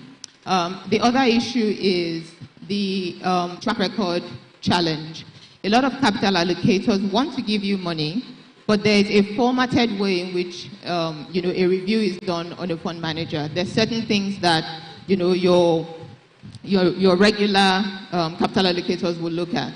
Track record is one of them. Have you managed money in this way before? Have you managed money in line with a strategy, with a specific focus, looking at a certain type of business with value addition as your proposition and exit planning and all those considerations? So what we're doing, as I said, two things. One, the Moremi Fund, which will be totally female-focused. A portion of it will be focused on first-time female fund managers, where we will be a little more flexible and not go by your usual format in assessing them, because we understand that the lens to look at them is a little different. So that's one. The second thing we're doing is the partnership with 2X Global on a warehousing facility. I mentioned when I was talking about the challenges that first-time managers raise around track record. If you have not invested capital in an institutional way before, you're not likely to get the money. So unless you're able to demonstrate an actual practicalization of your strategy in terms of investing that you've done before, you may not get a good reception with capital allocators. So we are setting up a fund for about $50 to $75 million that will be focused on lending money to first-time fund managers, female fund managers, to help them to invest in deals that are in their pipeline, that are in line with their strategy. The expectation is that with their ability to show these warehouse deals as part of their track record when they're fundraising, that would check the box that they normally would not be able to of track record, and then that should help them to go on and successfully catalyze the funds that they need and hopefully reach a first close.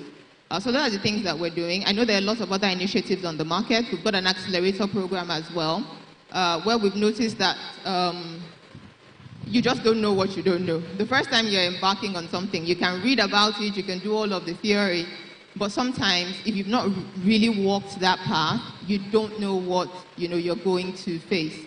So we've got a lot of accelerator programs on the continent. Ours is one of them that is focused on just upskilling these first-time female fund managers, giving them a sense of what their setup should look like, what potential investors will be looking at for them, how they need to prepare and package themselves. And when I say package, I don't mean, tell lies or whatever, but there's a way you need to be able to present yourself, to articulate yourself, so that you are hitting the points that investors want to hear.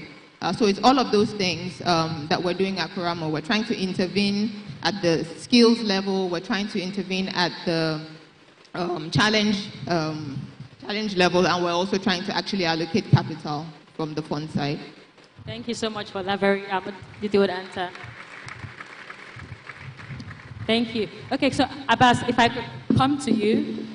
So you work with a lot of DFIs, and like just large financial institutions, and you help them out with ESG.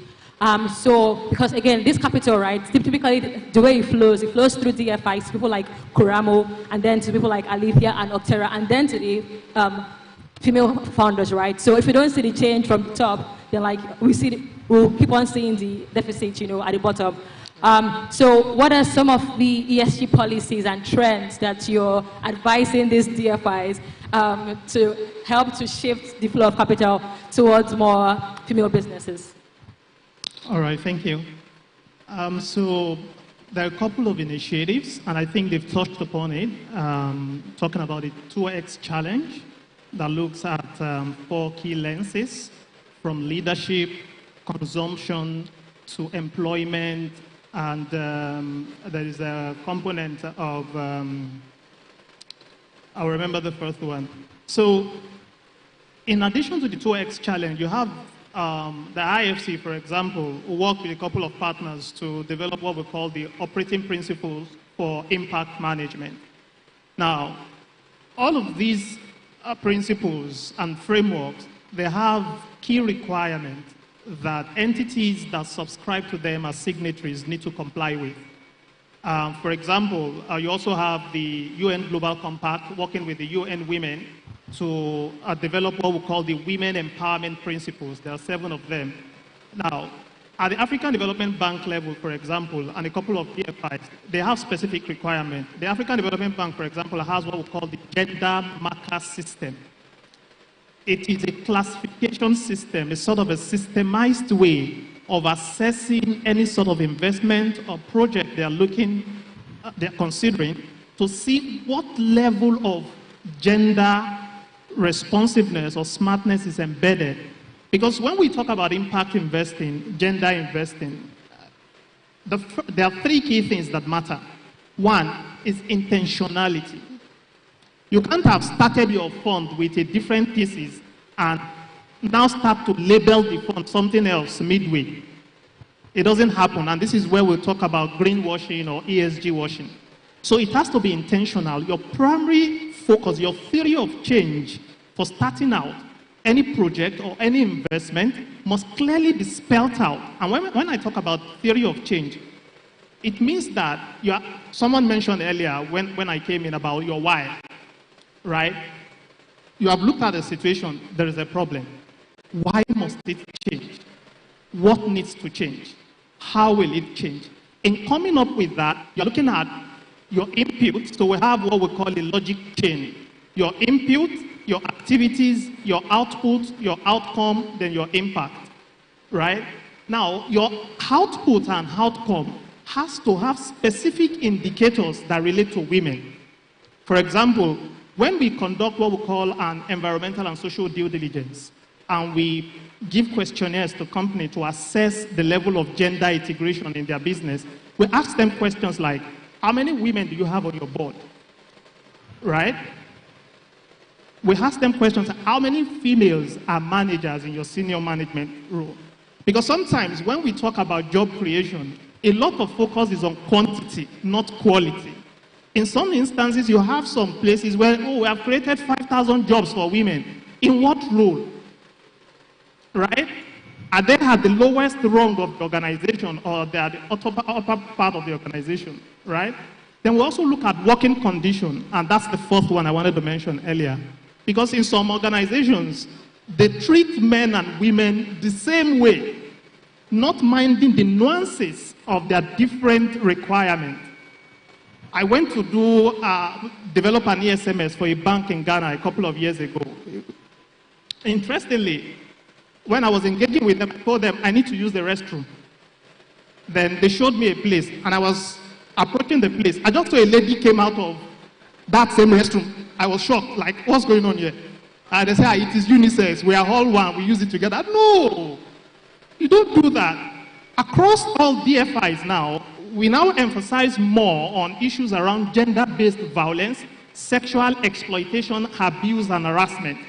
You don't give a reason for this sort of harassment to happen. What if someone who has been admiring her enters the toilet with her and lock her inside and say, today, not today? Especially those who work late, right? So issues like these are very paramount. Recently, I was at an infrastructure company, an energy company, somewhere in the north. And when I was doing the interview as part of the due diligence exercise, I spoke to one of the ladies, and she told me that, well, the workplace is good, but some of the challenges they have, for example, all our bosses are men. Now, there is a particular time of the month that women experience something men don't experience. She finds it difficult to always mention this to her boss. You can understand the nuances, right? So situations like this means that if a business is not intentional, you will not look at structural issues that will enhance women's performance on the job. Because she said sometimes that if the thing grip her, she will not come to work. And it happens to people like that. Does that mean that that place of employment, if they have a policy that looks at, if you don't attend work or attend at this time, you will not get certain incentive? So you need to look at your policies, right, and see how to change things. Then there is measurement. You put in place initiative. How do you measure? Which is why we have the output and outcome indicators.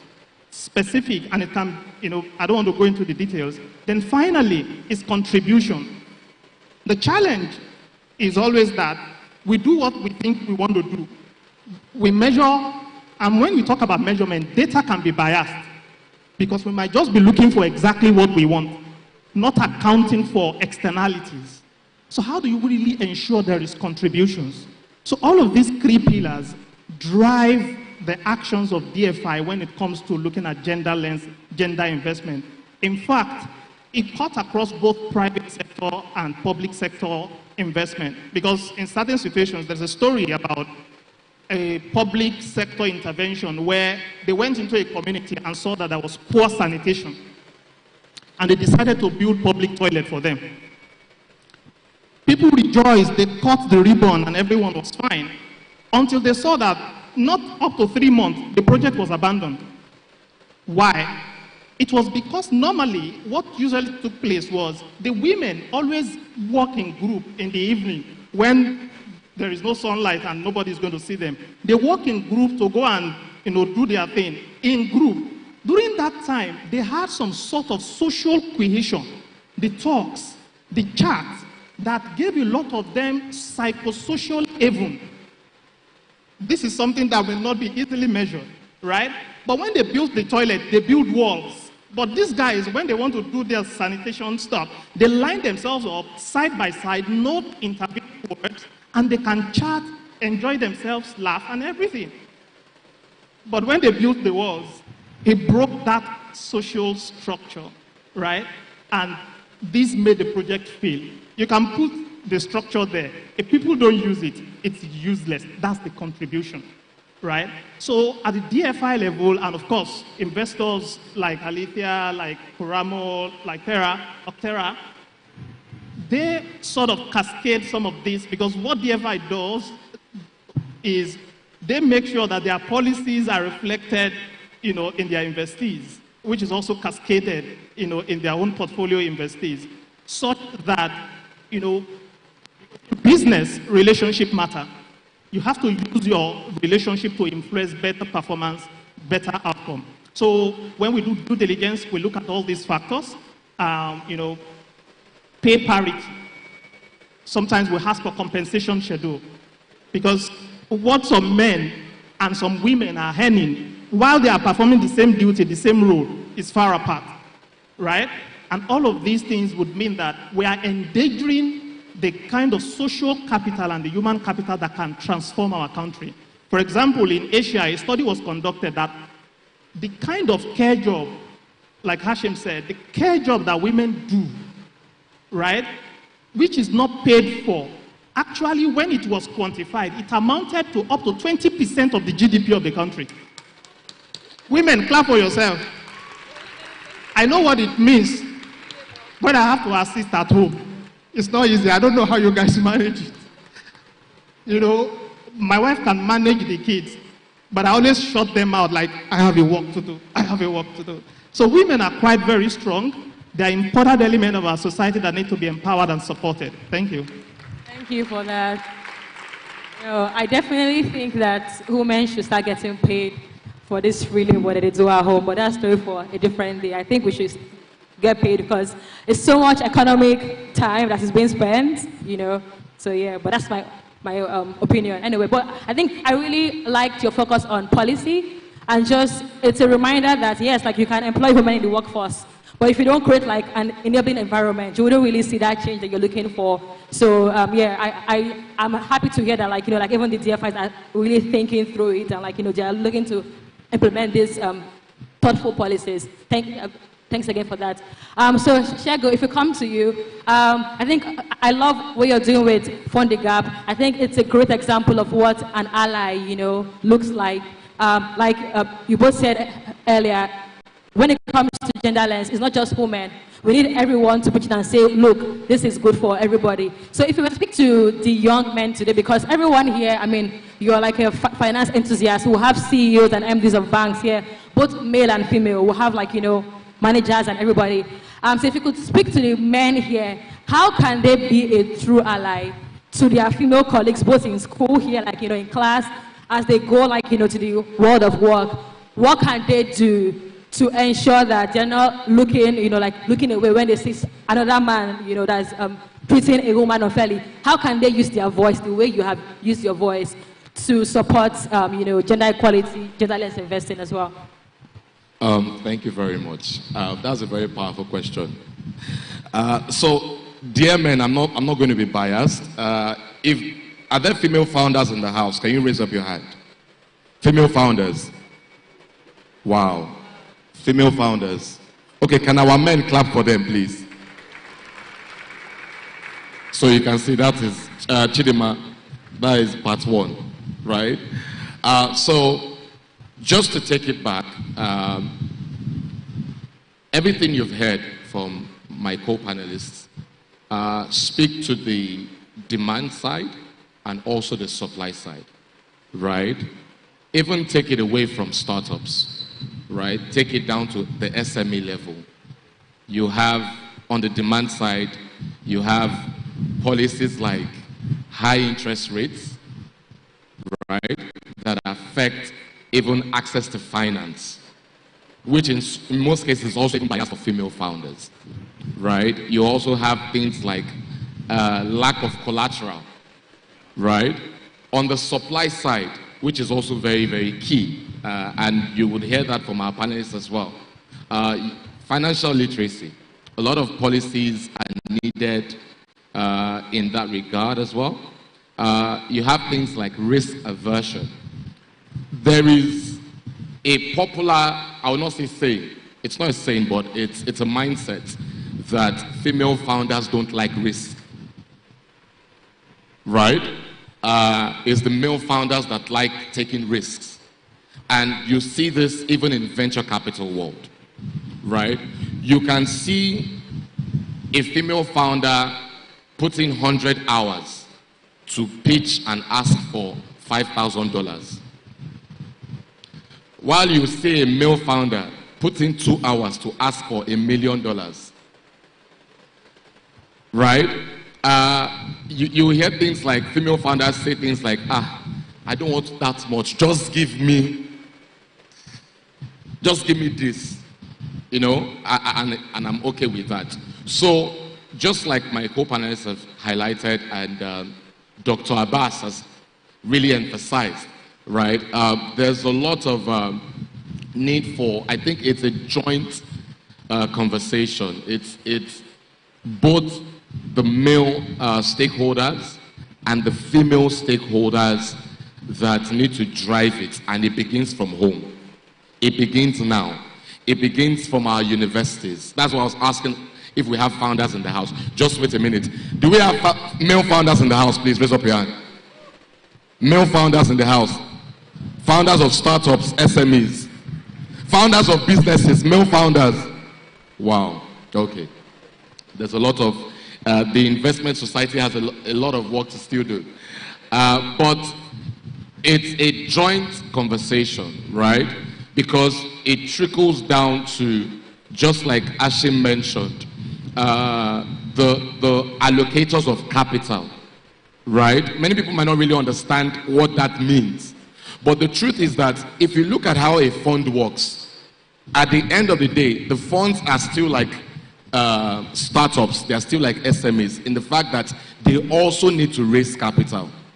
Ashim talked about the access to finance for fund managers. At the end of the day, there are people that they still go to, right, to raise capital from them. And if those people have that bias, right, we would still always have this problem. And that is why I'm very excited that she mentioned an accelerator program, which I'm very aware of, that they run. Right now, you start seeing things like fellowships. I think one of our panelists, I think, is that you, Newton VC Fellowship, right? 4 years ago, there was nothing like that, right? Now you're a beneficiary. And with that, you also have male beneficiaries in that kind of fellowship. From there, they begin to shape their mindset. So if I should speak to the male, to our men in the house, right? You actually have to be intentional of being part of those programs and platforms where they basically help you to shift in your mindset towards supporting female founders. This is very deep-rooted. For example, if we're not even talking about venture capital, we're not even talking about maybe SMEs, even in our 9-to-5, even in the private sector, right?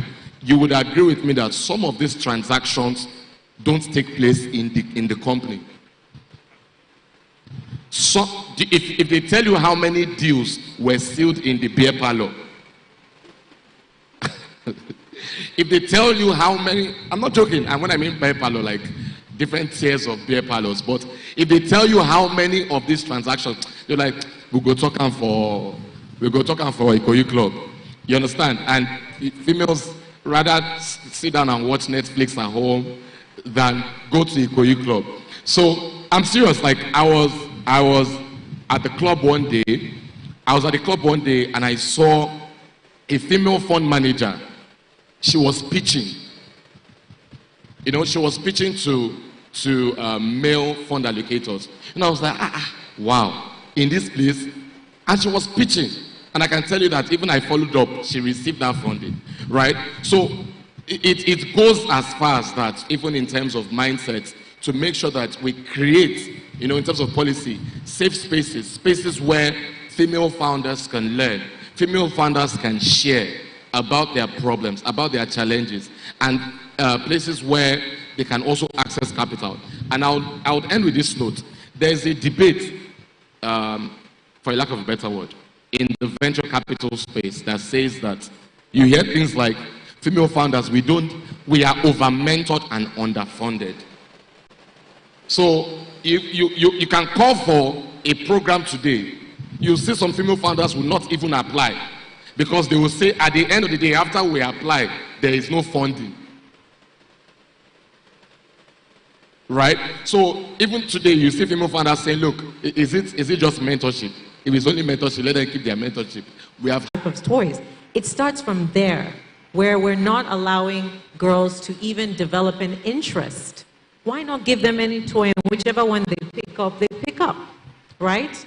Or be intentional about if you just put them on a coding course. That's where the world is going. Everything is AI. Just put them on it. It's not about exposing them to soft, cuddly things. The world isn't soft and cuddly. So I think in schools now you find that the robotics courses, the coding, it needs to be for everyone, not at that point where it's optional. Because when it's optional, you weigh it, am I that interested?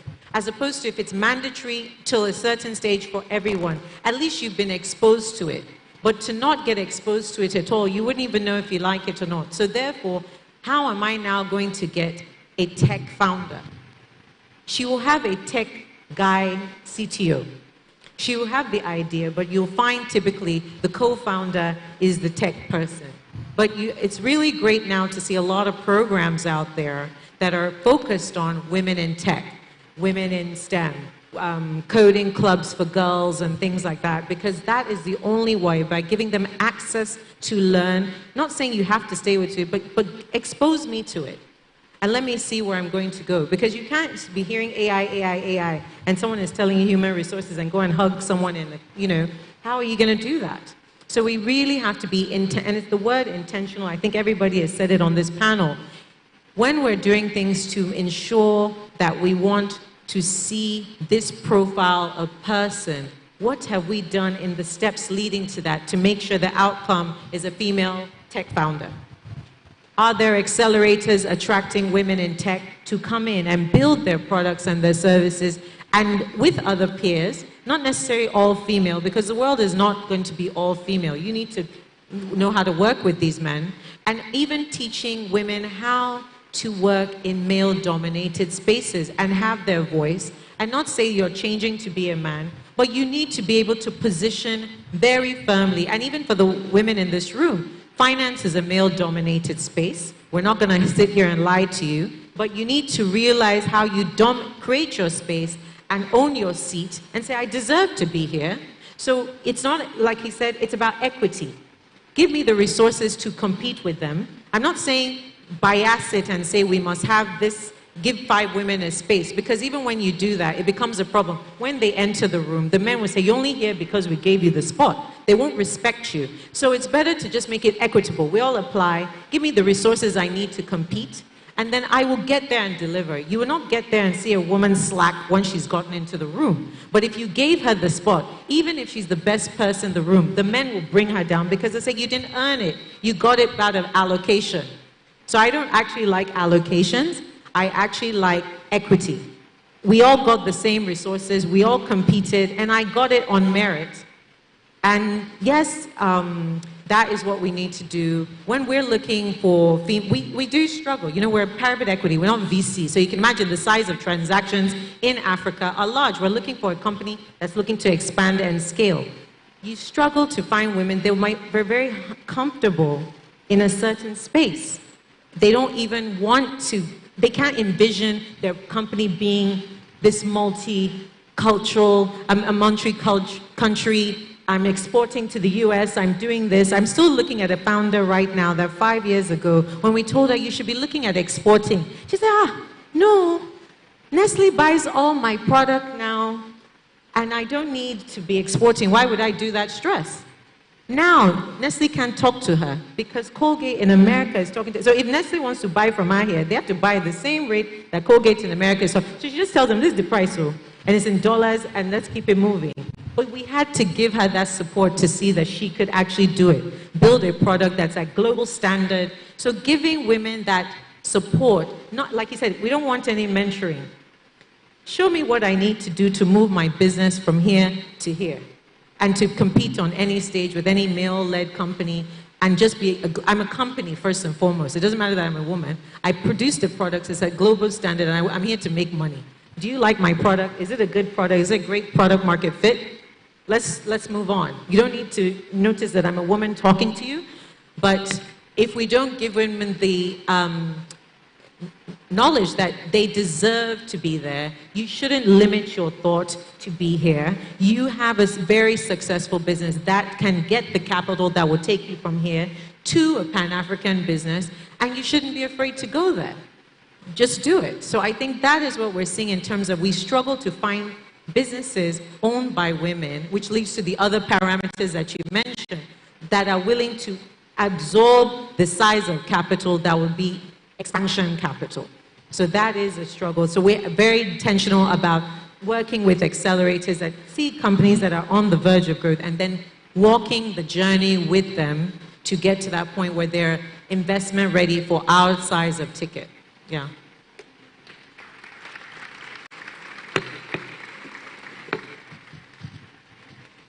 Thank you for that. It's always, hit and miss.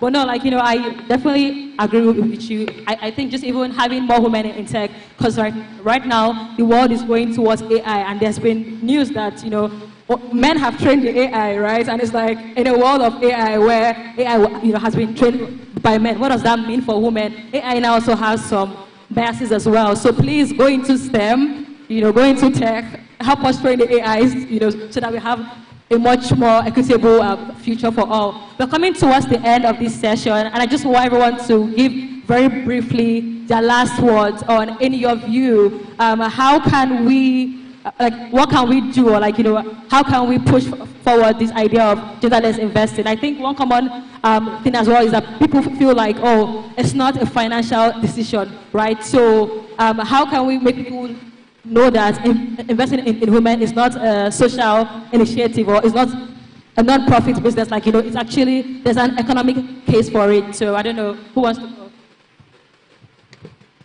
Yeah, I think it's a really good point, and I'm glad you got to it, because that's exactly the point. It's not charity, it's not a social investment, it's an absolutely economic priority.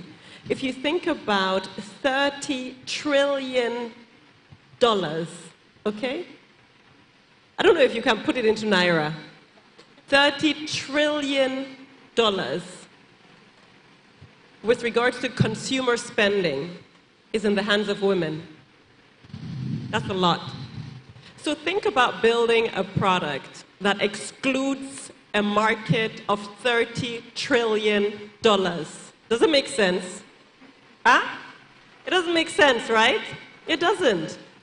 Think about, Nike mentioned it earlier, 50% of the entire population are women. Think about building a business and excluding 50% of the workforce, of the available productive workforce from your business. Does it make sense? It doesn't. So it is an absolutely data-driven, numbers, no-brainer. There are various studies out there by all the big names you can imagine, whether it's McKinsey, PwC, BCG, all of them, that have done studies around the primary reasons of genderless investing from an economic perspective. 30% higher productivity and performance. 40% more profitability in businesses that have diversity and inclusion as their policy. This is not only about investing in a female founder, and I really want to make that quite clear. While it's great to invest in a female founder, it doesn't end there. Yewande mentioned this at the very beginning, but this is key. You must look further down the value chain. What does the rest of the organization look like? Does that female founder carry equity and ownership in the business? Or do they have 2% of that business and are the face of the business and carrying checks? It's not good enough. Look at the workforce. How many women are in their senior management? How many women are in the workforce? How many women are in the board? That is when you truly can benefit from a diversity of thought and leadership. And that's when you're going to be able to tap into that 40% higher profitability and productivity in your business. Thank you so much. I think on that note, we'll just call it an end. Thank you, everyone.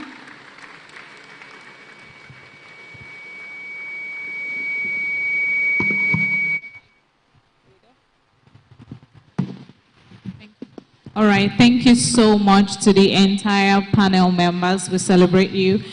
To confirm quickly that some of you were attentive, I need one man and one woman very quickly. One boy, girl, woman, man, Gen Z male, Gen Z female. Are you man or woman? You are male. Please come outside very quickly. Please celebrate him as he steps outside. Clap for him so that when it's your turn, they will clap for you too. I need a lady.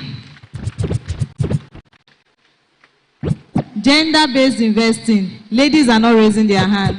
What's going on? All right, we have a lady. Please celebrate her as she steps outside.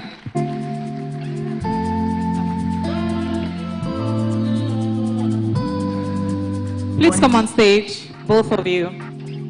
Just want to do something very quickly. So, I give you the microphone. You tell me your name and tell me what you did not know, before that you know now? Has there been a mind shift for you? Has this panel conversation done anything to your mindset? What has transformed in your mind? Was there a bias in your mind against women or men before that this conversation has turned around? Please tell me quickly. Do the same. Tell us your name and your department. All right, good day, everyone. My name is John J. Talake, and I'm a law student, 200 level. So yeah, thank you all to the panelists. And I should confess, for the other panel sessions, I wasn't exactly paying attention, yeah. But then when I heard the topic here, I'm a person very interested in gender discussions and human rights and everything. So I decided to pay attention, yeah. And yes, there has been a bias in my mind. There has been a bias that has been corrected.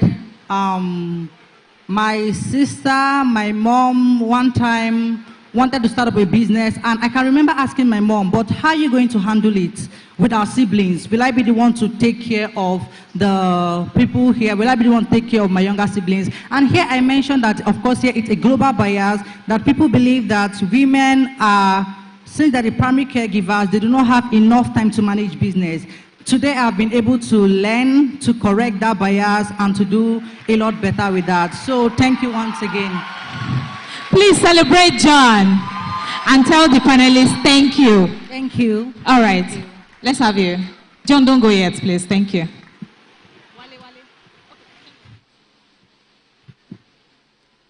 Okay, your name and department. Okay, good day, everyone. My name is Ariya Alimat, and I'm from the Department of Cell Biology and Genetics, Faculty of Science. Iwe. Okay, so before this particular panel session, I was already aware of biases that women face. But earlier on, I thought it's only predominant in SMEs and in traditional businesses. So I was interested, and I took note of everything that the panelists said, because I was wondering, do women still face this in finance? My assumption is men would be happy that women are excluded from capital. So when I saw male panelists on the session, I was wondering, why are they here anyways? I mean, it's a gender-based conversation, Yeah, but remember exactly. what he said. When they say gender-based, it's not just female. It concerns men too. Exactly. So hearing from them and hearing them speak about like the challenges that women face, especially from the fourth panelist, and when he mentioned that, women are now like being included, especially when he mentioned that Gender Lenses is particularly interested in ensuring that it's not just about women founders alone, it's about how there is flow of capital and money capital across all like companies and all of those things. I'm like very, very happy to hear that. And I have most of my questions answered from how women are able to access capitals and the resources, especially when they explain the peculiarities to women problems in companies and how it can be solved. Thank you. So how will this impact on your perspective as regards finances now? Okay, briefly, right, what I think now is that most industries need to like understand the intricacies of how women are built, right? Especially from the panel sessions when they say that, women traditionally are still expected to like carry on their roles, especially when it was citing the examples of the toilet, the menstrual period, and all of those things. So like maybe it's more important for companies to create policies that allows women to maybe work from home during those periods, or also make sure that like policies surrounding women getting like access to funds is like more flexible. The fourth panelist mentioned it, and I think I'm happy to. All right, thank you so much. On behalf of one of our sponsors, we are going to give John and Halima, is that correct? Our special package. Please celebrate them as they have their seats. Thank you so much. One thing that stood out for me was the final our parting words where Mrs. Egunjobi, where she mentioned that if women are not involved in finance, we are losing a lot of money. So why not just involve them? Thank you so much to the 6 of you for that very insightful conversation. We are glad that you came. We are excited that you gave us your all. You were passionate about the conversation. Thank you. And to celebrate your presence and award your impactful conversation, I'm going to bring up on stage the staff advisor for the Investment Society, Dr. Ama, and the past vice president of the Investment Society, Gladys Ajogo, for their award presentation. I expect the excitement to be more than that. That's an alumnus right there. Where's Dr. Ama? Dr. Ama is not here. All right, so Gladys will do the award presentation to all of our Antombi lover. Daniel, okay, Daniel and Gladys. So can I have all panelists very quickly? The man them too inconsiderate, 5-star hotel smoking cigarette, mixing codeine up with a Finnegan. Okay. She got thick, but she wanna get Finnegan. Yeah, all right, so we are going to start from... Okay, so we start with Mrs. Nike Ogunjimi. Is she going to come closer? Yes, so on behalf of the Vice Chancellor, Mr. Folashade Ogunshola, we present this award to you with gratitude for your insight and expertise at the Colloquium 2024 panel discussing on empowering change, the impact of gender lens investing on financial markets. Thank you so much, ma'am, for your time.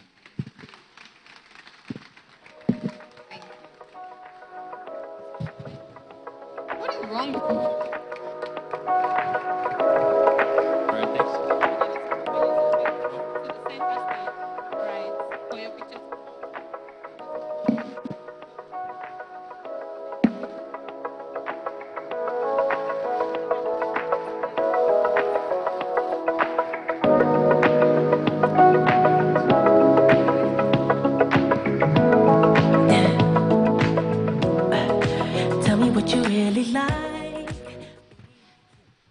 It's my esteemed pleasure to give this award to Mr. Abbas Agbaji.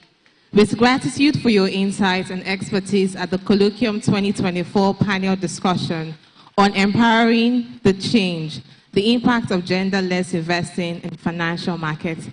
Thank you very much, sir, for your contribution.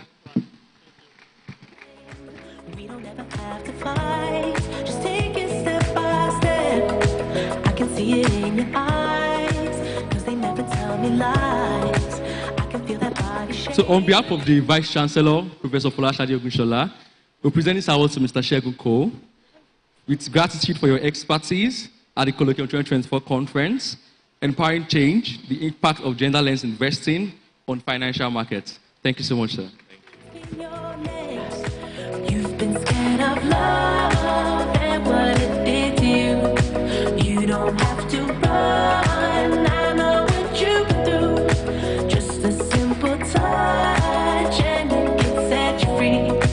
We don't have to rush when you're alone with me. I feel it coming, I feel it coming, babe. It's my honor to present this award to Ms. Yewande Adeosi, who is the CEO of Alethea Capital.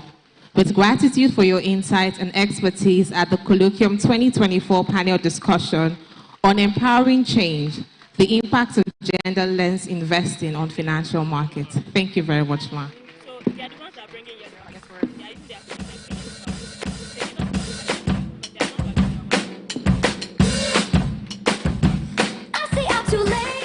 Okay, once again, on behalf of our chief hosts, Professor Folashade Ogunshola, who is the Vice Chancellor of the University of Lagos, I present this award to Mrs. Ashim Egunjobi, the Managing Partner of Octera Capital, with a gratitude for your insight and expertise at the Colloquium 2024 panel discussion on empowering change, the impact of gender-less investing on financial markets. Thank you so much. That's what people say. I go on too many dates. But I can't make them stay. At least that's what people say. So I'm moderator for a beautiful session and an engaging one. I really want to present this award to Ms. Chidima Okoli with gratitude for your expertise in moderating the panel on empowering change, the impact of gender lens investing on financial markets at the Colloquium 2024. Thank you. I wanna be a billionaire so fucking bad. All right, can all the panelists step forward? Only the panelists. Let's have a group picture. After which the award presenters will join them. Gender-based. Okay. Oh, every time I close my eyes, I see my name in shining lights. Okay. So the presidents and past vice presidents will join them now, as well as current leaders of the investment society. Is the picture balanced? All right. Baby, don't mind when you see, come give me that. Jump up on my body like animal. And then one final picture, of course, with the compares of the Colloquium 2024. Please celebrate us. Make sure you do nobody else like. If I got locked away and we lost it all today. Thank you very much, everyone. The University of Lagos community, can you please indulge me very quickly by bringing out your mobile devices? Bring out your phone, your tab, any mobile device that is with you right now. Switch to your cameras. Turn on your data, of course. Turn on your internet data and switch to cameras. Everybody ready? Okay, so we are taking a selfie right now. So in this video, we are going to say Colloquium 2024 and we respond with emerging finance leaders. Let's move back. All right. If you want to stand, you can stand, though. She's German, though. All right. Nigerian. The video has started, ladies and gentlemen. Colloquium 2024. Imagine finance leaders. Woo!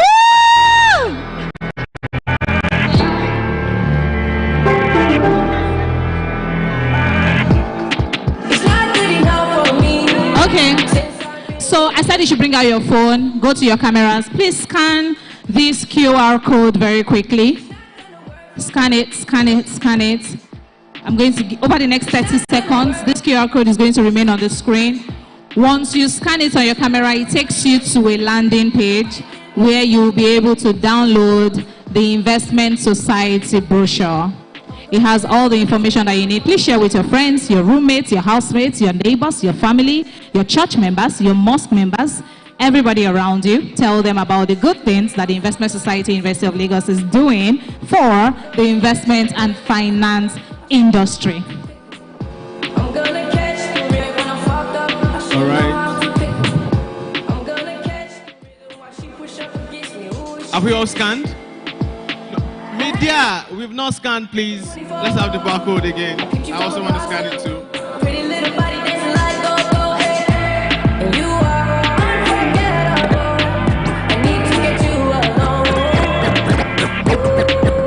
All right. Sorry, am I in your way? I want you to be happier, happier, happier, happier, happier. When the morning comes and we see what we've become. In the cold light of day, we're a flame in the wind, not the fire that we begun. Every argument, every word we can't take back. Cause with all that has happened, I think that all right, thank you. The story. Yep, we are moving on. Okay, one thing about this Colloquium 2024 that we are committed to is recognizing people who have staked their assets, values, and important things, time, resources to make sure that the Colloquium 2024 is a huge success, which we are currently experiencing. I want to make welcome on stage one of our sponsors for a very short message to us from Aletia. Let's make welcome Mr. Ibileye Paul Otu, Head of Programs, please, for a very short chat to us from Aletia. Let's put hands together for him, please, as he makes his way up here. Oh, I'm sorry, Mrs. Ibileye Paul Otu, please. I'm sorry. You're welcome, ma'am. Yeah. Thank you. Good afternoon, everybody. Okay, my name is Mrs. Ibele Apolotu, and I'm the head of programs at Yellow Cowries. Okay, so Alicia Capital is actually our mother company. We are an NGO, which Alicia Capital is our major sponsor. And what we do at Yellow Cowries is that we leverage gamification to effectively drive financial literacy to young adults and to business owners. I'm sure we've heard a lot about financial literacy here, but what are we doing about it? That's where Yellow Cowries come into, okay? So right now, we've been doing a lot of work already. We are presently working with the Lagos State government to establish financial literacy clubs in government schools, which have been running for about 2 years now, and we've been able to empower over 10,000 students already. I think you should give a round of applause to us. Thank you very much. We have a goal, we have a mission to ensure that everyone in Africa, right, helping to eradicate poverty, to empower us with the knowledge. We know that, things are happening, things are hard right now. We know how inflation has gone high, and we believe that what makes a difference with the people that are struggling the people that are thriving is access to information, access to knowledge. So we have our gamification game that we use to make it fun and engaging. When I say gamification, I mean we're using card games, and we have our easy-to-read curriculum that makes learning easy, fun. We take on 3 modules, which is planning, saving, and investment. So why we're here, basically, is to say we need you, we're indulging you as students to join us in this journey, to educate your peers, to educate your family members. What we have a structure that enables us to do this, which is our Yellow Cowries ambassadors. So all you have to do is sign up to be one of our ambassadors, and you get trained, okay? And you'll be certified as a financial literacy trainer. And you also get opportunities like volunteering opportunities, internship opportunities. We work with lots of financial service providers. We also have a little stipend for you. So what we need you to do is basically walk up to our stand. Our stand is outside under the Alicia Capital banner. So we are going to be there to sign you up and just give you a brief understanding of what exactly it entails. But I must tell you, it's something you want to be a part of. We understand the place where financial literacy is the key, as knowledge is the key to help us build that wealth that we've been talking about here. So come on this journey with us. I'm expecting to see you at our stand in the next few minutes. Thank you for having us, and continue to have a good time. All right, thank you, ma'am. So you've heard it all.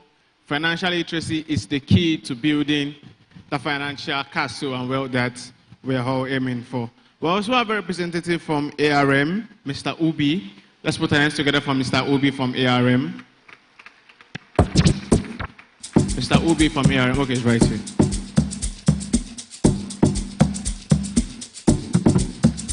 Thank you, sir. Wow. Good afternoon, everyone.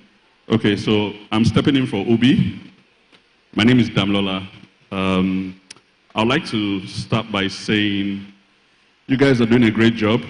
It's good to be here again this year. I was on this stage last year. So let me go straight to the point in 5 minutes.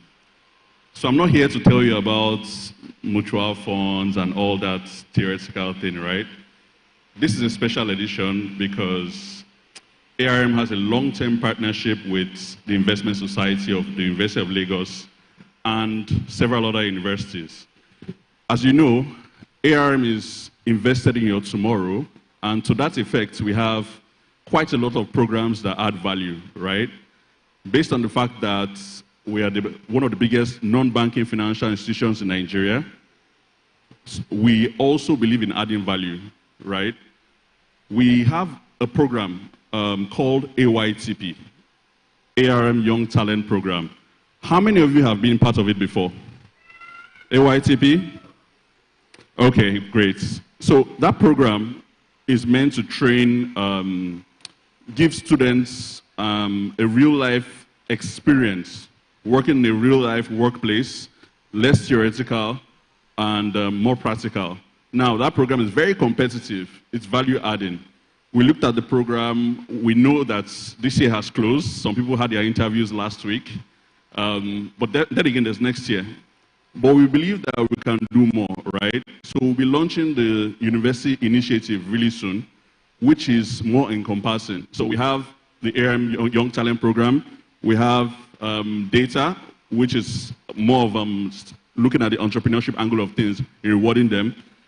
But the University Initiative is different. What does it do? In fact, before I go into it, has anybody who has participated in AYTP, can you just speak for 20 seconds what you gain? Okay, come. 20 seconds, please. Tell us your name, and it needs to be about AYTP so they can understand. All right, thank you. So my name is Brandon. I'm also a member of the Investment Society. I joined the securities team. So as he said, I should come and speak about AYTP. It's very collaborative. You get to work with people from around the globe, other universities in Nigeria as well, and work on projects that will actually have an influence in the real life as well too. So it's very, very, will I say, encompassive. There are a lot of smart people there, and overall, it's a very fun experience. All right, thank you. So for Brandon to get in, it means this guy is very good. So you can imagine thousands of applications, but only very few get in, right? So the University Initiative is going to be launched really soon. We have our stand behind. The goal behind that is not just for you to be part of AYTP, but one day some of you here would not be doing 9 to 5s, right? So it's not just about 9 to 5s. We have a stream for those that want to become entrepreneurs, which is why we have ARM labs. So I'm not going to go into full details. I just want to say that you guys have an amazing opportunity now. I mean, 15, 16 years ago, when I finished from this same campus, we didn't know about things like that. We know that in my time, once you don't come out with a first class or 2-1, you don't get interviews at the big fours and all that. But the world has changed right now, all right? So once again, to the organizers, thank you for this. Thank you for the opportunity. One more thing, for those that want to apply next year, sometimes you don't have to wait. You have to be proactive, right? You don't need to wait to visit the website. Why not follow us on social media, at ARM Engage, turn on post notifications so you can be the first person to see things. All right, thank you very much. All right, thank you, sir. Quickly, we want to give CSR awards to the organization for ARM. Thank you so much. So I want to make welcome Gladys Ajogu for the presentation of this award very quickly. Thank you so much.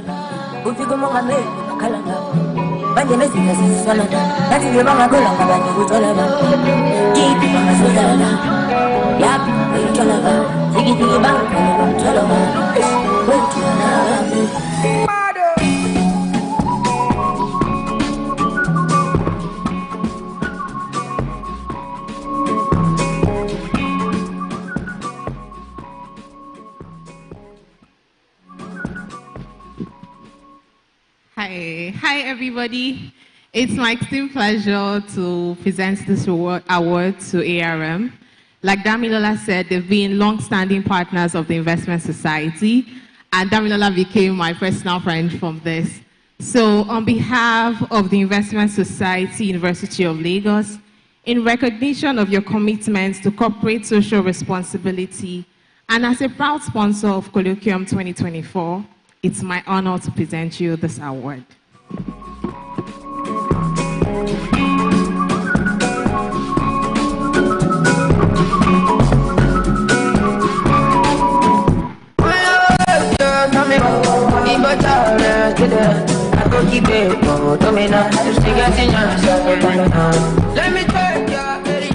And also we'll be awarding Aletia. And let's make welcome Mrs. Yewande Adewusi as she comes up to receive this award for Aletia.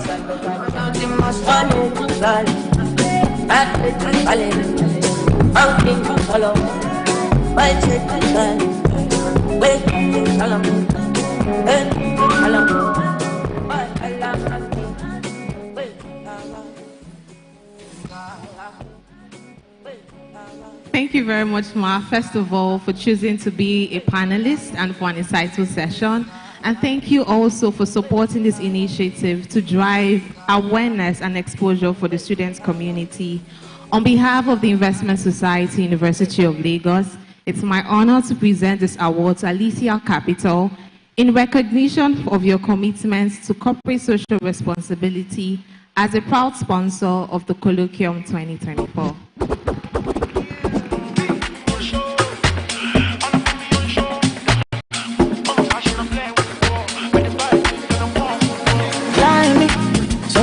All right, thank you. So moving on, we're going to be taking a little bit of entertainment, and I want to make welcome on stage our very own S. Lee, as she'll be serenading us for the next few minutes. S. Lee, let's put our hands together for S. Lee, please. S. Lee, where are you? All right, S. Lee's in the building. Thank you.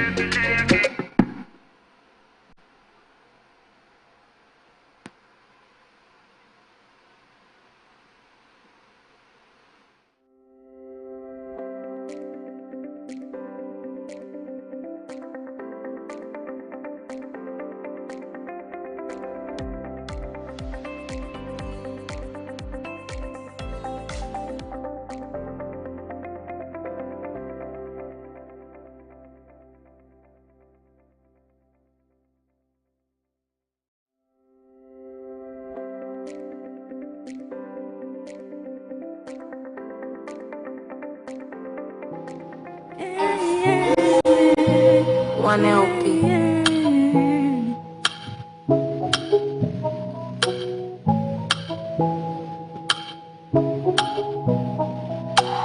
Girl, I'm down on my knees.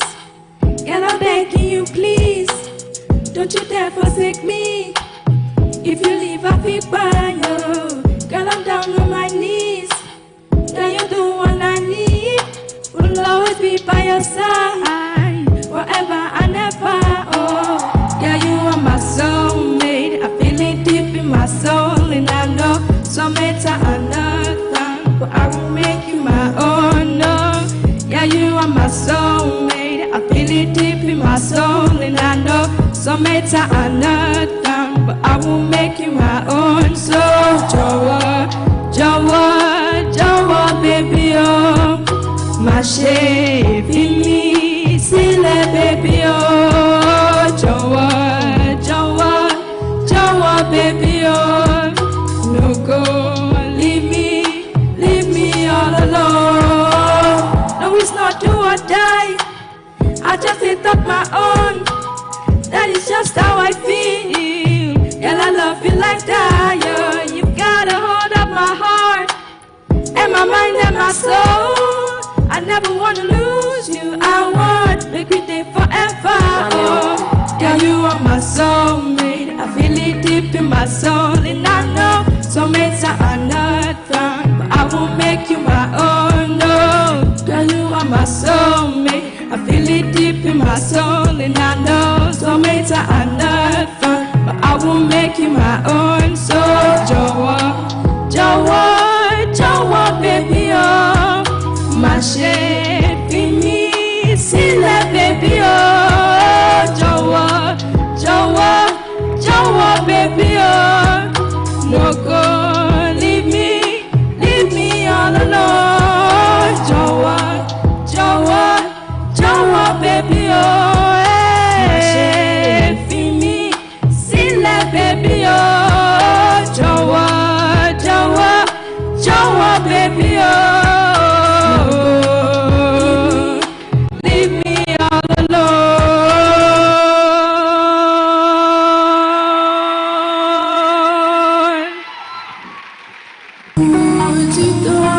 A bit different from all on me, put it all on me, all over me, all on me. I can't lie, the first time that I set my eyes on you, yeah, you blew my mind away, and I can't get it back. I won't lie, at the time, yeah, it felt like ecstasy.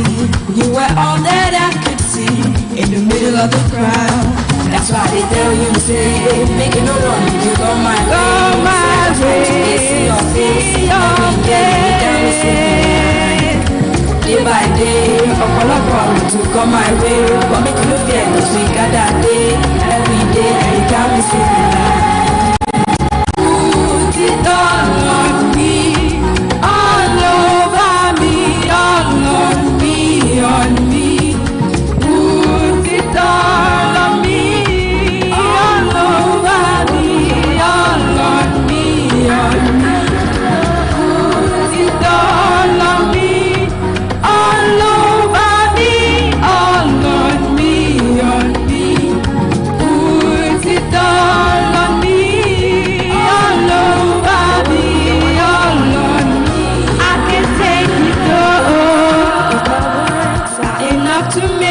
stay, but I'm not ready to hear you say goodbye to me. That is why I will try to do the best I can to show I am your greatest fan. And I'm here to say, that's why they tell you, say, make you no wrong, you keep on my way. Say, I just like to see your face. See your face. Day by day, you come my way. You got that day, your day. Put it all on me, all over me, all on me, on me. Put it all on me, all over me, all on me, on me. Put it all on me, all over me, all on me, on me. Put it all on me, all over me, all on me, on me. Put it all on me, all over me, all on me, on me. Put it all on me, all on me, all on me, all over me.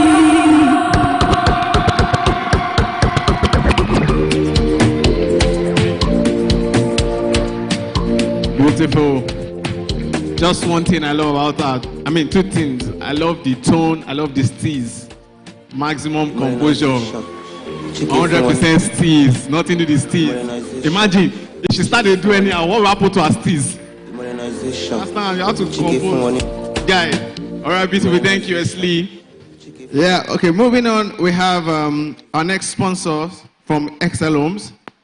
Let's put the hands together for our sponsors from Excel Homes. Put your hands together for them, please. It takes a lot to sponsor an event like this.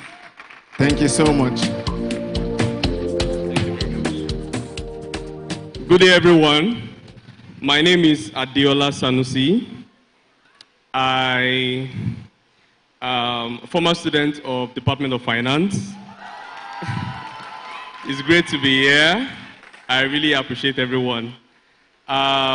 So I'm currently representing Exelum's Real Estate. We are a development company, and we are essentially into building of estates in different developing areas.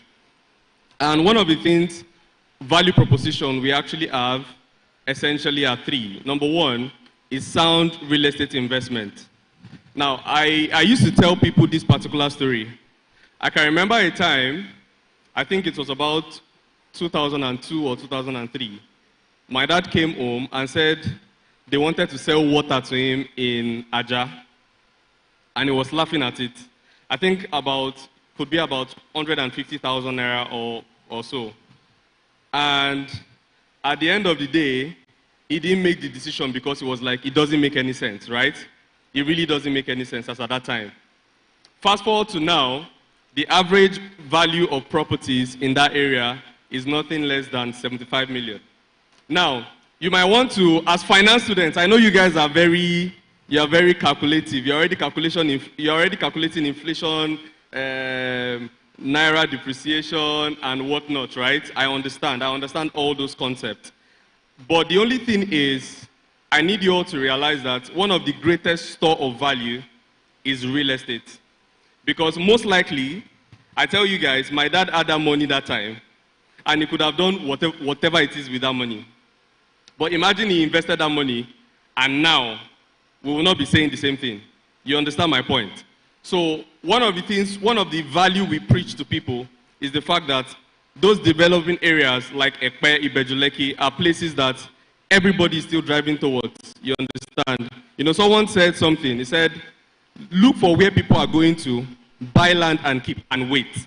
Then you see great capital appreciation in another 5 to 10 years' time. Now, that's the first thing. Now, the second thing we are trying to do, or we are currently doing at Excel Homes Development, is human capital development. So we have a group of realtors that we train week in, week out to make them huge salespeople. They are doing great numbers. In fact, we have some students here as well that are already part of our training programs. In fact, I had one that did 100 million in sales last year. She's here currently. I don't want to cast her. So yeah, it is very, very possible. You can, last year we did over 1.6 billion in sales, and we had a number of students that are seated here today that were also able to contribute to that volume of sales. You know, so you can also be the next when it comes to making sales. I think, please, you can scroll down to the last page that asks my number. So if you want to, you know, join our community of realtors, especially as students, I can remember something when I was in school. I wasn't really getting much support from home. So what I did in school back then was to identify the need. I was the one that started selling past questions with solutions in the University of Lagos, especially management science. So if you are here and you studied a sociology material or a 5-in-1 material, I did it. And that was far back as 2016. I sold over 2,000 copies of that book then. I was able to pay my school fees. I was able to do a lot of things with that. Now, who can say that sales cannot transform your life? Now, imagine back then, I was selling those books for 500 naira for each copy, 1,000 naira for each copy, and I was able to pay my school fees. I was able to do a lot of things back then. Now, imagine you selling real estate, selling properties. You have someone that is probably able to buy property from you. All you just need to do is let the person know this property is genuine, and you can actually make lots of commissions. You can make millions in naira every single month. So that's my number over there in the screen. You can take a picture, you can send me a DM on WhatsApp. Then the last thing, which is our value proposition, is driving innovation in real estate. Now, one of the major issues that people will tell you about investing in real estate is they'll tell you, I bought a property 5 years ago, I don't know where it is today, I don't know what's currently going on there. There should be a technological solution towards this problem. And that is one of the things we are trying to do, or we are working on at Excelum Realty.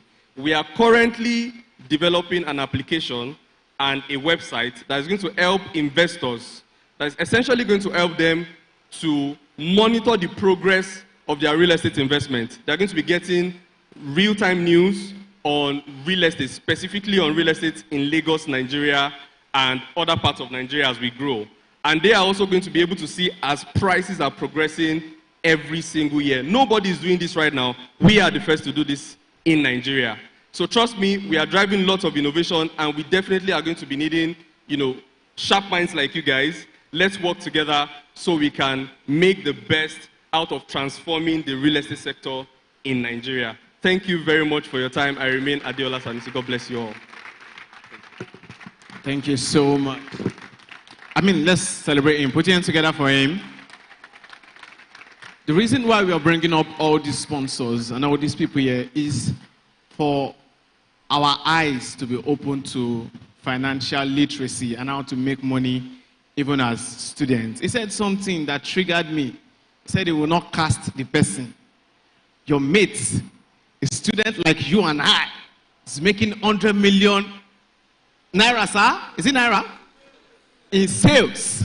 Okay? What will happen to my steez?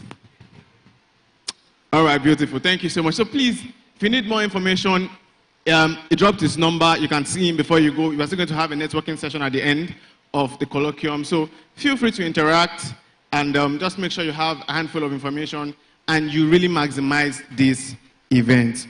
Okay, so moving on, we're going to be awarding some of the competition winners. And to undo this session, I want us to celebrate Aminat Giwa, the current Vice President for TIS Unilag, as she makes her way up here. Put your hands together for her, please.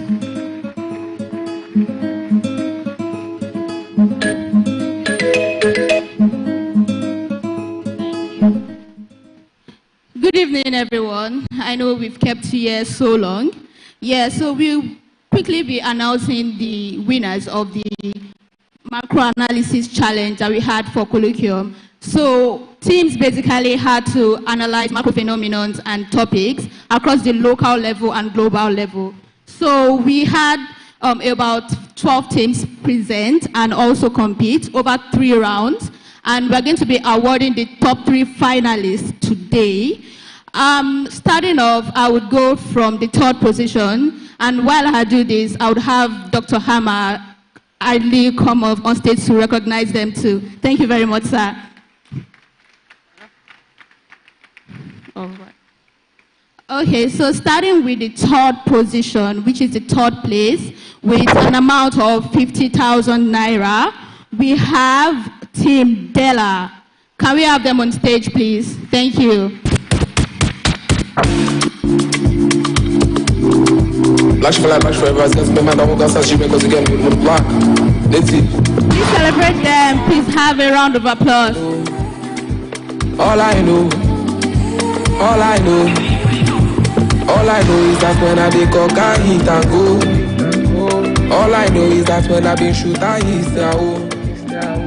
All I know quickly, is that please. When I dey cock and hit and go. All they know is that when I been shoot and hit and go. So why they wanna cross? Put them in the cross. Follow me their own. Lead it on their own. Team Della. So why they wanna bring? All right, why they make themselves up on stage? We have for the second position, Team Trailblazers. Can we have a round of applause for them?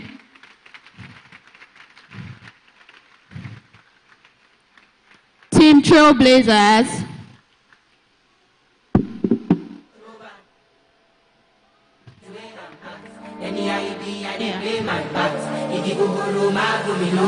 Well, I let the water touch my knee.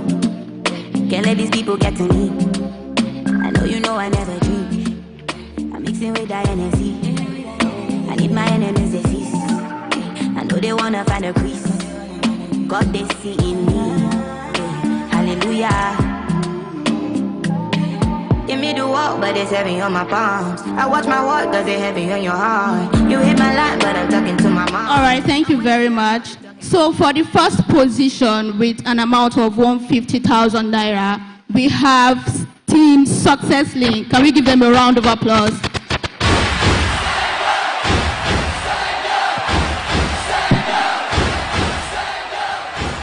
Team Success Link, please make your way up to the stage. Thank you. Be the best, number one and nothing less. Lead me to my destiny. I have waited patiently. I have vision, oh I believe. I know I can count on me. So stand up for the champions, for the champions. Stand up, stand up, stand up for the champions, for the champions. Stand up for the champions, for the champions. Stand up, stand up, stand up for the champions. Thank you very much.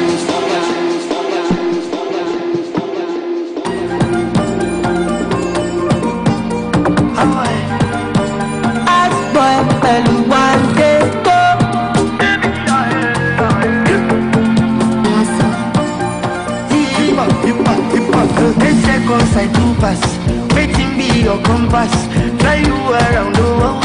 Maldives and Santorini, why you find Versace? I love you, you're my dream. Even if now I'm granted, I go still love you, my one day. Follow bomba to bomba, I go be your defender. When I lose my breath, baby, would you be my healer? Too many things I don't realize. When I'm with you, I dey fantasize. Would you be my only lover? When I'm with you, I'm alive. You're my life, babu. Even if not, all of you know the song now. Sing it. DJ, why did you stop? Let them sing. Okay. Touchdown, also game. All right. Thank you, DJ. All right. So moving on, we have Kike from Value Alliance for a speech for the next 5 minutes before we go into the zenith of today's event. Please let's put our hands together for Kike as she comes up for the next 5 minutes representing Value Alliance. After which we'll be going straight into the fourth panel session.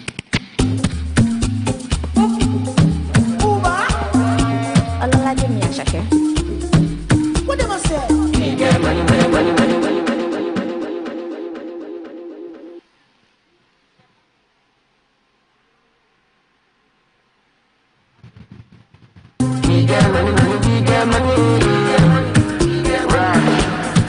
automatic, cause the traffic, you know I dey my lane. I'm classy Joe. Wow. Good afternoon, everyone. My name is Kikelomo Lukoya. I work with Value Alliance Asset Management Company. It's a pleasure to be here with everyone. It's a very energetic crowd, and I'm so glad to be here. So quickly, Value Alliance Asset Management, we are a subsidiary of ACA. ACA is African Capital Alliance. We are situated in Ikoyi, Alfred Rewarding Road, and we basically provide asset management services to clients, to individuals, institutions, businesses. And for students like you, we have a money market fund that you can invest in with even as little as 10,000 naira. For the TIH Unilag, we have an alumni of TIH Unilag, funny enough, working with us currently. So we see the product of an institution like this. She's a very dynamic young woman. She's a fantastic person. And so we are appreciative of what you're doing here and what TIH Unilag has been able to achieve so far. And because of that, we believe in programs like this for the younger generation because it exposes you to what more you can do after you finish from school. We encourage internships for people that are interested in working in the financial sector and in the investment line. So I'm sure that definitely as the time goes on in the future, we will have more alumni coming from TIH Unilag coming to work for Value Alliance. We are actually looking forward to that. Thank you. So to our product, for instance, yes, we deal with students, a lot of students, part of our, have invested in our mutual funds, for instance. Like I said, if you visit our stand, we would show you how you can start investing. Currently, there's so much information out there about investment, so students can actually take advantage with as little as 10,000 naira, like I spoke about earlier, and you can actually have a planned, even if it's monthly, quarterly investment scheme that you want to take part in, so that you actually still have something to fall back on in the future. Other than that, we have products that can attract other lines of clients, institutions, HNIs, ultra HNIs. But for students like you and me, I used to be a student, yes now. So we encourage that you take advantage of our money market fund, and we are sure that you will all benefit from it in the long run. So I will encourage us that from avenues like this, when I was a student, we never had opportunities like this. We were not this exposed. We did not have the amount of exposure and access to information that you have. And I believe that with events like this, it can actually help and actually expose you to the line of investment and how you can also benefit from whatever little you have and actually see it grow over the years. So for Value Alliance, we have a wide array of products, and I will encourage all of us to visit our stand. Definitely we have gifts for everybody when you come to the stand. Now, like I was talking about our products, for instance, our MD is going to speak on the panel shortly, and I believe that we are all going to learn a lot from it, and I encourage us to listen intently. But I have gifts for some of us here, and I'm going to throw just some few questions and have a trivia. I'm aware that there are ushers that can give us microphones to answer. So basically, I'll just throw just some few questions because we have gift bags for winners of our trivia that we are going to have now. So basically, I'll ask the first question about Value Alliance. Where is our office situated? Who can tell me?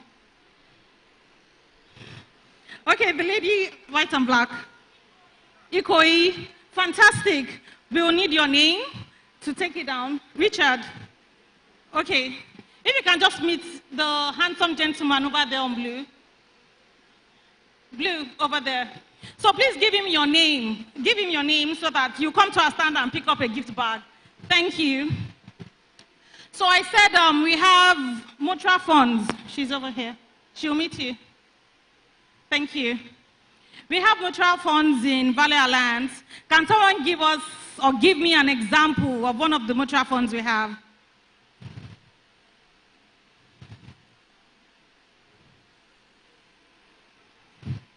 Anybody?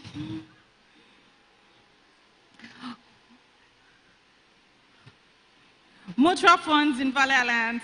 I just spoke about it now, and I said students can invest in with as little as 10,000 naira. Sorry? You're not a student, come on. So I pass. No, so I move on from that. Okay, so third question, I pass on that. Can someone tell me my name? Thank you. Fantastic. So too, you have a gift bag from us. Richard is just over there. So please give him your name and you can visit our stand to pick up your gift bag. Thank you. Sorry, bueno. So last question before I go. So I said there's an alumni of TIS Unilag that works with us. A young lady, dynamic, very energetic. Can anyone tell me who she is?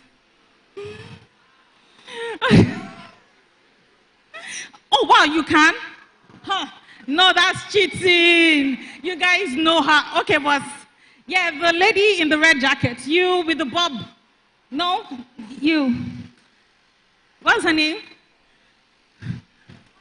Oluchi, yeah. So you have a gift bag with us. So thank you. I won't take too much of your time.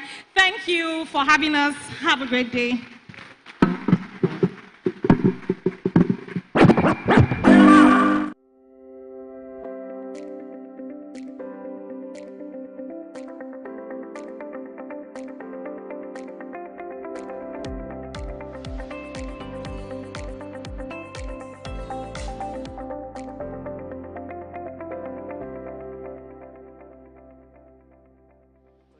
Yeah. Thank you. Please, can we put our hands together for Dr. Ama, Staff Advisor for TIS Unilag, as he comes up to help us present this award.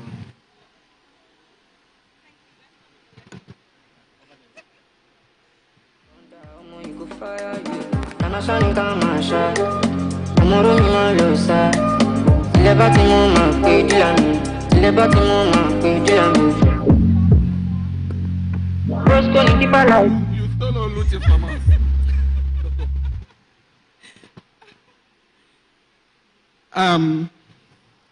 Value Alliance. Okay, I didn't know that it's Value Alliance that stole our Oluchi. Wow, wonderful. Interestingly, Oluchi was one of my students, and she led one of my teams to CFA championship, and they won. So I'm sure that she will be winning for Value Alliance. And let me also recognize Excel that just talked now.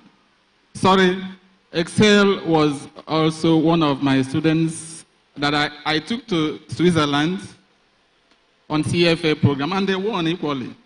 So we have been winners. Unilag has been winners. TIS have been winners. Yeah, on behalf of the managing director, of the vice chancellor, you know, I came from the industry, so I'm used to managing director. On behalf of the vice chancellor of University of Lagos, Professor Ogunshola, who will, by the way, will be back here in a few minutes' time. I want to recognize Value Alliance for the wonderful support they have shown to us and for being part of the sponsors of this event and being our partners. Something tells me that you will be back here next year and that we will have closer relationship than this. So in recognition of your commitment to corporate social responsibility as a proud sponsor of Colloquium 2024, we are awarding you this plaque. Thank you and God bless you. What is it?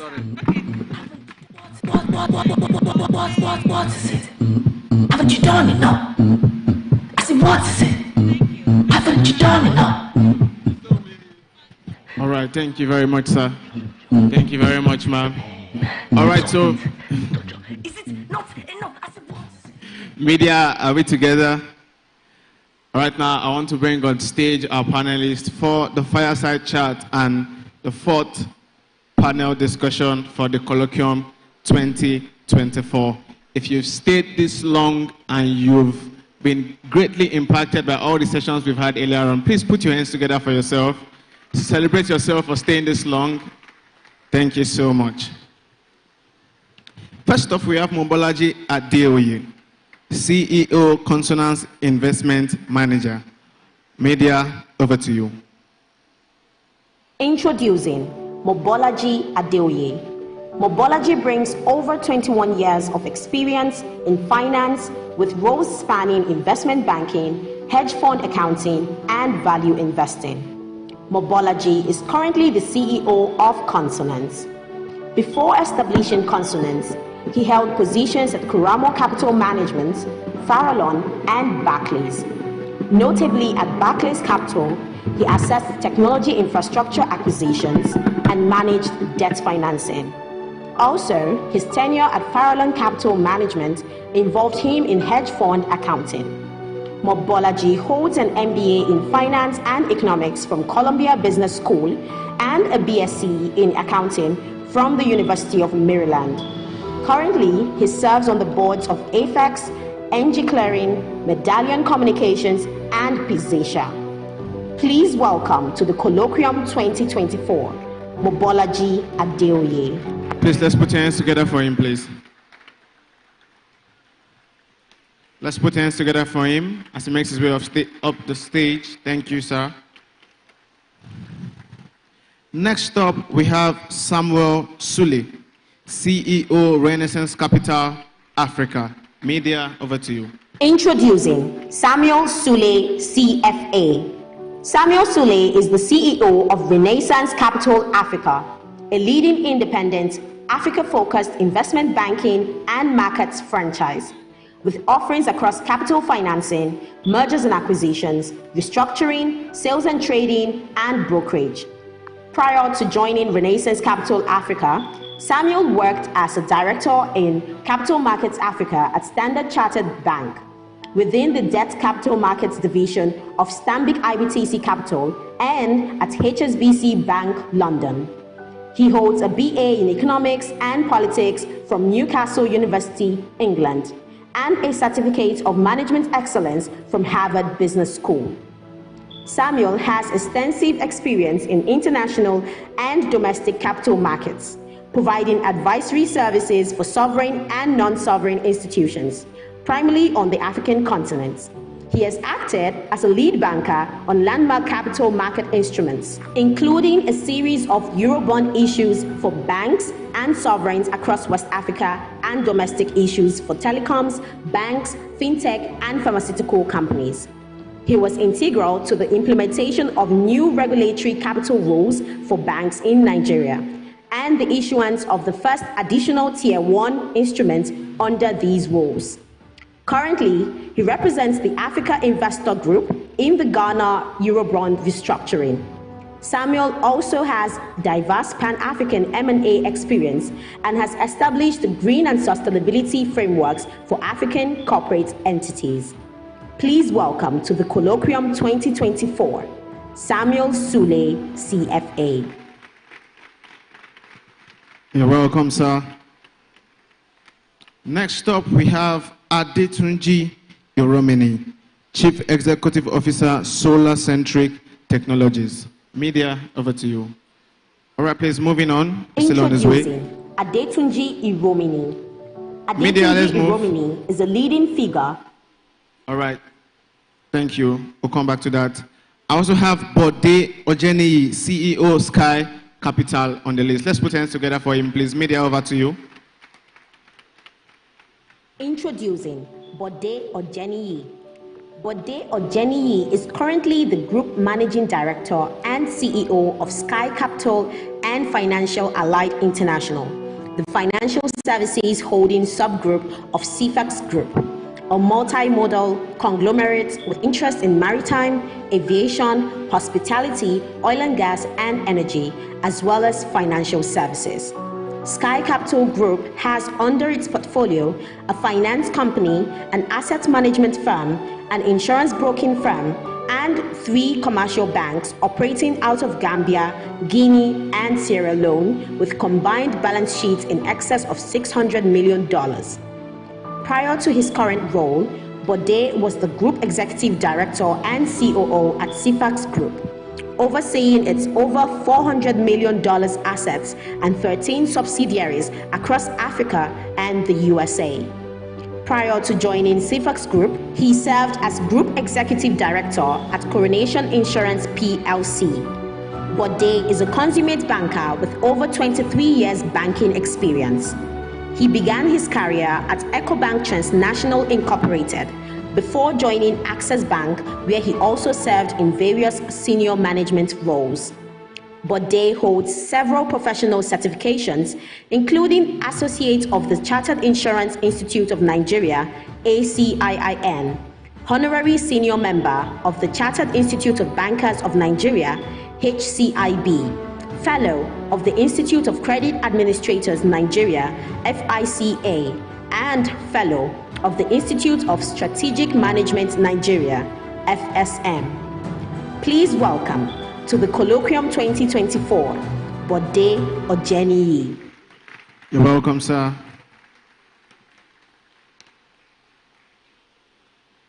All right, moving on, we have Eno Atoyebi, MD, CEO, and CIO, Value Alliance Asset Management. Media, over to you. Introducing Eno Atoyebi. Eno Atoyebi is a seasoned business executive and leader with over 25 years of reputed expertise in investment management. As an investment and financial markets expert, she is passionate about markets and helping her clients navigate the complexities of achieving their investment goals. Currently, she is the Managing Director and Chief Investment Officer of Value Alliance Asset Management Limited, a subsidiary of African Capital Alliance, where she provides strategic leadership, leads its investment process, and drives product innovation and digital transformation. Under her leadership, Value Alliance continues to deepen its investment offerings, focus on delivering consistent risk-adjusted returns, and strengthen its governance and operational processes. Eno is a chartered financial analyst, a fellow of the Institute of Chartered Accountants of Nigeria, holds an MBA from Alt International Business School, Cambridge, USA, and is also an alumnus of the Lagos Business School. She is a recipient of the Securities and Exchange Commission Award in recognition of her contribution to the development of the Nigerian capital market. Please welcome to the Colloquium 2024, Eno Atoyebi.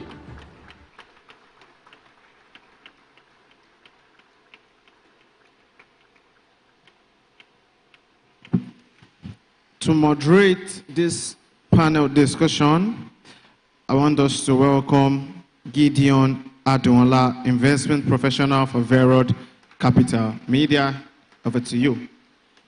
Introducing Gideon Adunla. Gideon Adunla is an investment professional with over 5 years of experience in the finance and investment industry.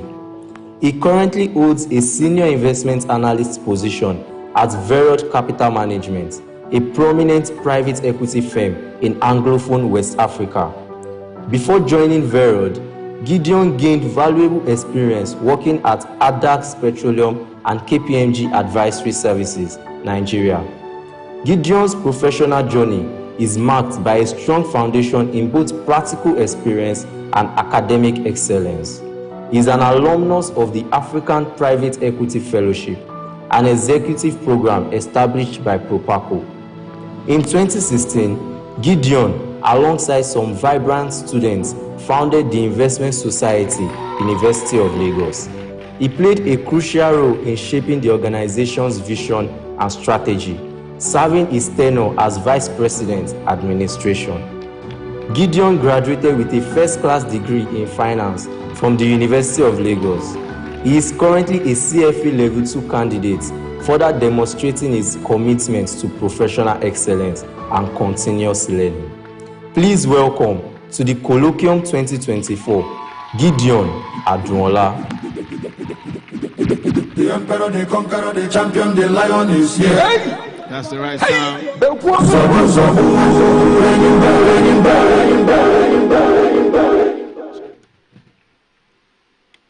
Sorry, sir. All right, so I want us to pay attention, learn as much as we can, and jot as well. So I'll be leaving you in the hands of our panelists and the moderator for the next 30 minutes. Thank you. Thank you. Greatest Akokite? Greatest Akokite? It's also a great pleasure to be here this good afternoon. And I really want to use this opportunity to appreciate the leadership of the Investment Society for giving me this opportunity to moderate this panel. To set the tone for this very panel, it's focused on from the classroom to the boardroom. It's majorly to give us an insight to what it takes, the challenges, the shortfalls, the strategy, how students can have their way from being an ordinary student to being a board of director, being a CEO of a multinational in Africa, in Nigeria, and in the global space. I will like you and implore you to please pay 100% attention. It's an honor to moderate this panel, and thank you for coming. Just to start with, Samuel Sule used to be, he happened to be the first industry expert we brought down to in the Investment Society in the year 2017 at the Faculty of Business Administration. And it's been of a great pleasure to be on a panel with you again today. All right, going to my questions for today, I'll make it as engaging as possible. They gave me a list of questions, but I really think for us to engage well, I'll bring a bit of students and practice question to play. I would just like you to just walk us through 1 minute each so we can work with time. What was your student life like? Do you think you did well enough as a student? And comparing when you're a student and where you sit currently, can you just walk us through briefly how the journey looked like? I'll start with you, please. Just go on. Yeah, good afternoon, everyone, and thanks for still staying here. And we know it's quite late, so we're thankful and we really appreciate that. So I run Consonance Investment Management, which is an investment firm. We do a mix of venture capital and private equity. So in terms of my student experience versus now, I went to university in Maryland, USA. It actually wasn't my choice. I was actually supposed to go to University of Lagos. This was in 1992. But the universities were on strike. So, we had to sort of find other options. My experience in university was I studied accounting. I'm not actually sure why I studied accounting, to be frank with you. I think it was just difficult, so I just wanted to challenge myself. But university for me was it was a lot of fun. I made a lot of friends. Took a lot of leadership roles. I was treasurer, African Students Association, joined a few clubs here and there. But to be frank with you, when I was in university, I didn't know I wanted to be an investor, right? I had no idea. As a matter of fact, I had no idea what investment was, what like the buy side was, right? Because at University of Maryland, when you studied accounting, you are pushed towards Arthur Andersen, KPMG, etc. But I didn't like accounting as much. You know, my introduction to investing actually started, I'll probably say about 5 years after I left university. I found myself in California. I found myself at a hedge fund, and I realized that, you know, the investment guys were having a lot more fun than the accounting guys. So I made up my mind that I was going to be an investor. I didn't really have a mentor, so I just picked up books, you know. So I'm an avid fan of, you know, the value investors, Warren Buffett, Charles Munger, you know, read all the Buffett letters, you know. So I taught myself, basically, right? So which is to say, just because you are studying, I don't know, estate management, accounting, whatever it is, it doesn't mean that you can't transition into something else. You know, you always have to be, you know, one of the things that helped me the most was I didn't set any limits for myself. You know, whatever I want to be, I just pick up a book and read it. Even though I studied accounting, my favorite subject today is physics, believe it or not. I read a lot of physics books. It's actually one of my favorite subjects now, and I actually apply it in investing today. So the short of it is that whatever you study now, it's okay. You know, just have an open mind, be a lifelong learner. Wherever you find yourself, do a phenomenal job. You know, that's the way you sort of ensure that you have lots of options. So I will stop there.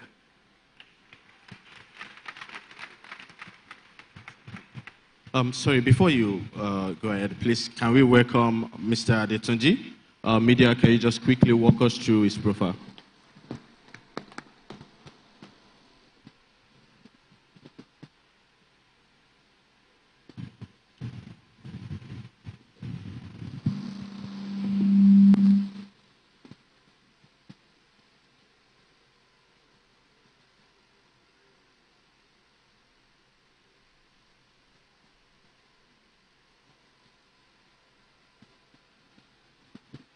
Media, are you there?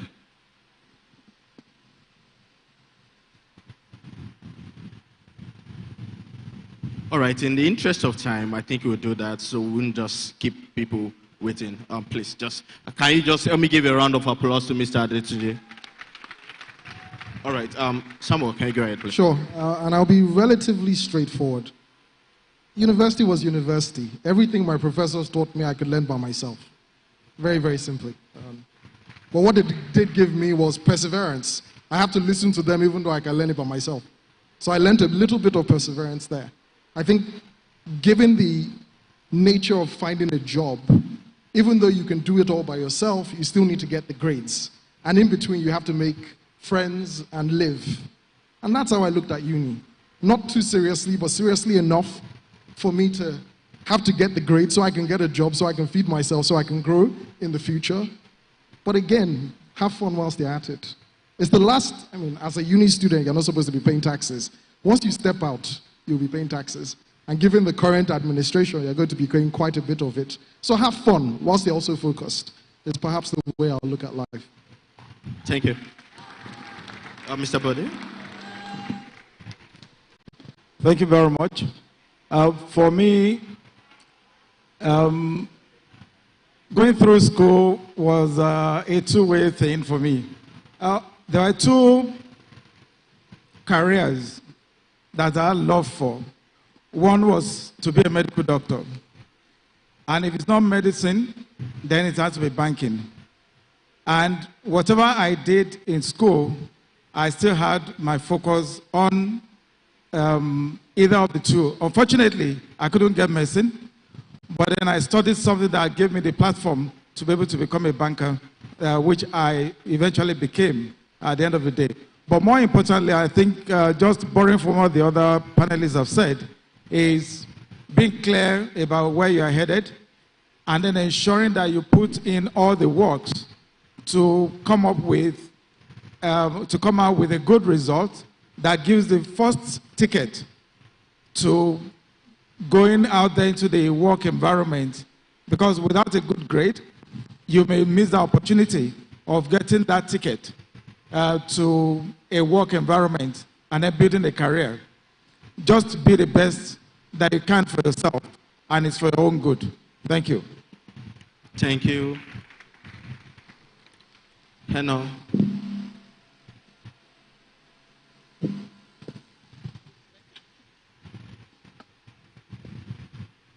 All right, good afternoon, everyone. Lovely to be here. And thank you very much for the invite. So I think for me, as I went along school, I think things got clearer. So when I started out, I just knew I studied accounting and finance. I knew I just wanted to study accounting, but what I was going to do thereafter wasn't clear.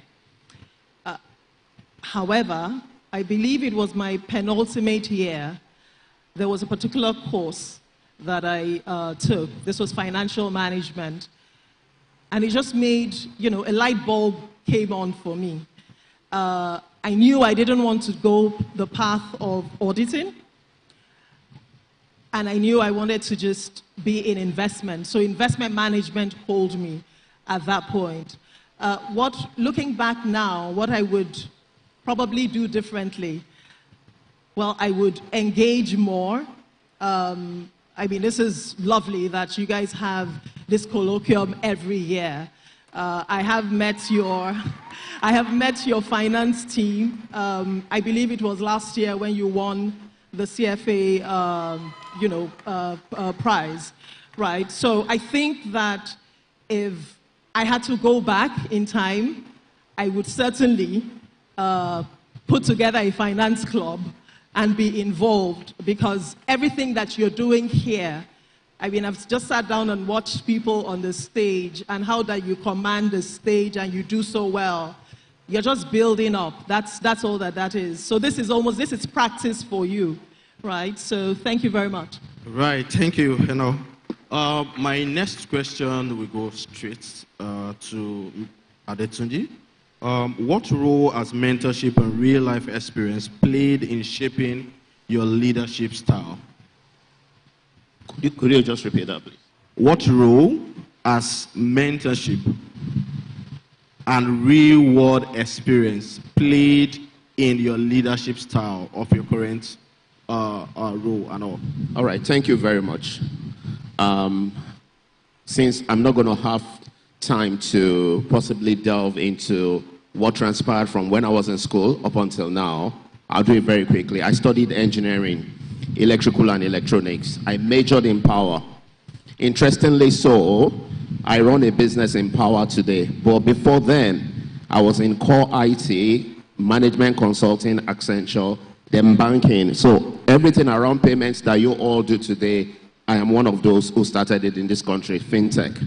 So I moved into power for one major reason. The main reason why I want to believe that maybe most likely it rained today, maybe we're running a generator right now. So it's been a major problem across the country. Coming to mentorship, I think everything changed for me when I joined Standard Trust Bank in 2004 from management consulting Accenture. All my life, brilliant students, career moving very well. I got to Standard Trust Bank, and my life was almost like I moved from fry pan into fire.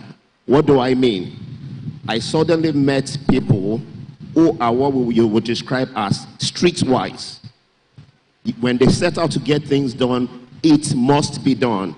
And it is one of the reasons why I'm here. I entered up to like 3 floors. I almost gave up coming down here. Eventually I said, look, if this was business, I'm going to go after it. So let me treat this as business. So what I'm trying to let you get is, personally, my motivation hasn't been any of those foreign motivational speakers or books. And the reason is very simple. The most difficult business terrain or life for a human being you're going to experience is most likely going to be in Nigeria or Africa.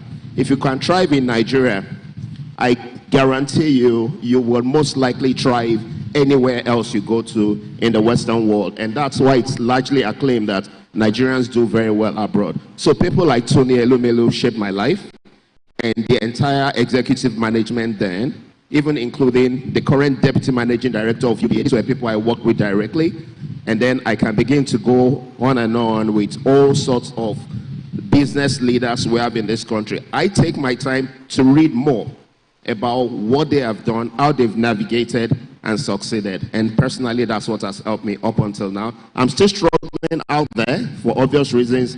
Nigeria is tough as a business environment, but if you break through around here, you could be guaranteed that you'll be, surely comfortable and be happy. And almost everybody here today, everybody seated here, want to do this at every point in time. And trying to merge stuff like internship with being a member of the investment society. I know what it takes for the guys that are in the research division. They have to wake up early in the morning. They have research meeting every morning, Monday to Friday. I think is the best way to manage, let's say, multitasking.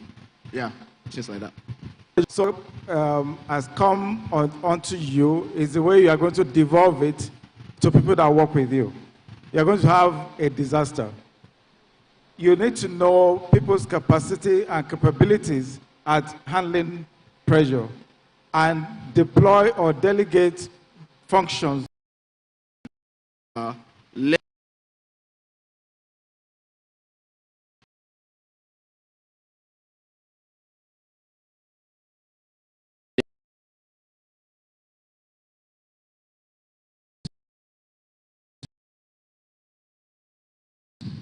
So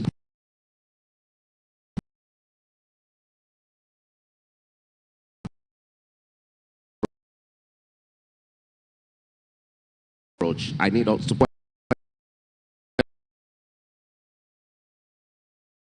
question. I'm going to add.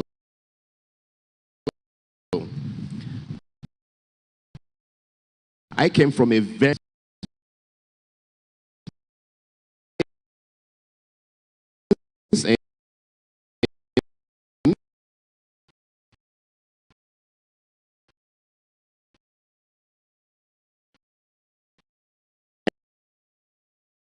and then he had to go and get another form. So I entered for electrical and electronics engineering, and it was extremely almost a case of should I change?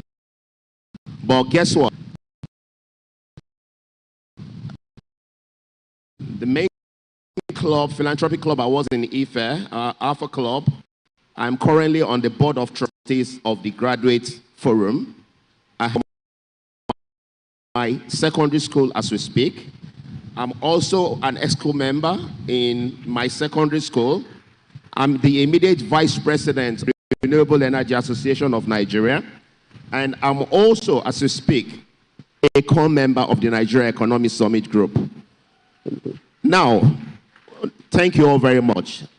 In my own case, I usually attribute the very tough upbringing I had to many things. My parents won't take no, and they're not going to pet you. You need to get the job done first. You can complain later. I hear a lot of teachings nowadays, and I just smile. I sit down with my friends, and I'm hearing Gen Z of nowadays. And I say to them, it is only Gen Z in your house, if you agree to it, not in my house. I have just 2 kids, and they know what it is like around daddy.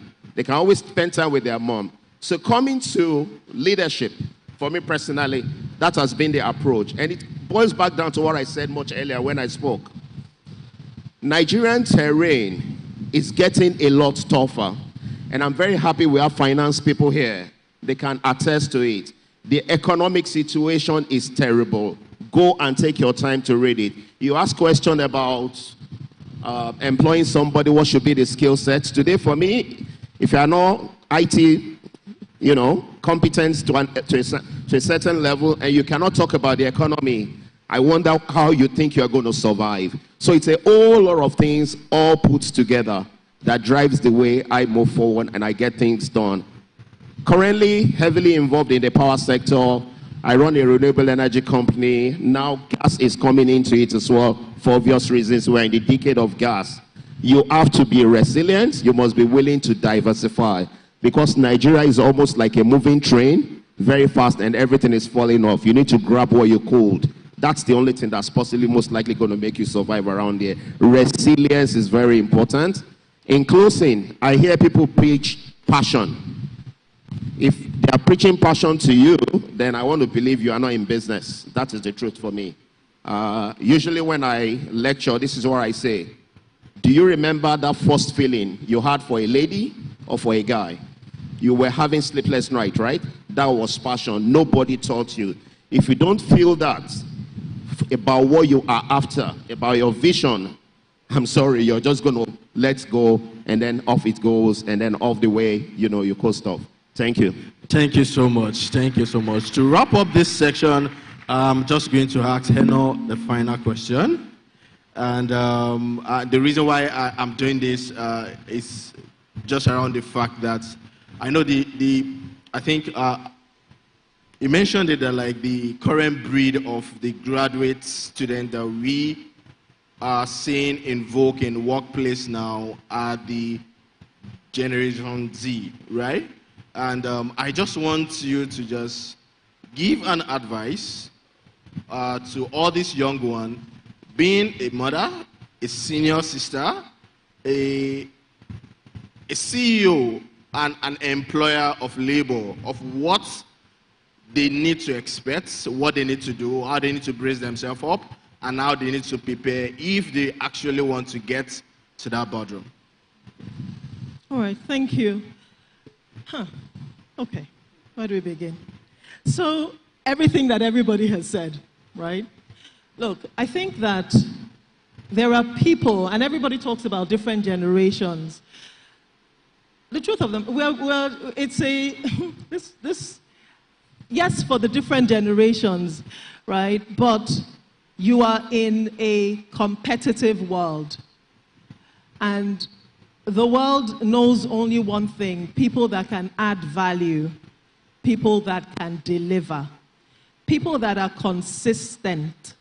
It's not, I do this today, I cannot do it tomorrow, I will do it. Consistency is important. You've gone through school, you've done 4 years, 5 years maybe. One of the things that school does is to teach you its discipline, its routine, it is apply yourself.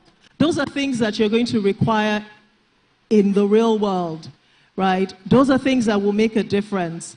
When people are looking for people to employ, you want people that would add value and grow and be committed. So it's not a thing of, I start something today and then I sort of just, I don't feel it, I move on. You have to have staying power. And we've spoken a lot about, whether it be being resilient, learning, being open. But it's generations come, generations go.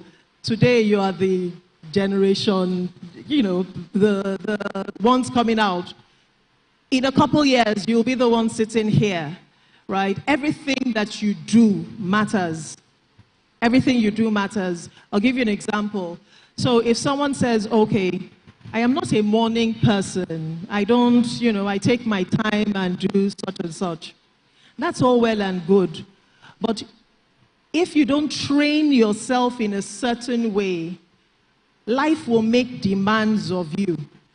And it can't be at the time when life is making a demand of you, then you are found wanting. So everything that you do now adds up. Everything that you do positively and negatively adds up. If you are not resilient, if you don't have staying power, then you're not going to pull through. most of you in here will graduate. Not a lot of people. Some people started with you and probably will not. Maybe will not graduate at the same time. But this is just the beginning. But my point here anyway is everything you do adds up. So don't trivialize things. Whatever is in front of you, do it.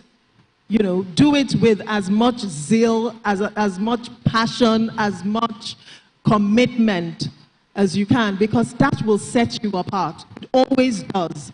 People are looking for value. Thank you. Right, thank you. That will be the end of our panel session. I really hope that you've learned one or two things. I've top up my knowledge bank, and I want to believe you've done that also. Thank you for your time. All right, let's put hands together for the moderator and our panelists. Thank you so much. Before we let them go, we'll be quickly we'll be taking the award presentation for each and every one of them, our moderator and also our panelists. I want us to make welcome Dr. Ama, staff advisor for the TIS UNELAG. Let's put our hands together for Dr. Ama once more. Thank you, sir.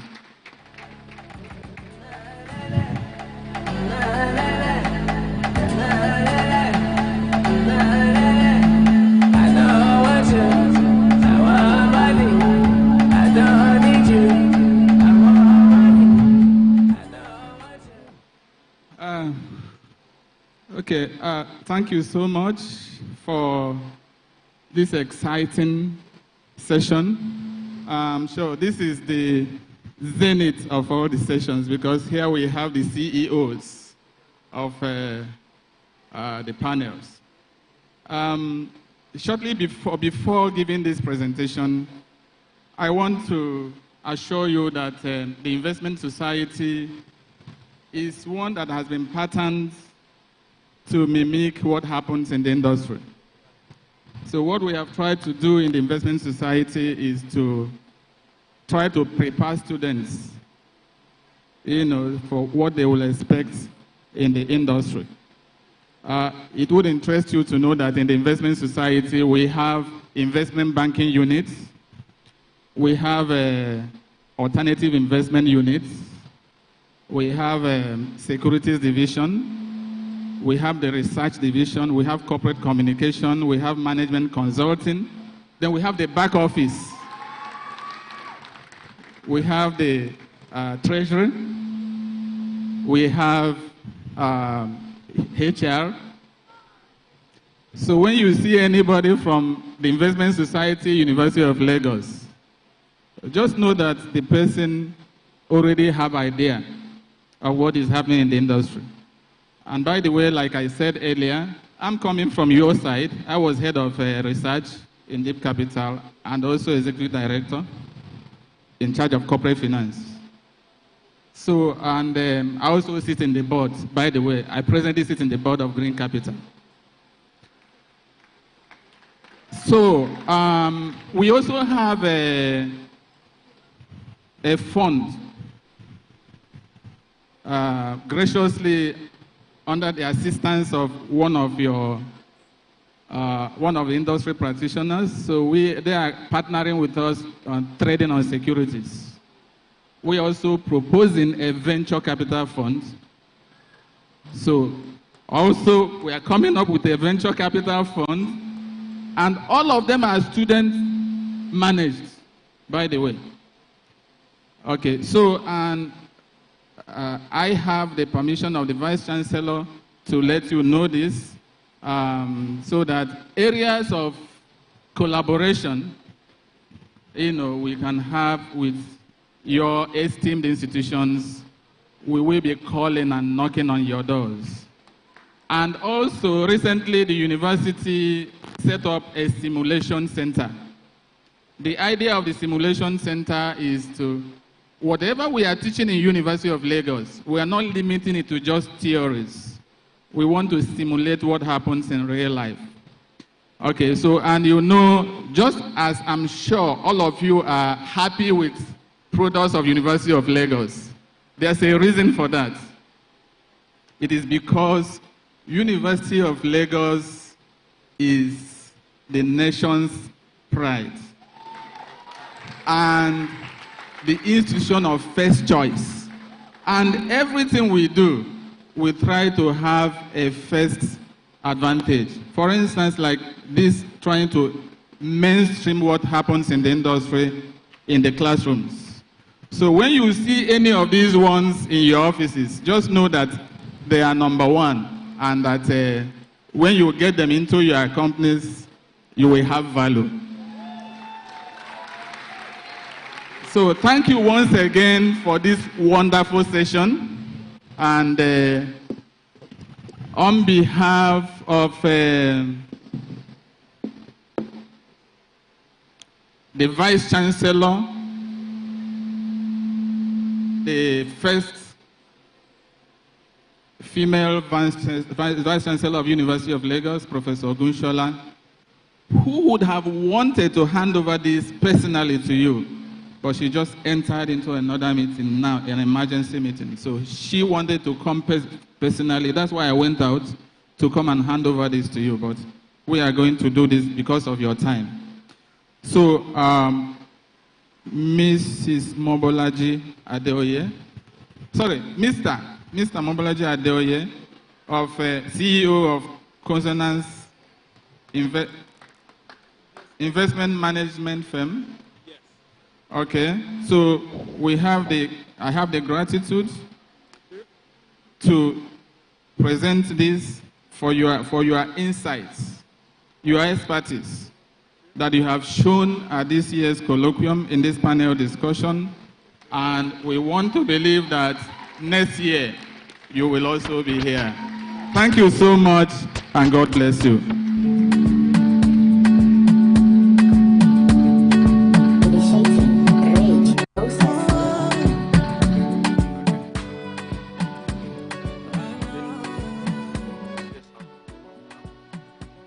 Okay, so Mr. Sule, you have been our friend for ages. You are, wow. This is his mother and his grandmother were alcoholics. So, on behalf of the Vice Chancellor, University of Lagos, and the executive of the Investment Society, I have the pleasure and the honor to present this as a token of our appreciation to Mr. Samuel Sule, CEO, Renaissance Capital Africa. With gratitude for your insights and expertise at the Colloquium 2024 panel discussion on leadership lessons from classroom to the boardroom. Thank you so much, and God bless.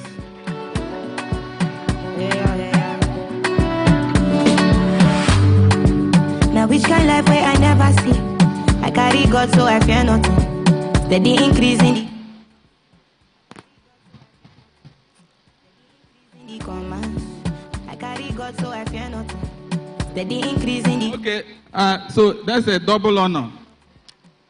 So again, to rank up. So the first one is for your engagement in the panel discussion, and this one is to the company for its excellence in corporate social responsibility. This company has been so wonderful when it comes to corporate social responsibility as it relates to relationship with University of Lagos. And on behalf of the Vice Chancellor, I have the honor to present this award to you. And this is in recognition of your commitment to corporate social responsibility as a proud sponsor of 2024 Colloquium. Thank you, and God bless. Original no be parody. You know be clear for your memory. Whether now winter or summer, I take I don't stop now. The sky is our limit. The sky is really our limit. And by the way, yes, really, most of us here, most of my students, the sky is really their limit. In fact, it's their stepping stone. This year, last year, the World Bank took 16 students globally on internship, 16 globally. And University of Lagos supplied 2 of those students. We had three from Africa, and 2 of them are from Nigeria. The 2 that are from Nigeria are from Unilag. And interestingly, they have been given permanent position. So the sky is really the stepping stone for members of Investment Society, University of Lagos. So, Bode Ojeni, on behalf of the the Vice Chancellor, University of Lagos, and the executive of TIS, I have the pleasure and honor to present this prestigious award to you with gratitude for your insights and deep expertise at the Colloquium 2024 in the panel discussion on leadership lessons from classroom to the boardroom. Congratulations. I poco many kilometers. I suffer more time when I'm shiranuba all day. Now only day for my side, calling me for my life. See me room with my style. And I don't say I try. Miss Eno Atoyebi. This is a special award of appreciation to Mrs. Eno Atoyebi, CEO and CIO of Value Alliance Asset Management. With gratitude for your insights and expertise at the Colloquium 2024 panel discussion on leadership lessons from classroom to boardroom. Thank you so much for being part of this panel and for being part of this Colloquium 2024. Let's go from London. Did they catch a mabi? Did they catch a mabi? Naso. Oh, flash for life, just for now. Cause I remember getting me more back. Let's see. Yeah. Adetunji. On behalf of the Vice Chancellor, University of Lagos, and the executive of the Investment Society, I have the honor and pleasure and the privilege to hand over this award of appreciation, this token of appreciation to you, the CEO, Adetunji Iromini, the CEO of Solar Centric Technologies. Very soon, the earlier presenter said, we are not going to have UpNEP again. With gratitude for your insights and expertise at the Colloquium 2024 panel discussion on leadership lessons from classroom to boardroom. Thank you so much for adding value to the Colloquium 2024.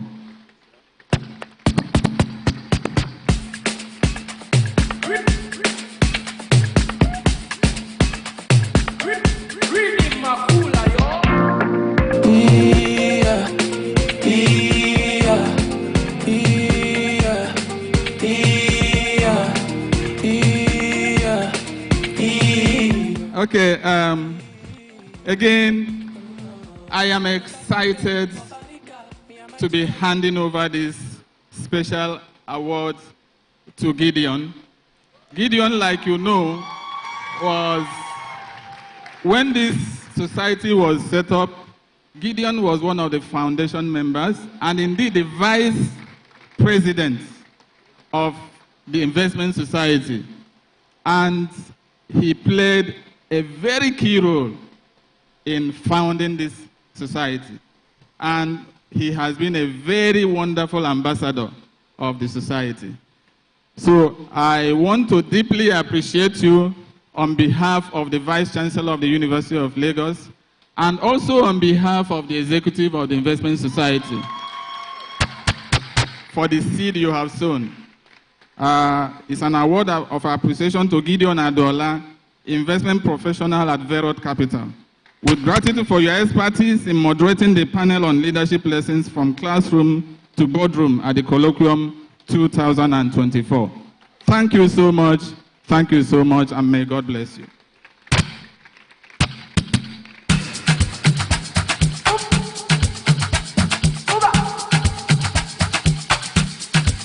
I'll be on the phone, calling you tonight. I want me. So can we have everybody stand for group pictures? Wanna hold you tight, but I fool my eyes, but I'll be alright. Uma lato, uma keto, bidi, uma shito. Them go run it down, them go hold it. Them go, say them go feel it. Them go run it down. Them go hold it. Them go. I be talking to myself, and I don't even notice.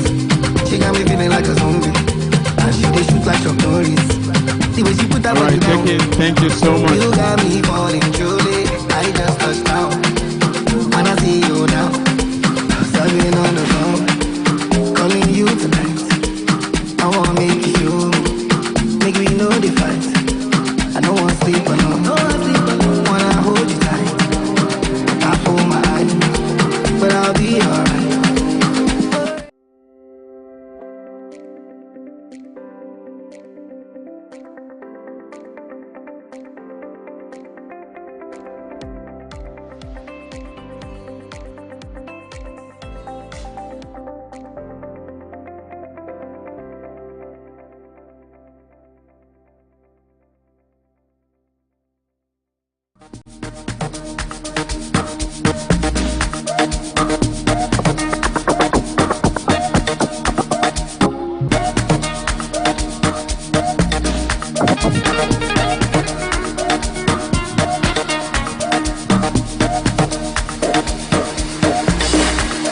Please let's celebrate our finalists as they make their way off the stage. Thank you.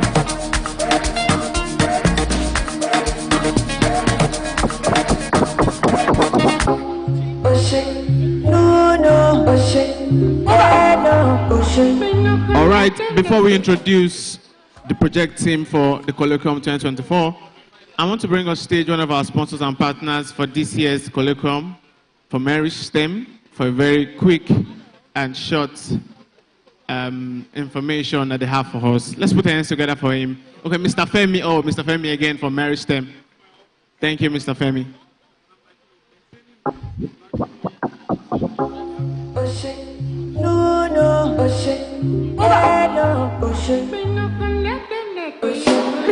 Only you the best thing for me, oh. I know nobody matter more.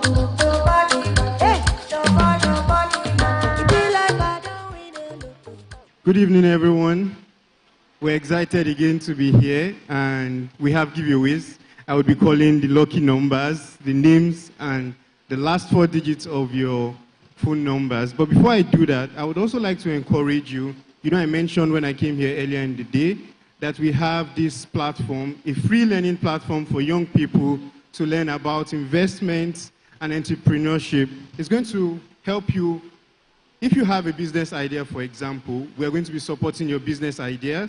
If you want to become better off as an investor, come on our platform and learn.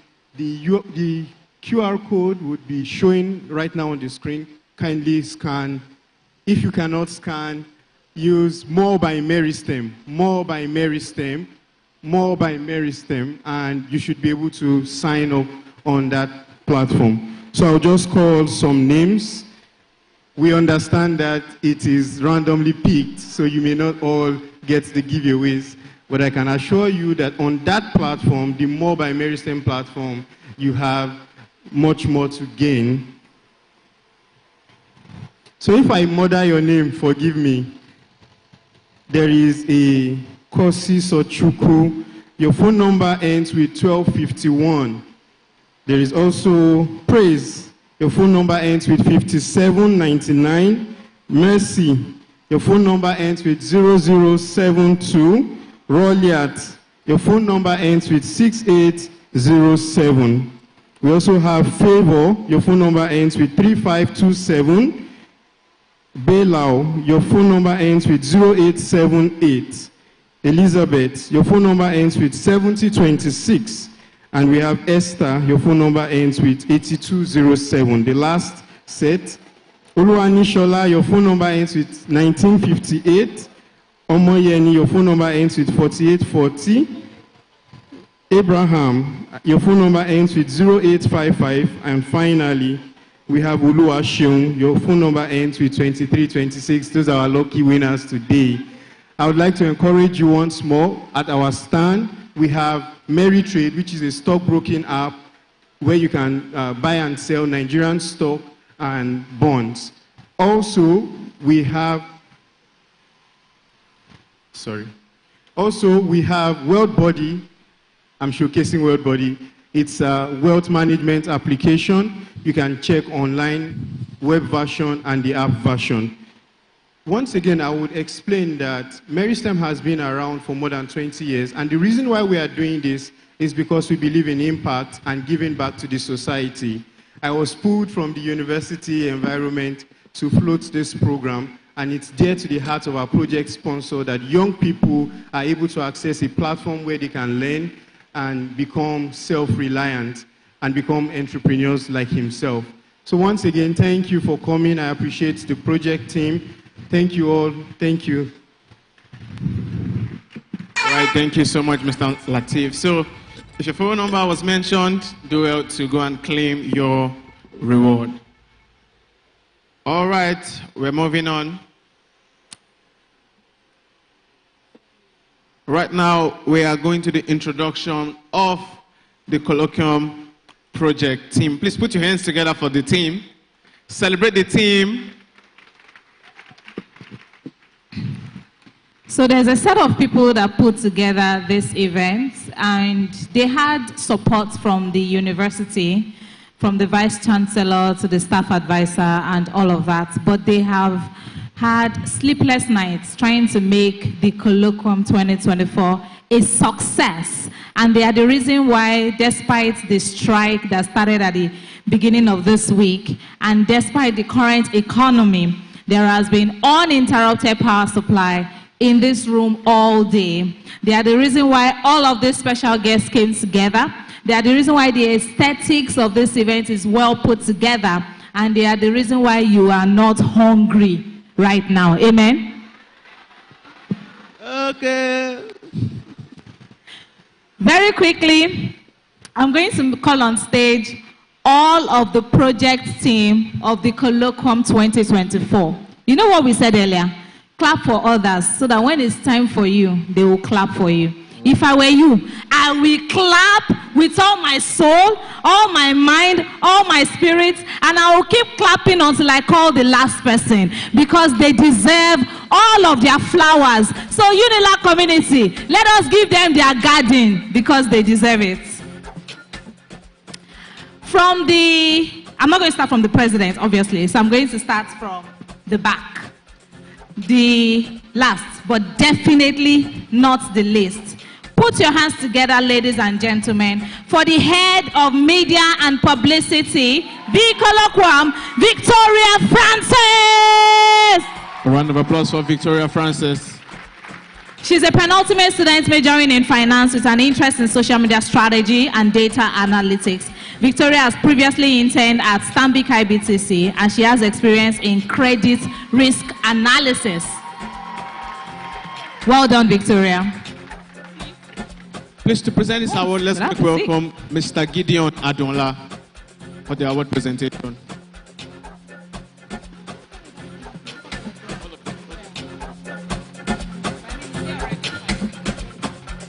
You're welcome. All right, I'm also now going to call the head of compliance and engagement manager, And she's also the head of welfare and event planning. Put your hands together for Miriam Karim. Miriam is studying employment relations and human resources management. She recently interned with the Human Resources Division at Bank of America. Gay. Welcome, Miriam.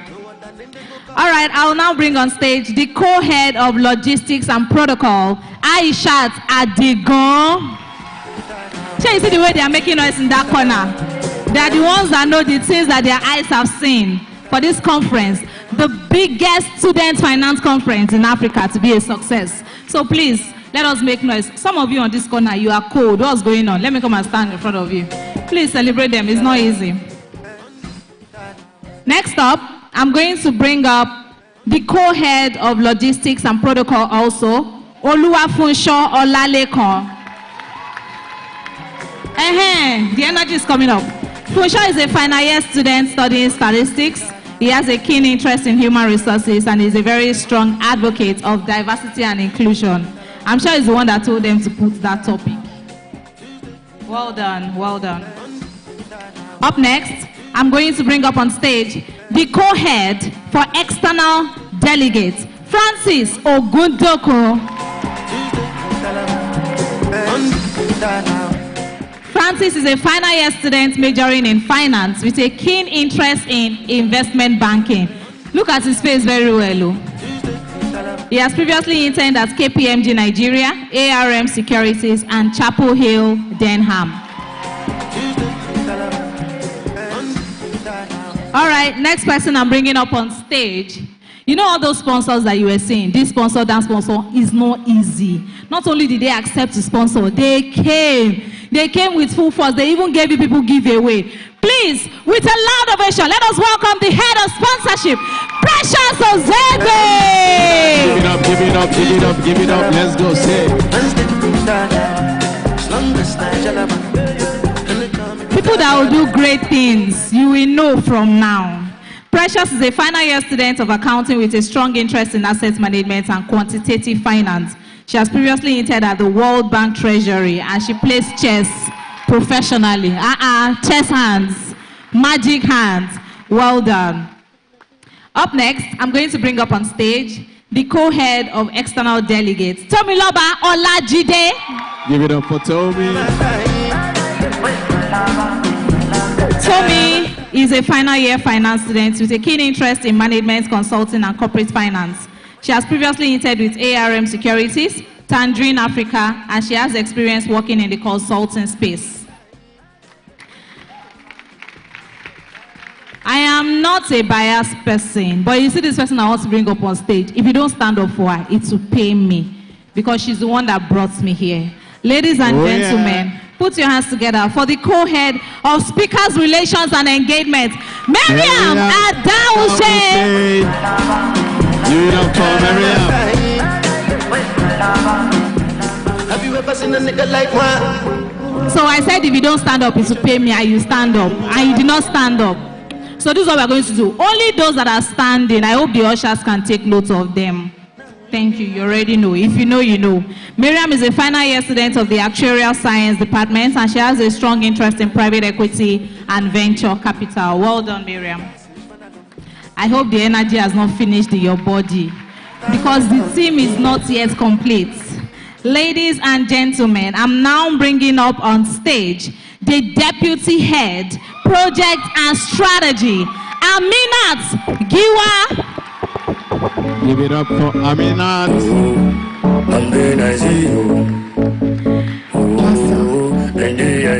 Aminat is a penultimate student of finance with a major interest in global markets and investments research.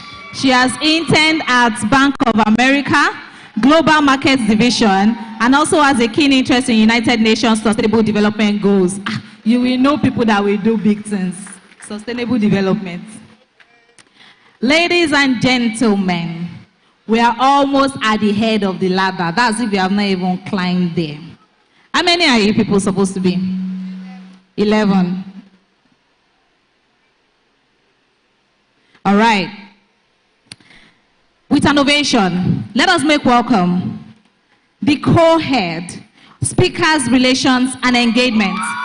Tomiwa Akingbade. Give it up for Tomiwa. From his suits, you will know that he's about to suck. Tomiwa is a final year student majoring in accounting and with interest in investment banking and corporate finance. He has previously interned at KPMG Nigeria and Goldman Sachs and is currently a venture capital intern at Magic Fund. Please celebrate Tomiwa. Now celebrate Tomiwa's suit. He came ready. Finally, ladies and gentlemen, let us make welcome the head, the president, the Olorioko, the Odogu, project and strategy, the head of securities and trading division. Ladies and gentlemen, Daniel Oluloyo. Congratulations, Daniel, he is a final year undergraduate of industrial mathematics with a keen interest in quantitative finance, portfolio management, and politics. He has previously interned at ARM Securities and Cross Partners. Ladies and gentlemen, these are the 11 minds that have put together the Colloquium 2024. Please, can we step forward? Over the next 60 seconds, we are going to give them a very passionate and executive round of applause. Let's begin. 60, 59, put your hands together 58, for this team. 57, if you are not clapping, 56, 55, 54, 53, 52, 50, 49, 48, 47, 46, 45, give it up. 44, 43. The Colloquium team, ladies and gentlemen. A round of applause. The project team that put together the biggest Sub-Saharan Africa students and investment conference, the largest student finance conference in Nigeria. 30, 29, 28. We did 26, 22. Please celebrate them. Celebrate this. Give them all their flowers. 20. The Colloquium team, ladies and gentlemen. 19. 18. 17. They have put together this excellent conference and we celebrate them. 15. Give them all their flowers because they deserve it. 9, 8, 7, 6, 5, 4, 3, 2, 1.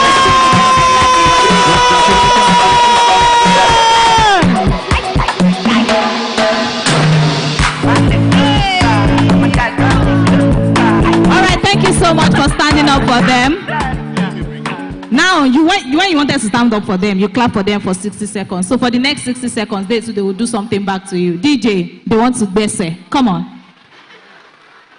11 project team members that put together the Colloquium. Let's go. 60 seconds. Bese, bese, bese, bese. Hey, come on now. I'm counting time for you. Oh yeah, next man. Oh yeah, let's go. Push your life, spiral, not only me, my life. See as we day like this, I'm like, I will never leave your side. I will never. I for the inside location, they draw money, but I don't pass. I for don't launch one hotel with one big body, but I don't last. They know this PG, we go where we take cartel, I fuck no pass. I know you play as if I pass. I don't go be a Muslim man, but I like take it, for a cut, take it, don't finish. I will get, you know how so, let me just see you finish. 1K no the last thing, 100K no the last thing, 1 million no the last thing.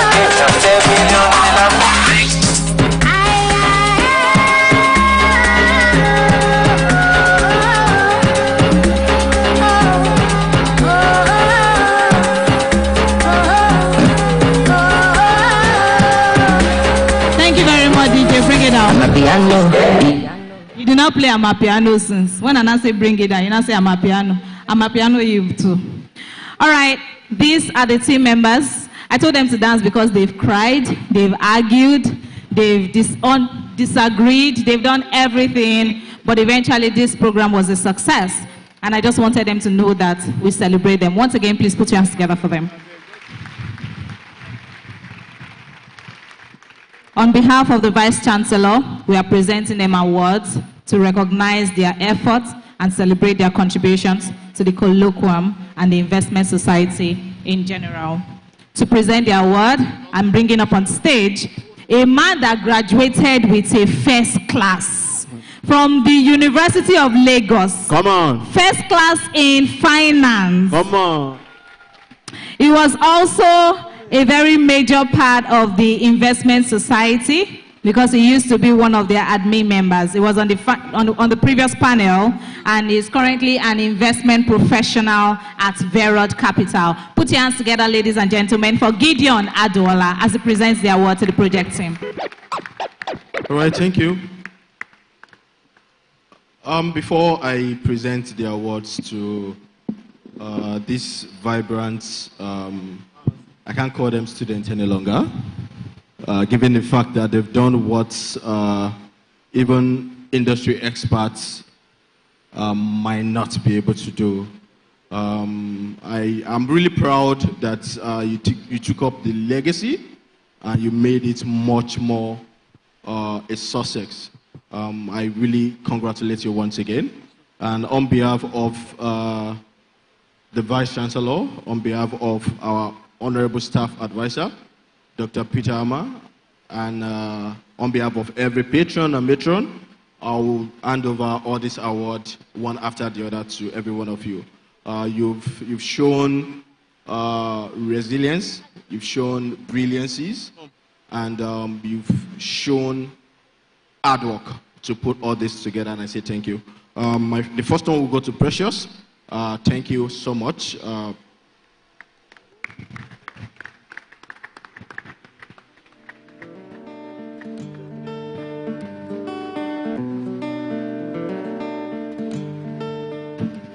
All right, to make it very quick, standing on existing protocol, I'm going to award the next person, Daniel, for his brilliancy and being part of this very great occasion. Thank you so much, Daniel.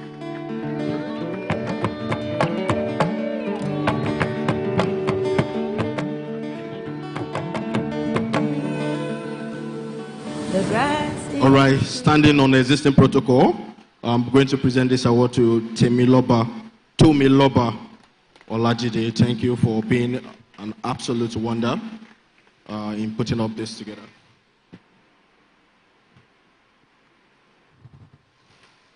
All right, thank you. Please, I expect your clap to be very thunderous. If you know you want to eat rice today, That's what I thought before. you know, we've dished out different impartation across different panel. The cocoa now is food, right? So if you want to eat, I want to hear your clap. All right, the next one goes to Francis Ogun Dotson. Life I was searching for, but if I had known the life I was searching for was looking me right in the eye. All right, so I'm giving this to Miriam Karim. Thank you for your wonderful. If I had known the life I was searching for was already my own. All right, the next one goes to Aisha Adegon. You're not clapping, oh. I'll remove 10 grain of rice from your plate.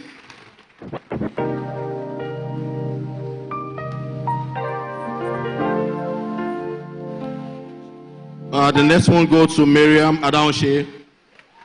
Thank you so much. Thanks for your support.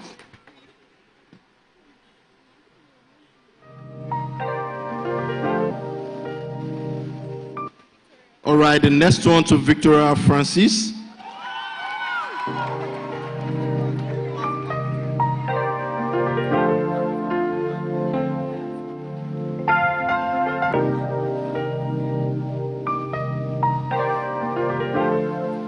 right, the next award goes to Tomiwa Akingbade. I'm going to borrow your seat for my next conference. So.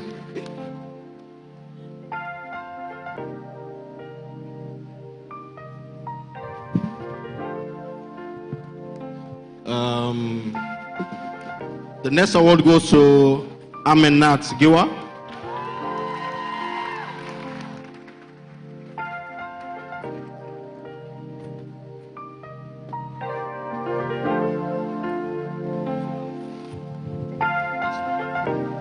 Right.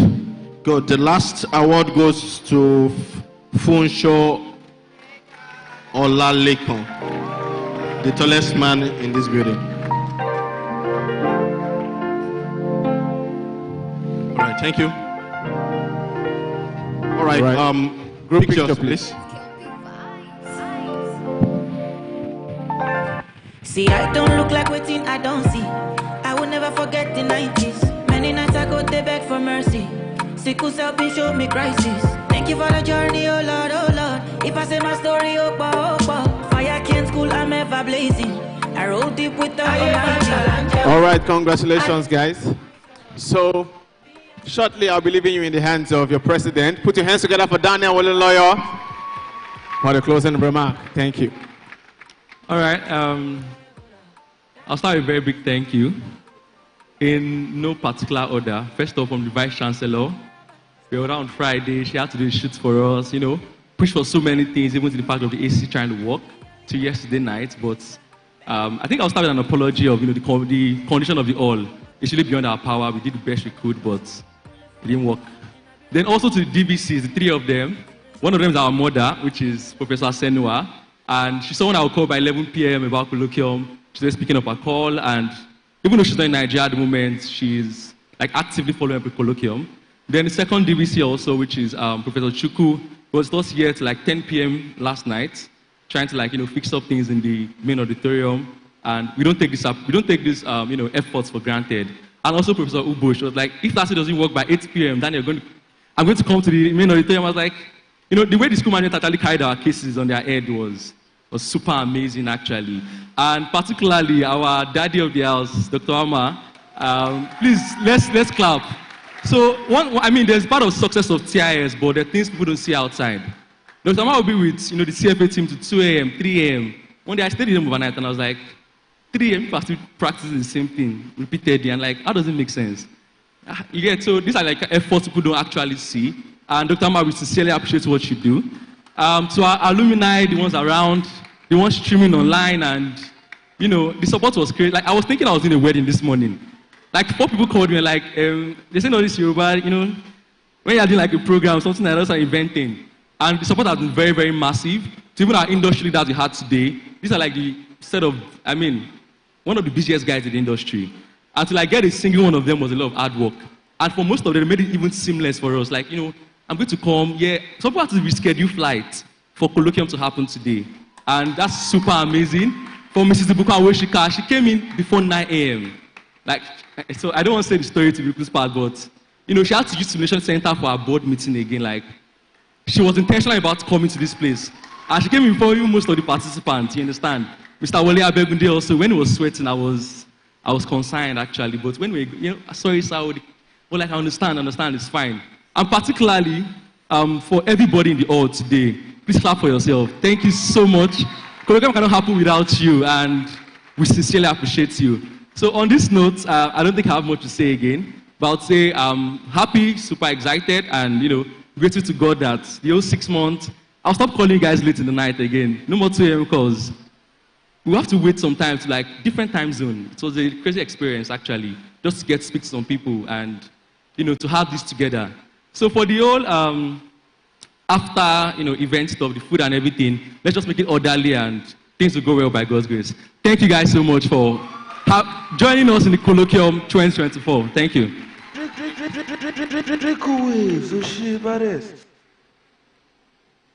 Okay, thank you so much. Quickly before we go, I want to take an announcement from Student Society. Are they here? All right, let's have you quickly, please. Thank you. Very short before we go.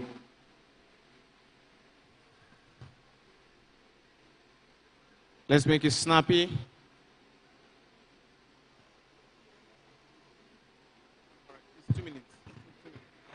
Good evening, everyone. Thank you so much for Colloquium. I want to appreciate everyone for sitting with us from the beginning of the event till this period. And I'm very sure most of us have learned a whole lot. And we're having another, let me say, similar event to this, and more. We have beyond financial reason, and it is called the Finance Symposium 3.0 from the Department of Finance, Faculty of Management Sciences. So we have a lot of, so we can see that most of the organizers, most of them are also from our department. I really appreciate that. So you guys should expect something and even something more. Let me say something similar to this. Thank you so much, guys. I would like to see you guys on the 25th of June at the same auditorium. Thank you so much. Hi. I really appreciate it.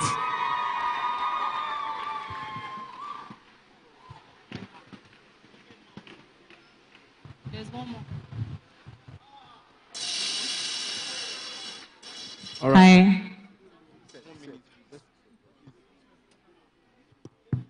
Hi. Good evening, guys. Sorry to waste your time. So, I'm for the Faculty of Management Sciences, and we are here to announce our upcoming event on the 24th of June, 2024. It's called the Student Entrepreneurship Program, SEP 4.0. We can't wait to host you guys to a very, very amazing event. We currently have our Student Entrepreneurship Challenge currently going on. Registration ends tomorrow, so the challenge is open to every innovator, creator, business ideas that you have. If you're an entrepreneur that you own a business that's currently ongoing, registration link is on the page. You can also meet any member of MSA faculty executives to register as well as partake in the challenge. And we can't wait to see you guys. Thank you very much. All right, thank you. Great Unilag community. Great. All right, I hope that we now understand how to navigate the new frontiers of finance, and we have learned the importance of capital raising, sustainability, and inclusion. At the just concluded Colloquium 2024, which is Sub-Saharan Africa's largest student investment and finance conference, organized, of course, by the most recognized and strategically positioned student finance society in Nigeria, the Investment Society. From 9 a.m. till 5 p.m., you waited, you stayed, you clapped, you learned, and you just supported us. Thank you so much for waiting up until this moment. This conference wouldn't have been a success if you were not in this room. We are saying a very big thank you.